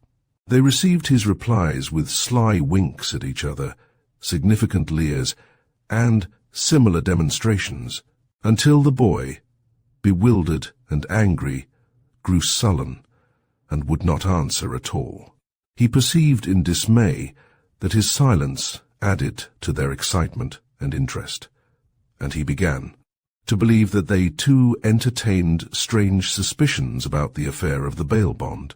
He discovered that they made an effort to sound Peter Bateman, and to find out from him if he knew anything of the mysterious reason which actuated Ned's sureties in going on his bail bond, and thus effecting his release from jail, where otherwise he must have languished for many weary months.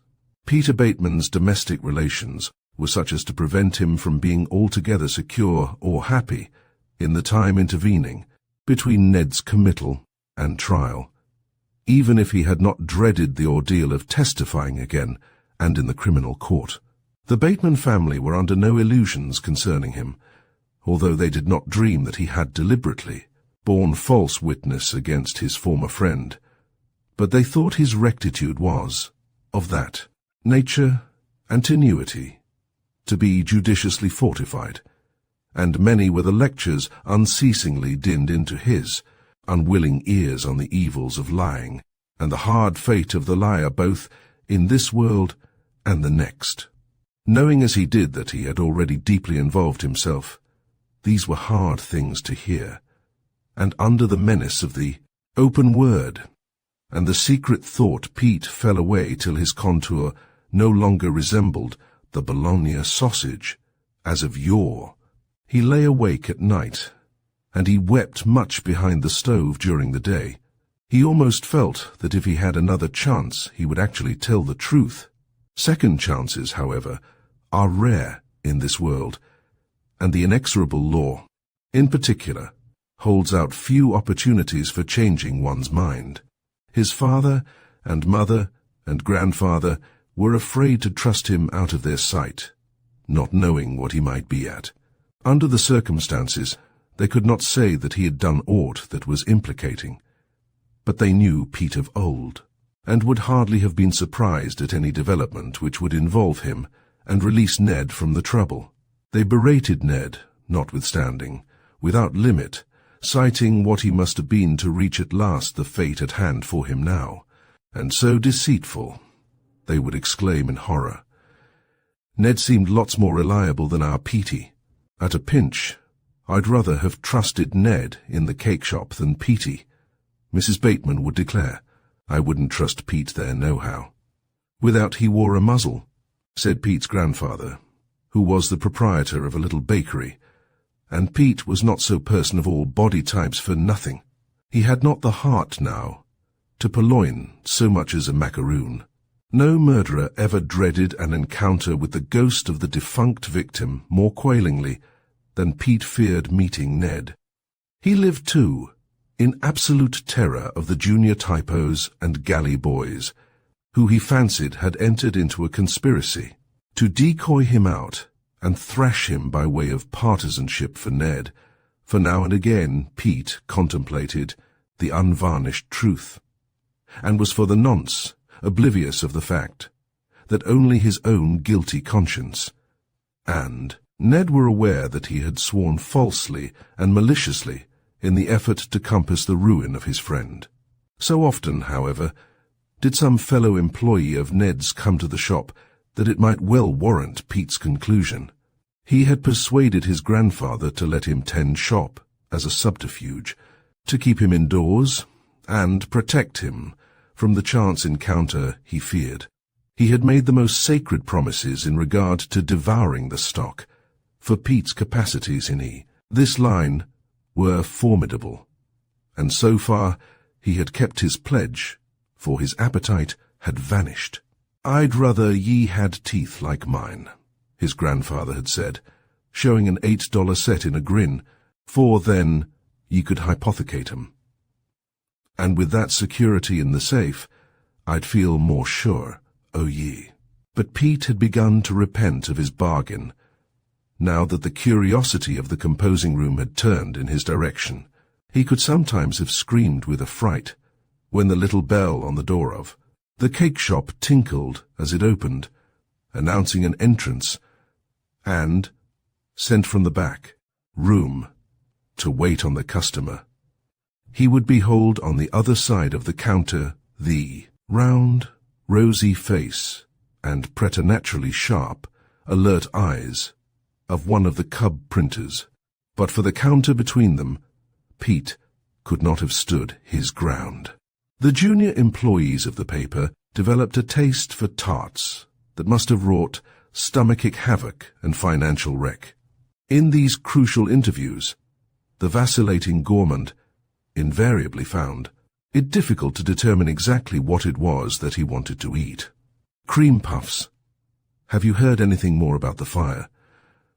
No, and don't want to, replies Pete. Not those. Some with chocolate atop. Who do you think set the theatre afire? Dunno. Chocolate ain't never on cream puffs nohow. Well, what's that then? Do you think that Ned knows who burnt it? I dunno nothin' 'bout Ned. Them. Just plain chocolate cake.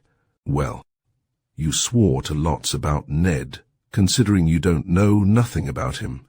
I wonder he doesn't thrash you. He doesn't, cries Pete tumultuously, whereupon the cub holds up his chin and looks critically over the counter at Pete, who sidles back and forth under this menacing gaze, and wonders if the cub can jump over the counter, and if anybody, Grandpa, even Momma, is within call. Why don't you thrash Ned, then? They tell me he called you a liar in open court. And he is a small boy. Pete begins to nod his head menacingly. He'll get something worse'n the lie when his trial comes off. Where did he ever know the men who bailed him, anyhow? In the theatre, Maybe they all burnt it together, retorts Pete hardily. Look-a-here. You seem to know a deal, my hearty, more than is healthy, declares the cub, with the affectation of a long, speculative look, which wilts Pete. Oh, take your cake and go along, exclaims Pete. I ain't going to talk no mo. Just like Ned. He doesn't talk any nowadays. For the same reason, I reckon, might tell too much. Oh, take your cake and go, screams Pete in desperation. Where is it? Oh, on the counter. Well, is that coffee cake or currant bun? One thing is certain. There will be a reporter at the trial.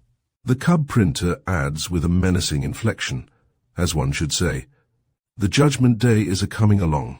Under this stress, Pete tries to rally, realizing that he is even now metaphorically face-to-face with the public. Must I wrap up the coffee cake? With a smile that would be an appropriate concomitant of a raging toothache, about as well as anything. And with a look indicative of the boxer latent in every man, and a disposition to trounce Pete, which, with difficulty he holds in leash, the cub printer goes his way to his fellows of the composing room and reports no progress.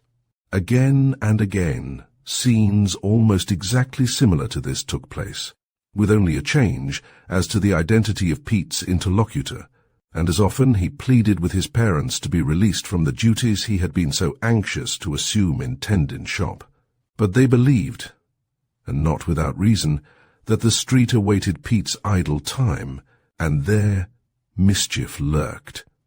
And thus, with his gnawing conscience, and his miserable fears, and his sadly jocose martyrdom, he counted the days, and repented of the past, and dreaded the future, and kept a lively and anxious lookout for Ned. He was but secondary, indeed, in Ned's consideration. Ned did not even ask what transpired in the visits, which he knew the galley boys and printer cubs made to the Bateman shop, when they returned, without news indeed, but munching their purchases from paper bags with the name of the elder Bateman printed thereon. Why should they go? What discovery could the elder printers anticipate in sending them on these bootless errands? The attitude of mind of the printers seemed to him the more formidable because he knew it was shared. In the editorial rooms, where, however, all its manifestations were carefully cloaked from him, yet he often noted indicia which convinced him that the suspicions of the editorial force were by no means allayed. He could not divine these suspicions, nor whom they concerned. He grew more alarmed, and a conversation which chanced to come to his ears one day occasioned him much troubled meditation. He was going into the rinctum of the editor-in-chief for copy. The door stood slightly ajar. He made no noise, and for some moments his entrance was unnoticed. The cocaine reporter of the paper, in a mysterious undertone, was detailing something about the burned theatre to the editor-in-chief. There were present other editors of the various departments. Their faces all wore that excited, absorbed look which Ned had noticed whenever the name of Gorham was mentioned. One hasty scribe, in leaving off writing to come to listen, had thrust his pen behind his ear with an eager awkwardness that left a smear upward from the eyebrow and gave him an unwanted Mephistophelian aspect.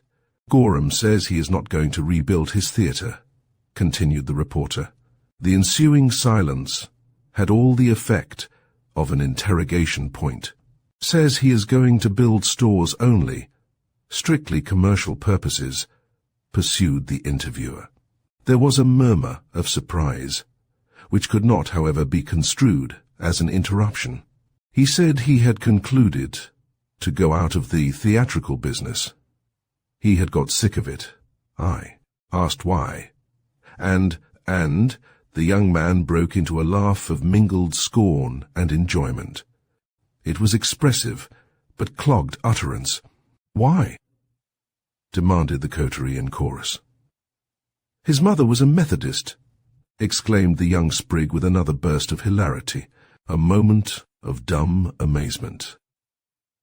Has he just found that out? Asked the editor at last. The writer, who had smeared his face with ink, accented its effect with a sneer. Just found it out when he has gotten rid of a ruinous piece of property, converted into a splendid commercial building site. And with his pockets full of spot cash, his insurance. Ah, but his pockets are not full of cash, said the interviewer. I was just coming to that. The insurance companies haven't as yet ponied up. They have paid nothing. They seem rather slow, he said. He supposes there must be a little hitch somewhere. It is a large sum with each company, but he expects it presently. That is what he said. Upon my word, I can't make him out. He told it all as innocently as a baby. Ned could not make them out.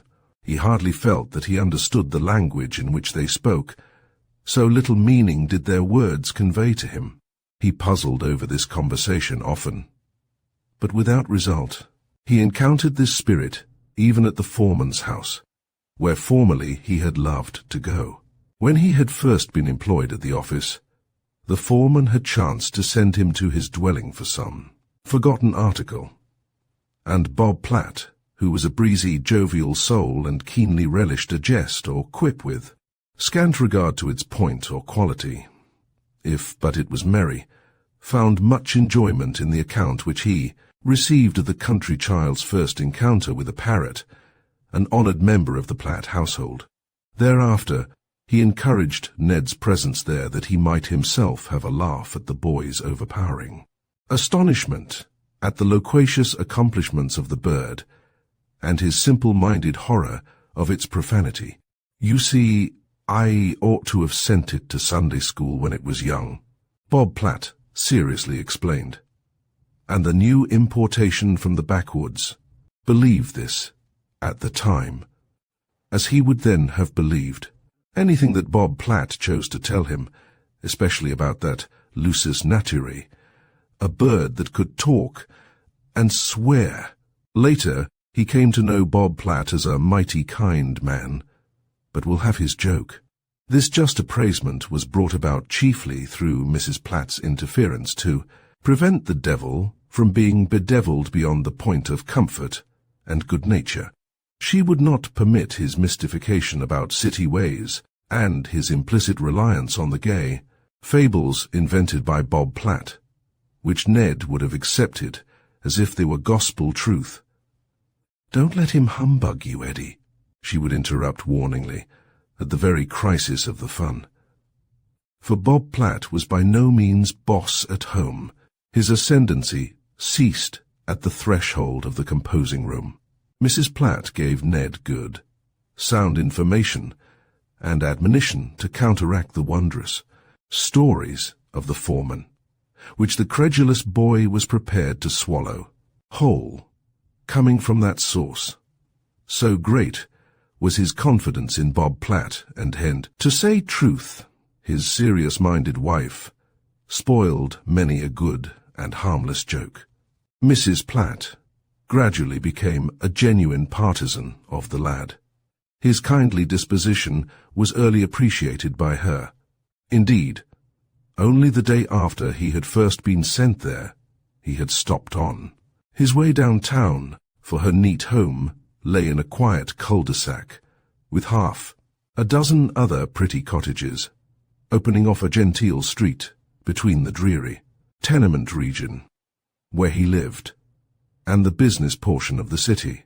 After a neighbourly country fashion, he wanted to know if she had any errands which he might do for her on his way back.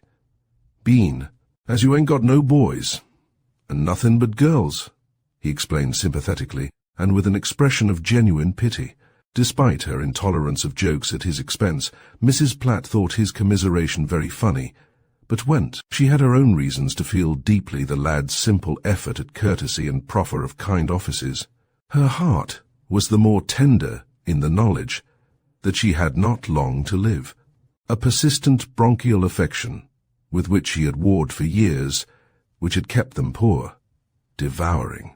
Money and care and time, like some veritable monster, had, still unappeased, developed into consumption, now so unmistakable that even Bob Platt's laugh was often petrified on his jovial face by the end. Perception of the fierce and ghastly fate that stood awaiting his household in the near future. She accepted Ned's politeness in the spirit in which it had been offered, and sometimes made him proud, and pleased in executing some trifling commission. He came at last to be more genuinely useful, and often was entrusted with the escort of the 4 small girls of the family to the Sunday school, and by this means Mrs. Platt got in some missionary work, for at that Sunday school Ned heard of many comfortable things his spirit had not known before. The 4 Platt girls had also some secular pleasures in which he participated, and the chief of these was called by them viewin' the procession. Never was there a muster of militia, or a parade of firemen, or a wonderful exhibition of bicyclists through the streets that they were not present to see. Whenever the exaction of the payment of some grotesque election bet set the community agog over the spectacle of one commercial magnate propelling another in a wheelbarrow through the principal thoroughfares, preceded by a band of music, and with all the teeth of the town agrin in evidence of relish, the right keenest cackle of callow laughter came from the 4 Platts and their attendant printer's devil. Never a circus tent was pitched, and the elephant made the tour of the town that Ned, with each hand held tight by the smaller girls, while the 2 elder followed close behind, within clutch of his protective jacket, did not hie himself with his charges to some coign of vantage particularly adapted to joyously see all that there was to be seen. It was always Mrs. Platt who thanked the boy, but it was Bob who owed him special gratitude on these occasions, for but for this substitute he must needs have played squire of dames himself, for the Platt girls would take no denial, and their father had long ago lost a living interest in elephants. Nowadays, however, Ned was aware that it was Bob Platt himself who took special note of him whenever he chanced to appear at the house, far more rarely though it was than heretofore, for the boy was both proud and sensitive, and he feared lest some allusion to his arrest, and that terrible day behind the bars, escape these friends of happier times. "I want to set Ned to talking," Platt would urge when his wife would object to his interference with the lad. "No, you get no scoops here," she would declare, for she believed that Bob Platt would not spare his grandmother had the ancient dame been capable of furnishing the paper with a genuine scoop. She had herself earnestly remonstrated with Ned, and urged him to make a clean breast of the whole affair, and she believed faithfully that the boy had been terrorized into silence rather than was guilty of crime, when he resisted her arguments by simply maintaining a dumb persistence. She felt it was the part of wisdom to torment him no more, give him a chance to recover his spirits and his confidence in people. His whole life is at stake, and he shan't be scooped just for the paper. But she could not prevent the parrot from calling fire, fire, fire, as it often did, nor hinder Ned's guilty start at the sound.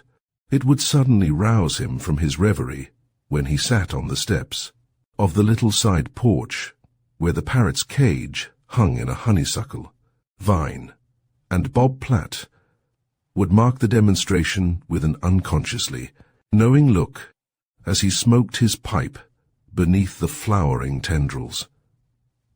The parrot had no sinister intention in the matter. The call was only one of its mimetic accomplishments, acquired by much repetition, for there was an engine house only a block away, and the bird had been accustomed to this shrill alarm for years. Often Ned had been to this engine house when the men were at their drill, and he generally escorted the 4 Platt girls, who could not squeal loud enough, nor shrill enough to express their admiration, not of the splendidly efficient men swinging down so quickly into place, all equipped and ready in one swift moment as it seemed, but of the horses and their preternatural wisdom in taking up their proper position of their own initiative, without a word of command, at the familiar signal.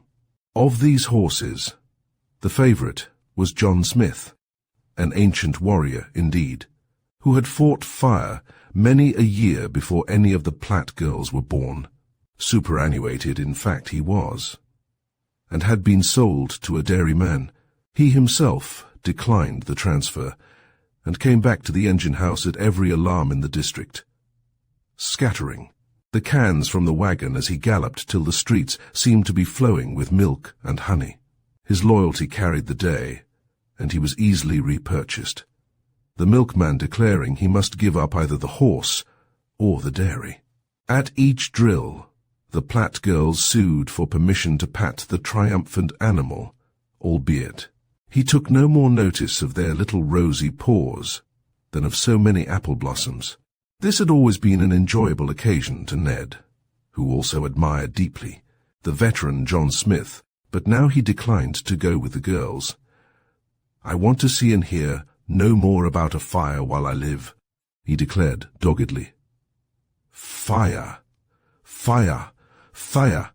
clamoured Pole, catching at the word, fluttering her green and gold wings, and turning her head, with its crooked beak, downward while she held on to her perch, with her hooking claws.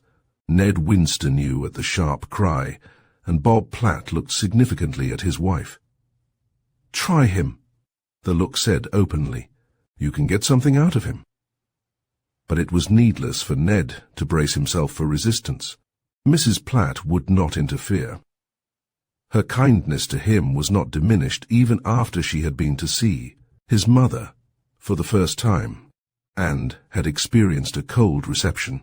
She had heard from Ned, in the early days of her acquaintance with the boy, that his mother held aloof from strangers, and she had approved of this trait in the simple country woman transplanted to a new sphere, and said that she thought the better of Mrs. MacDonald for it.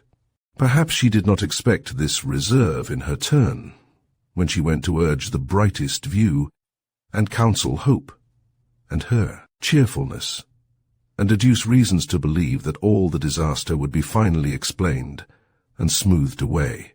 She thought, however, that the attitude of Ned's mother was not unnatural, and that her experience was not calculated to foster much confidence in city people and city ways. Despite Mrs. Platt's caution and resolve to report, as it were, naught of the details of her visit, Bob Platt contrived to ascertain from his wife the fact that Ned's mother knew no more than they did of the whole strange affair, that Ned had kept his own counsel, and that she had evidently never before heard the names of the two men who had given bail for his appearance at the next term of the criminal court, and thus released him from jail. All this served to increase the strength of the foreman's suspicions. Ned grew conscious of this accession of wonder and doubt that began to envelop him like a veritable atmosphere. So strong were these suspicions that they began to take on the quality of a grim certainty and definite menace. He was aware that they concerned others even more than himself, but who and how he could not for his life divine. He often went over in his mind the details of all the conversations he had heard. He recapitulated the impressions made upon him by gestures, significant glances, all the indicia of unexpressed sentiment, and strove to deduce the meaning of it all and its effect on the future. But these speculations at last availed naught, and as the time for his trial approached, the recollection was displaced by his anxiety on his own account, and the deep despondency which the sight of his mother's distress induced in him. One evening, the long, lingering summer twilight still lay upon the roofs and spires. He strolled into the composing room. It was quite deserted. A gas jet here and there, burning dim and low, only accented the gloom. Through the open window, he could hear the gay chorus of an opera al fresco in a neighboring beer garden. In emulation, perhaps, a mockingbird in a cage in a barber shop below mounted his perch and filled the gas-lit atmosphere, redolent of bay rum and eau de cologne, with his soft, ecstatic roundelay. Ned soon tired of looking out of the window. He had not read at all of late. He had been so absorbed by his troubles that he had not cared to keep posted with the times. As to self-education, of which he had once been so ambitious, he asked himself bitterly, what was the use of education to a boy who might spend years and years, the best years of his life, behind the bars? This evening, however, the old craving came back to him in a measure. He stood irresolute for a moment. Then he turned to the case nearby. He was not very expert in deciphering written characters. He often sought by practice to remedy this deficiency. He found generally ample exercise for this inability in the crabbed chirography of the editor-in-chief. Now, as he turned up the gas, he recognized the august scrawl of that magnate in the copy, perched above the case. The next instant his heart gave a great bound. His blood rushed to his head, beating tumultuously for a moment. Then it receded, leaving him pale and dizzy, and feeling as if he were likely to faint, for he saw written there the name of the manager-owner of the theatre, coupled with an odious accusation of burning the building, which no one could know so well as Ned was odiously false. Ned now learned, for the first time, that the hot-headed Gorham had taken offence at some expressions in relation to the affair which the paper, surcharged with its grave suspicions, had inadvertently let fall. He had construed this as a reflection upon himself. Arrogant in his innocence, he had published a card, somewhat braggadocio in its tone, it must be confessed, in which he defied the editor to speak out his suspicions plainly, or be branded forever as a coward and a calumniator. It was the editor's reply which Ned had chanced upon. The newspaper, through its many resources of procuring information, had learned that the insurance companies were on the point of formally refusing to make good the loss on the score of fraud. Legal proceedings would doubtless be instituted on both sides.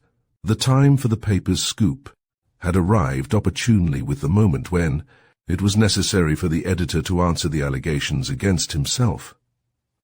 He had spoken, therefore, and spoken to the point. It had made a very disastrous showing for the owner, although the editor avoided distinct averments. He permitted it to be seen that the manager had given cause for the strongest inferences against him, even to the extent that he had procured the destruction of his own theatre for the sake of securing the money for which it was insured. The point that struck Ned's attention chiefly was the declaration that the boy who had been accused of complicity in the crime and arrested had been bailed by parties who were total strangers to the prisoner and all his friends. When interviewed, one of these sureties, a well-known broker, had given the most casual answers, excusing himself by reason of a flurry in certain stocks, in which his customers were largely interested, and which absorbed his attention. The other bondsman, a brother of the broker, admitted frankly and boldly that he had never seen the boy till he went on his bond, and wouldn't know him now from a gatepost. And although he and his brother had acted entirely on their own responsibility in the matter, and would make good the bond should the boy forfeit the bail, they undertook the liability solely to oblige Mr. Gorham, their close friend, who did not desire to keep so young a lad imprisoned so long a time while there was still doubt of his guilt, and who had even offered to stand in behind them and pay the money himself should the boy give them the slip. Thus the editor argued. Mr. Gorham played the double part of prosecutor and in effect bondsman for the prisoner. Ned's hand shook. So it was to Manager Gorham he was indebted for his liberty. He could not for his life imagine why Gorham had come to his relief, but he was sharp enough to see, when it had been put before the mind in this plain way, that most outsiders would take the same view of it that the editor did. It was evidently the journal's opinion that the manager feared that the boy, if refused bail, would speak out and accuse him of himself burning or procuring the destruction of the building. The editor concluded, perhaps by way of vindicating his own courage and taking the dare, by advising the insurance companies to pay nothing till their investigations should have been pushed in this direction, and he recommended the owner of the theatre to the kind attention of the grand jury and the attorney for the state. Ned, in an agony of remorse and anxiety, clung to the case, almost overpowered by the realization how evil a thing concealment is, and what ruin it had wrought here. The incendiaries, he reflected, had doubtless made their escape in this long interval. He and his fears and his groundless reasoning were responsible for that, for more, the blasting of an honest man's character and the wreck of his fortune, for the insurance companies would pay naught. It seemed a grotesque libel on likelihood, but the manager might even be arrested, tried, and serve a long term in the penitentiary, charged with burning his own house to defraud the insurance companies because of the wickedness of a gang of knaves and a foolish boy's folly. Ned grew more and more alarmed as he read, again and again, those strong logical statements that would forever blast the man who had befriended him at his utmost need, for the paper was a power in the land, and the editor's word weighed with all sorts of people. Ned might now have confessed all. He thought of this once. The habit of concealment, however, does not give way readily. It yields only after the exhaustion of its uttermost resources. He asked himself who would now believe him. He was already accounted a mere tool and accomplice, and his puny efforts to whitewash such smirches as those, intricate blots and tangles of loop letters, had put upon the manager's name, would be ludicrously futile. He felt that he could measure the incredulity of the public. He could measure, too, its credulity, alack, when all the town would read tomorrow the editor's reply. The town never read it. In a paroxysm of rage and fear, Ned suddenly clutched the sheet and thrust it into the gas jet. The blaze leaped up. Distinct shadows started forth from the murky glooms. The motion alarmed him. He glanced fearfully over his shoulder. He was still quaking at his own deed when the copy fell. A cinder. But perhaps his purpose was not yet served, he argued, for the article might have been set up. He looked at the imposing stone. The type was all ready, and in the chase the proof had been taken. The revised smirched sheets lay hard by, all bearing the cabalistic sign OK, the fiat of the press reader. They won't look at it again before the form is locked and goes to press, Ned said tremulously, for an audacious new idea had flashed into his mind. The article had compactly filled 1/3 of a column. He swept the types of this space from the stone and replaced them at random in the boxes. Then, selecting a larger variety, he began some of the fastest typesetting ever done in that composing room. For copy, he had gotten hold of a new prospectus of the paper, which was still in manuscript.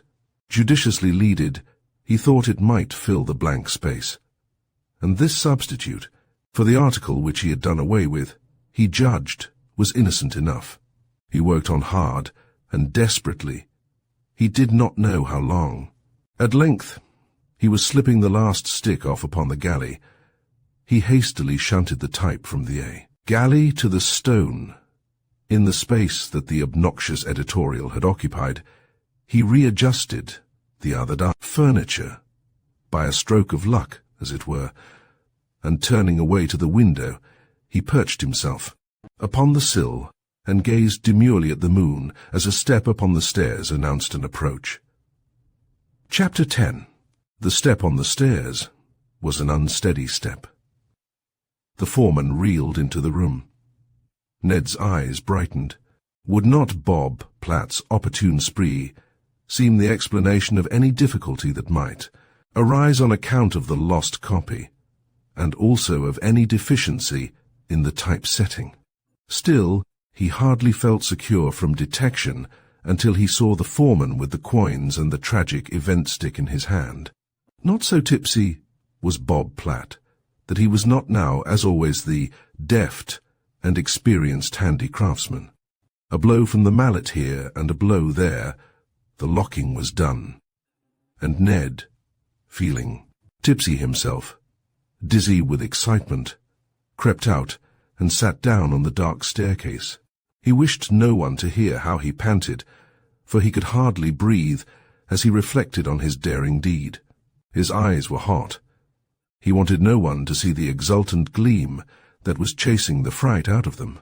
Now and then he squirmed aside to escape a big foot that brought a burly shadow lumbering up the stairs, for the printers were coming in again. So presently were the latest dispatches and the last of the copy. The telephone bell continually jingled. There was once more the stir of haste and work and confusion in the composing room, the setting up of the final columns for the other forms. Ned listened occasionally, expecting to hear his name called, but Bob Platt did not need him. It seemed a long time that he sat there, gazing up through the narrow stair window at the stars, those fair and foreign worlds, glittering so high above the roofs, above the clouds, above the winds. He heard, now and then, the agitated voice of the telegraph editor. Once a reporter came up the stairs in great bounds, and with a momentum, as if he had been flung from a catapult. Doubtless he thought he had a scoop. "It's a fake, I bet," thought Ned, recovering his normal size, for he had shrunken to very small proportions to avoid that headlong rush. He had the best of reasons in his own experience to know how very thin some of these scoops were. He realized how the hour was wearing on when he heard the rattle of the mailing wagons on the stones in the side street. It must be midnight. Suddenly, the thunder of the printing press broke forth. Clank, clank, clamour and clank. The air was vibrating with its regular, rhythmic throbs. The building palpitated with it, as if it were alive. It was like the beating heart of a great full-pulsed civilization. "They're printing my work right now," cried Ned, with all the pride of an author. Then a twinge of anxiety seized him. He remembered his limited opportunities, and he had the grace to hope that there were not too many mistakes in the typesetting. But such a sight has rarely been seen as that presented by the third column of the second page when the reeking sheets came from the press. It was probably discovered by the more distant subscribers receiving the journal by mail, before the paper, as personified by its employees, knew what had happened to itself. The town, the immediate vicinity, also read it betimes, and certainly, although the enormity was caught in the second edition and hastily replaced, with an article already in type on the tariff, the editor-in-chief was an object of pity the next morning, when opening complacently the folds of the journal, his eye fell on Ned's handiwork in the midst of the wit and wisdom of the important editorials. There, instead of the severe reply that should prove he was no merely malicious calumniator, of innocence and integrity, was a typographical caricature of the prospectus of the paper, wildly leaded, with inverted U's and N's and P's and D's, incredibly person. Of all body types, it drunkenly and disconnectedly protested its Devotion to the best interests of the public. The people's paper. It reiterated, with every inadvertent caper, the printer's art is heir to. It bragged of its facilities, its presses, its talented writers, its supplements, and with orthographical vagaries to which the phonetic craze presents a soberly conventional aspect. It pointed with pride to its career as a popular educator. Such spells as Ned had perpetrated. Lastly, with a crookedness that was very like a typographic leer, it begged to call attention to its handsome appearance. Rude Boreas was but a piping reed to the way the staff roared with wrath. Ned arrived at the office in the midst of the storm. He had a confused sense of the general desolation. Then the surroundings were cancelled by the sight of the foreman's face, pale and agitated. "What ails the boss?" he demanded of a junior compositor. "The grand bounce," responded that worthy. Ned winced. This was an unexpected turn of affairs. He remembered the foreman's wife, who had fallen into a hopeless stage of consumption, and their 4 small and helpless girls. "He has been tight afore this, many a time," said Ned doggedly, trying to justify himself in his own mind for not having foreseen this possibility. Scheme as he might, things went worse and worse. "He has been drunk time and time again." "Never like this," said the young typo, bursting with laughter. "My eye. When I first saw that column, I thought I had the Jim Jams myself." In the investigations that were in progress, the foreman admitted that he had been very drunk the previous night. Therefore, he was at the mercy of anything that circumstantial evidence could prove upon him. The fact was elicited by reference to the proof that the article in question had been set up correctly. "And then," he confessed, "I came up here as drunk as a mink, a mule, after everything was in the chase, to lock the form, and like a tomfool I must have set up this prospectus from the new copy. And I don't know how I could have knocked the type into this person with mental illness pie." This seemed the only reasonable solution of the mystery, and it was accepted without demur or question. While Ned went about his ordinary work, he listened anxiously to the sound of the editor's voice as he still bemoaned himself with his confreres in the rinktum. Time had softened his sorrows only a very little. His tones were still pervaded by rage and grief, modulated but slightly by an appreciation of futility. It was like the subsiding anguish of a bulldog when the burglar is gone. Ned could but hope that the bouncing of the foreman would be reconsidered. This Bob Platt was a good fellow, and heretofore his weakness for strong drink had never interfered with his capable performance of duty. He had been in the office 20 years as man and boy, and now he was to be chucked out of it for an offence which he had never committed. He oughtn't to have been drunk, thought Ned, and this was very true. Bob Platt was a good printer, however, gilt-edged, Ned argued, taking courage, and could no doubt easily find work elsewhere, with all his experience as foreman and capacity in management. Then Ned reflected that this story would be likely to create a ripple in typographic circles, and employers would be indisposed to engage a printer whose sprees expressed themselves in such fantastic publicity. Bob Platt might fail to get work. And there was the sick wife, and there were the small girls. Ned once more began the profitable and pleasant occupation of hoping against hope. The staff would never part with Bob Platt. Ned hardly believed they could run the paper without him. The printer's devil would not realize the mischief he had unintentionally done till he saw Bob Platt standing in the door of the composing room, leaving behind him his friends, his 20 years of industry and capacity, and the trustworthy reputation they had earned for him, all lost as completely cancelled as the editor's copy. He was trying to carry it off, jauntily. His hat was stuck on one side. He chewed hard on his quid of tobacco. He laughed as he nodded over his shoulder to the group of printers in the composing room. "Be good to yourselves, boys. So long." Ned saw the haggard change in his face as he turned. He was going out empty-handed, with a dying wife and 4 small girls, to meet the cold, hard, tight-fisted, grinding world. Ned knew how cold, how hard, how tight-fisted, how grinding that world is. "Say," he screamed suddenly, throwing himself upon Bob Platt. "I done it. I done it. I done it myself. If they hang me for it, I can't hide it.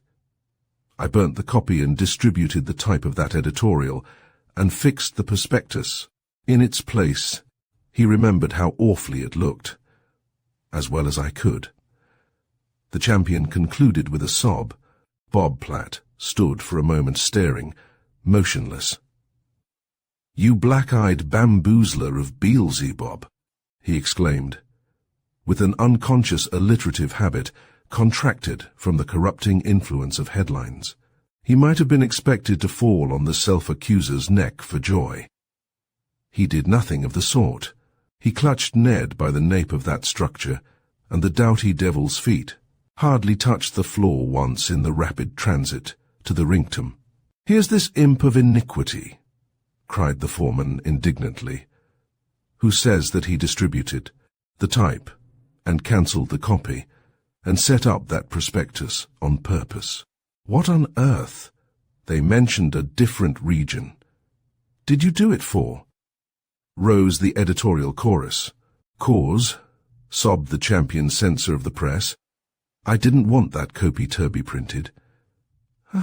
"Warn't true." There was a short silence.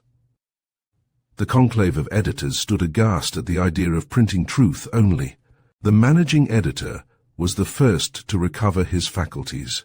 "You are the boy who was arrested about this affair of Gorham's Theatre, I believe," he said. "Yes, sir," sobbed Ned, "and Mr. Gorham never had no more to do with burnin' that theatre than I had. 'Twas to spite him it was burned." "Then you know who did burn it?" The managing editor had fairly cornered Ned, but the obstinate boy refused to reply. For a time threats and persuasions were alike useless. Only by strongly representing to him that Gorham would be ruined unless the matter were cleared up, was the truth sifted out little by little. Mr. Gorham was finally summoned, and a full explanation ensued. He fairly foamed at the mouth with rage when with much difficulty he was at last made to understand the nature and extent of the suspicions harboured against him. He promptly identified the several malefactors from Ned's description of them called in the police, and gave such details of their associates, habits and habitat that he, before nightfall, one of them, the bandy-legged scamp who had once been employed about her, the theatre as a supernumerary actor, was arrested and safely lodged in jail. He squealed very promptly and earnestly in the hope of being allowed the benefit of state's evidence, and by his means the Star's diamonds were traced through a variety of fences and recovered. His accomplice in this theft was also apprehended by the trail of the stolen costumes, and somewhat later the first player was captured and cast for a role with a long run behind the bars.